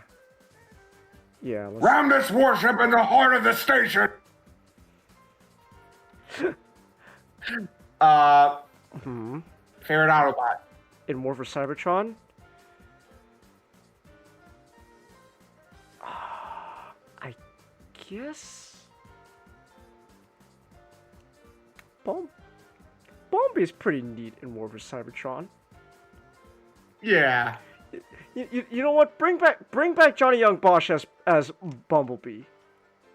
Yeah. I'll even also accept Optimus in that one too. James, the prison. Yeah. Yeah, man. So, yeah, I'll say Bumblebee. All right. Transformers Prime, favorite Decepticon. I admit it! My intentions were true!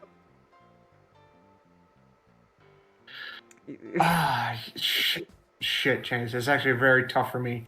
Because you got Starscream, that's a great version of Starscream. But you also have a great version of Soundwave. Oh, true. And honestly, an extremely evil Megatron.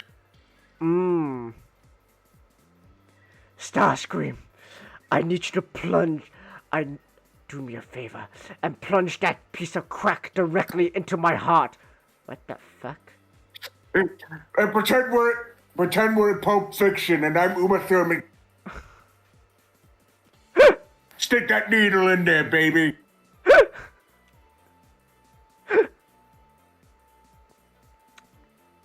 Into the wild green yonder. Everyone's fucking just casually riding a sandworm on Mars.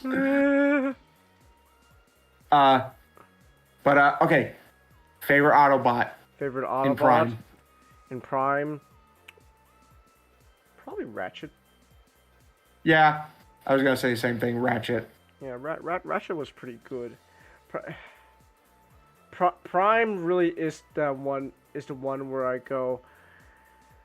Gonna be honest, it's not Optimus. Yeah. Like he's not.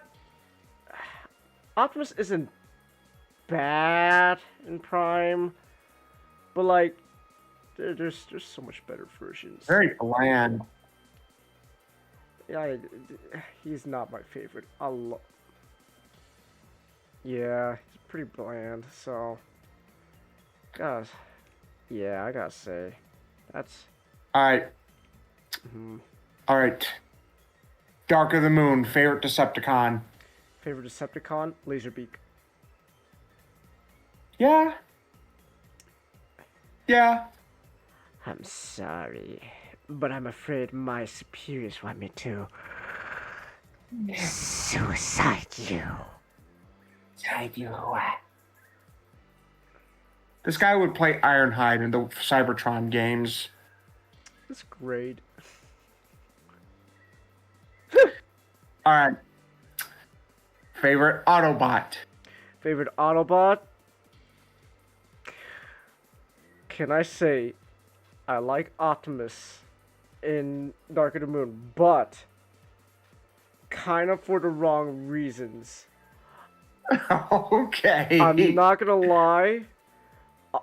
Just such a bloodthirsty version of Optimus can be really entertaining and funny. Yeah. Yeah.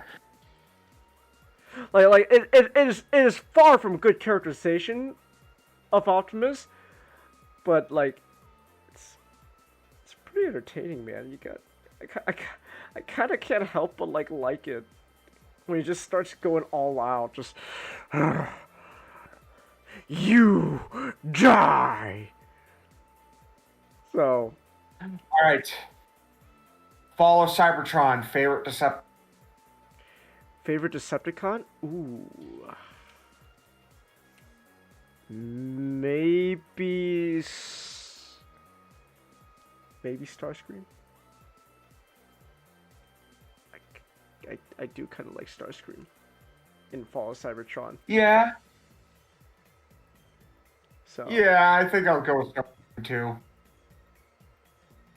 Favorite Autobot. Favorite Autobot? It's him. The scene in the base, man. Yeah, it's him. The scene in the med bay. In the med bay, where all the Autobots are looking towards him, asking him if everything's gonna be okay, and you really you really can't answer them because you don't really have a good answer for them. Like it's not that oh, the answer is they're all screwed, but the idea times are so uncertain, you just in this moment you just don't know. It's really good. It's really good, man. I love that scene. So, also tank tread feet, Nick. Yeah. Tank tread feet. So, also, it is past midnight now. Where I am. So, I think I'm gonna have to call things here because it's past midnight now. Nick, we've been going for over 4.5 hours. I can understand that. I do want to finish going through this with you, though. Okay. At the very least. This list all right. top favorite stuff. Yeah. All right. Yep. All right. Rescue bots. You kind of have to just tell me who your favorite rescue. They're all pretty good. I guess the first one to come to mind, Blades. Yeah, I'll go with Blades too. He was the first to come to mind. I like Blades. Yeah. Very charming cast. Oh yeah. I like. All right. Mm-hmm. Age of Extinction. Favorite Decepticon. Was there a Decepticon in Age of Extinction? There was Galvatron, and then his drones that are technically Decepticons. I guess Galvatron, just because he's the only option. Yeah, I guess. Decepticons are such a non in Age of Extinction. If oh you. My gosh, dude. What was that? It changed. I just realized one of the reasons everything really went down Extinction onwards. It changed. It's in the theme song. Autobots wage their battle to destroy the E. Oh. It's literally that's one of the main theses of the franchise. But and the Decepticons are the Decepticons become such a non-extinction the last night. Counterpoint. Comics have proven that some of the best Transformers stories doesn't need to revolve around the war. True, I'll give it that. But I feel it's you could tell with the movies. Mm-hmm. They're still trying to do. They're not really doing what the comics do. True. With how they tell their stories. Yeah, so that is true.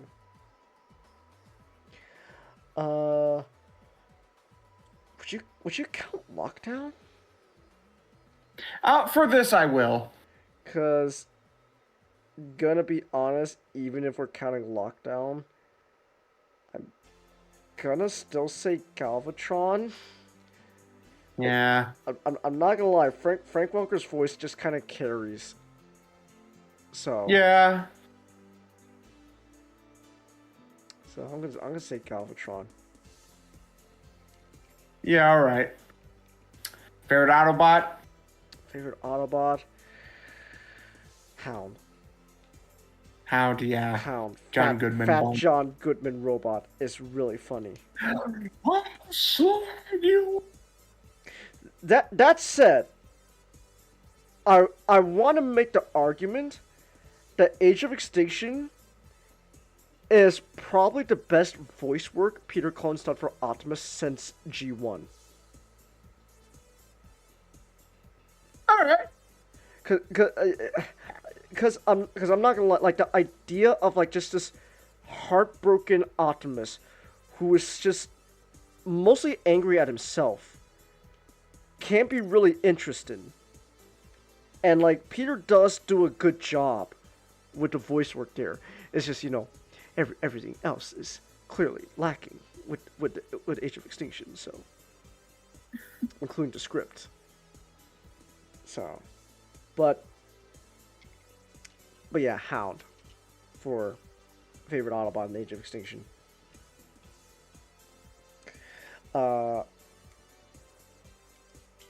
Was yeah. All right. What's next? I think after that is Robots in Disguise. Already 2015. Favorite Decepticon. Yeah. You know what? I guess I'll say Steeljaw. He was pretty interesting. I do think they could have done much more better with Steeljaw, but like he was nice. I like Steeljaw. Yeah. Yeah. All right, Autobot. Grimlock. Yeah. Yeah, I gotta agree. Grimlock. Grimlock. That's not even a choice. It's Grimlock. Yeah, Grimlock. All right. I think after that is, well, technically, I should have said this, but I might as well. And hell, you could even like half with some answers too, considering okay. It Rise of the Dark Spark. Rise of the Dark Spark? It technically counts because it was. Dude. You know what? Decepticon, Shockwave, Autobot. I guess. I think Ironhide was in it. Yeah, so I'll go with Ironhide. Ironhide was in it? Are you sure? He's probably a boss or something. I don't know. I don't know. You know what? I'm just gonna randomly choose. Bruticus. Optimus, sure, why not? Okay. Yeah. It's Dark Spark, man. Who gives a fucking shit about that game? Yeah. All right. Next, I think is, I guess, the Machinima series, the Prime Wars trilogy. Prime Wars trilogy. Favorite Decepticon, Megatron. Yeah, it's not even a competition. Yeah, I think for this we'll just, instead of like with the Unicron trilogy being separate, we'll bundle them together for it all is just like blends together, man. One show. Yeah, just one show. Megatron, Autobots. You know what? I did kind of like what they're doing with Hot Rod / Rodimus for a bit there. Yeah, I'll start for that answer too. So. All right. Next is we said blah blah blah. I'm just going through my Devastation. Favorite Decepticon. Favorite Decepticon? Megatron.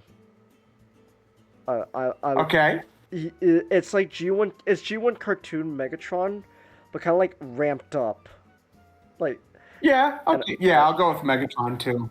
I'm not gonna lie. The whole like dialogue between him and Optimus in Devastation at the end there went hard. You're like, Cybertron is the heart of my universe. How is it not yours? Like that line goes hard, Nick. Yep. Okay. Favorite Autobot. So, genuine answer. Answer Optimus. So I was gonna say genuine answer, Optimus, but the way Grimlock runs, Nick. Yeah, Grimlock. I'll even suffer the objectors for that one line. Please don't be true. Please don't be true. Oh yeah, that's Please true. Don't be true. Please don't be true. Please don't be true. The Last Night. Favorite Decepticon. Nitro Zeus. Nitro Zeus. Not competition. No contest. Nitro Zeus. Nitro Zeus. It's also so stuffy in my room. My gosh. I'm feeling really sick. The Last Night. Favorite Autobot. I don't know, Hound. Yeah, I'll go with Hound again. You're a good dad, Kate. At least you call. Mine never did. town. Yeah. Please don't be true. Please don't be true. Please don't be true. That'd be true. I think after that, you know what? We'll go to Rescue Bots Academy. Did not watch Rescue Bots my Academy. favorite. I technically saw clips. I'll go with Whirl. Whirl. Okay. You know what? I'll just go with you. Yep, I'll go. I'll just go with your answer too. Yeah. I'll trust you. All right. You know, let's just do this before we get into. Okay. Siege, favorite Decepticon. You know, War for Cybertron trilogy, favorite Decepticon. I guess Megatron. All right. Because he kind favorite of Predacon. Predacon. I don't know. That Dinobot, I guess. I'll go with Black Arachnia. Okay. Favorite Maximal. I guess Primal. I suppose. Sure. And Autobot. Autobot. This one's tough. This one's tough. Now, I'll go with Ratchet, I guess, because I like that one moment for Ratchet. Yeah, I'll go with Ratchet too. I'll go. Okay, we all right. We managed to live through that. Thankfully, we managed to pull through on that. Okay, Bumblebee movie. Favorite Autobot. That's not even fucking title. It's the fucking title. I know, man. That's not. All right, favorite Decepticon. Shatter. Yeah. And love Angela Bassett, man. Yeah. Oh, she's great. She's great. All right. You saw her in Mission Impossible. She looks amazing for her age. Oh, gorgeous. Like, damn. She looks. She looks gorgeous. I for her know, age. man. Angela Bassett's fucking great. All right. Cyberverse, favorite Decepticon. Cyberverse. Soundwave. Shit, I was gonna say Clobber, but then Soundwave. Soundwave. You know what? Superior. Tom. You know what? All right. What's your favorite Autobot? Favorite Autobot? Maybe Grimlock. Not gonna. You know what? I'm gonna go with Grimlock. All right. I'll go with RC. Oh, that's a good choice. Okay. Just my favorite Decepticons: Soundwave, Autobots, RC, and you know what? I'll have.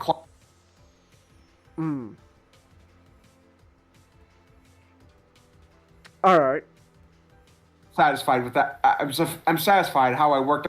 Hmm. All right. This one might be a bit tough, but we gotta figure this out. Okay. Earth Spark, favorite Decepticon. Favorite Decepticon?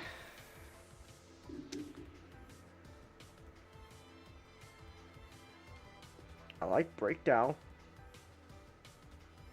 You know what? Yeah, I'll go with Breakdown. Like, you know what? The first episode we saw Breakdown in, I liked him. Yeah, I'll go with Breakdown. All right. Favorite Autobot. Favorite Autobot and Earthspark. Bumblebee. Shit, that is actually not pretty alright Bumblebee until either Bumblebee, Wheeljack, or Cosmos for me.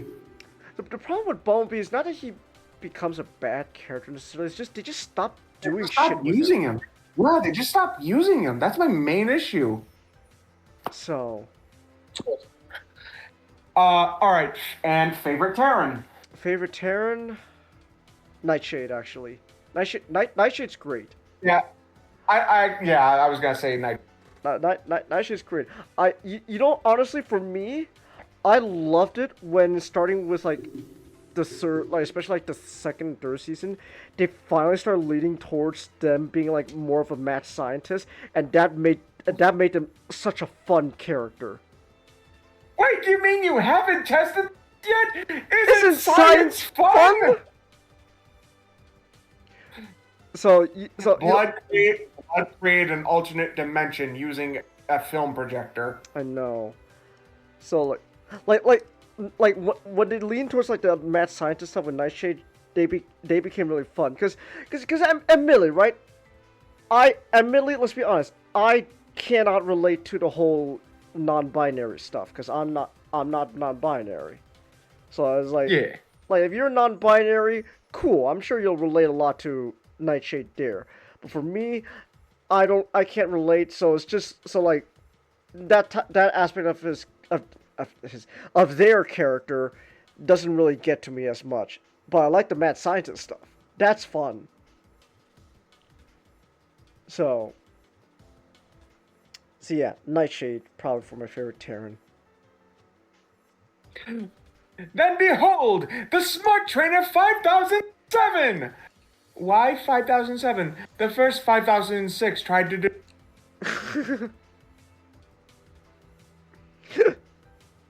I love Nightshade. I know. Rise of the Beast, I'll say just for the sake of an argument, Decepticon Transit, even though he got cut, but that's a killer design, man. That is a pretty good design. Yeah, I like Transit. All right, but favorite Terracon. Favorite Terran. I don't know. I guess Battletrap had a pretty cool design.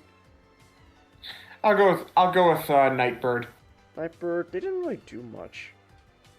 None of them really did except for Scourge, but like it's also Scourge is that great. Kind of boring.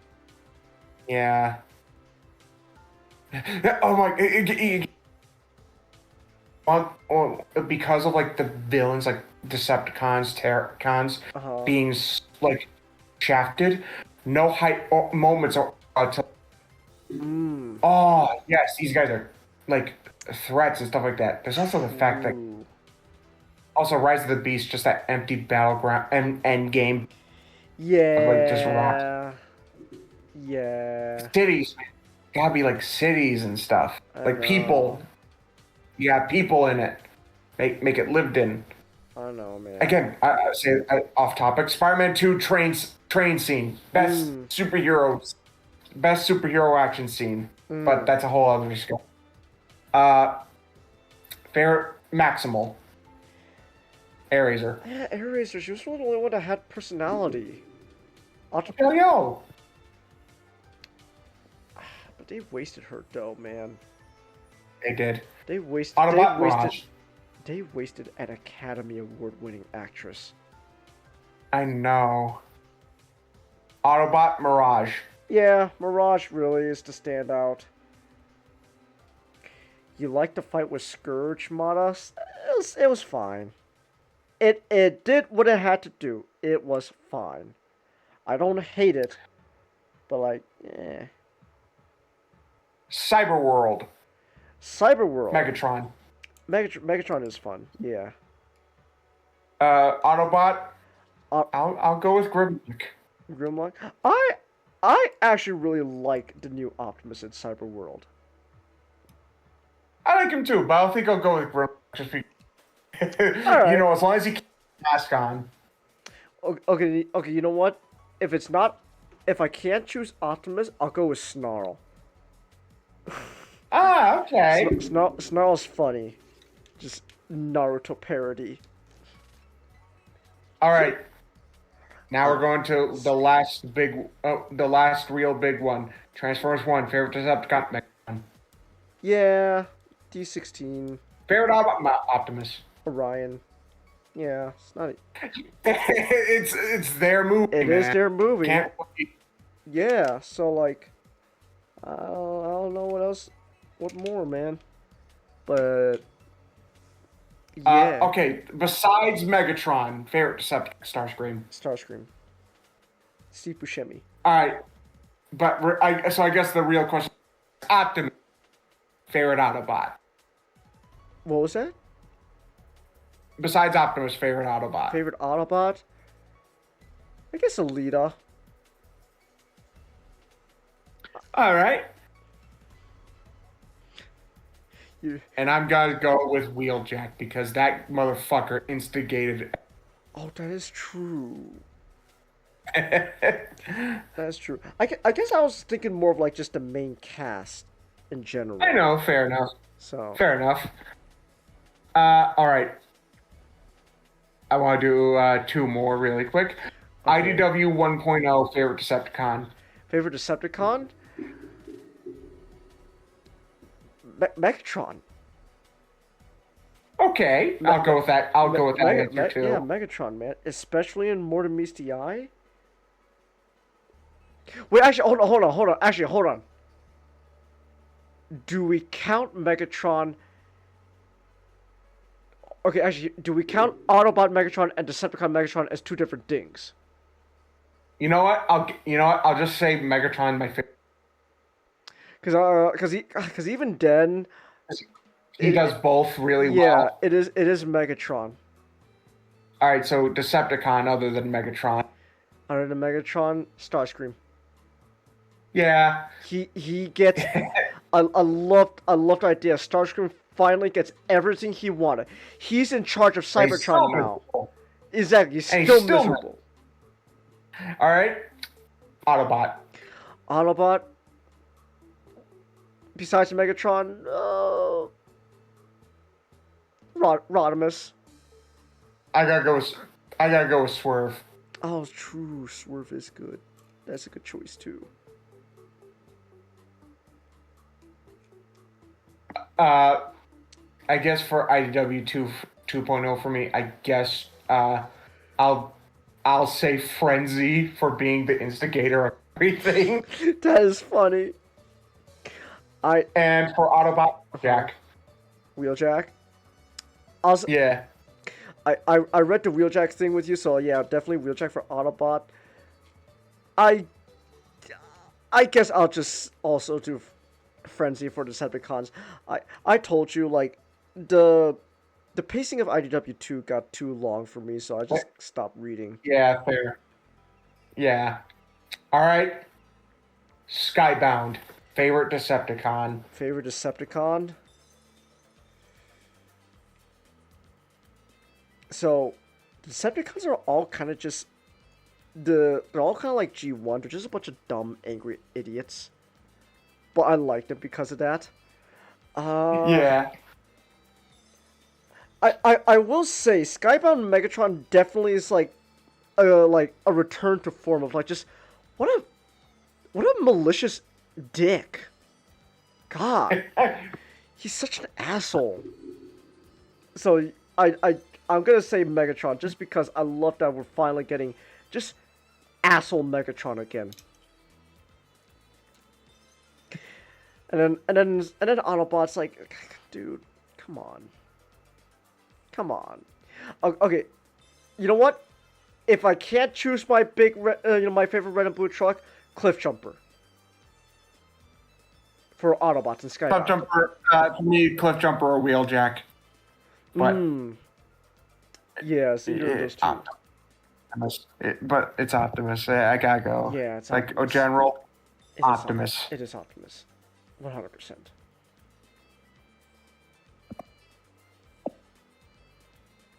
The light, it's so small. Small, yes. Small, yes. But still mighty. It's like, So yeah, I'm gonna say, yeah, Optimus for Skybound. That's kind of it. That's pretty much all the Transformers like continuities up to this point. So. Yeah. All right. I am gonna end this stream here because we've been going out for 5 hours. It is 12:30, Nick. 5 hours. Yep. Woo! Also, I think the new episode of Daredevil's out. Is it? Okay. I'll double check. Wow, you sound so sad. Because the last episode wasn't really all that, but I think. Yeah, but like I think. I don't know. I guess I just kind of want to. Hopefully things work out better for this one. Because the episode before showed me, oh my gosh, we can actually do some. Yeah, we have potential. We could reach Netflix quality again, and then immediately, and then the following episode, it's like, okay, it wasn't like anything like bad, but it's not Netflix quality. Yeah. So who knows? But all right. Otherwise, I'm gonna end things here now. Also, real quick, I don't think Matchstick ever said if he was available for Marvel Rivals tomorrow. So I'm gonna have to ask him. I'm gonna have to get back to him. So I guess. I think he said he would. Oh, I think he said he would. I don't know. I don't know. I think he. Alright. I don't know. So tomorrow instead, I guess you know what? I guess tomorrow's then I'll just do I'll do Yakuza. Why not? I'll play some Yakuza tomorrow. So alright. Yeah, that's the plan. I'll do some Yakuza tomorrow. Alright. I don't know who is somehow still awake past midnight besides us, Nick. But either way, whoever came, thank you. Anyone watching it replays, thank you as well. And yeah, till next time. Good night.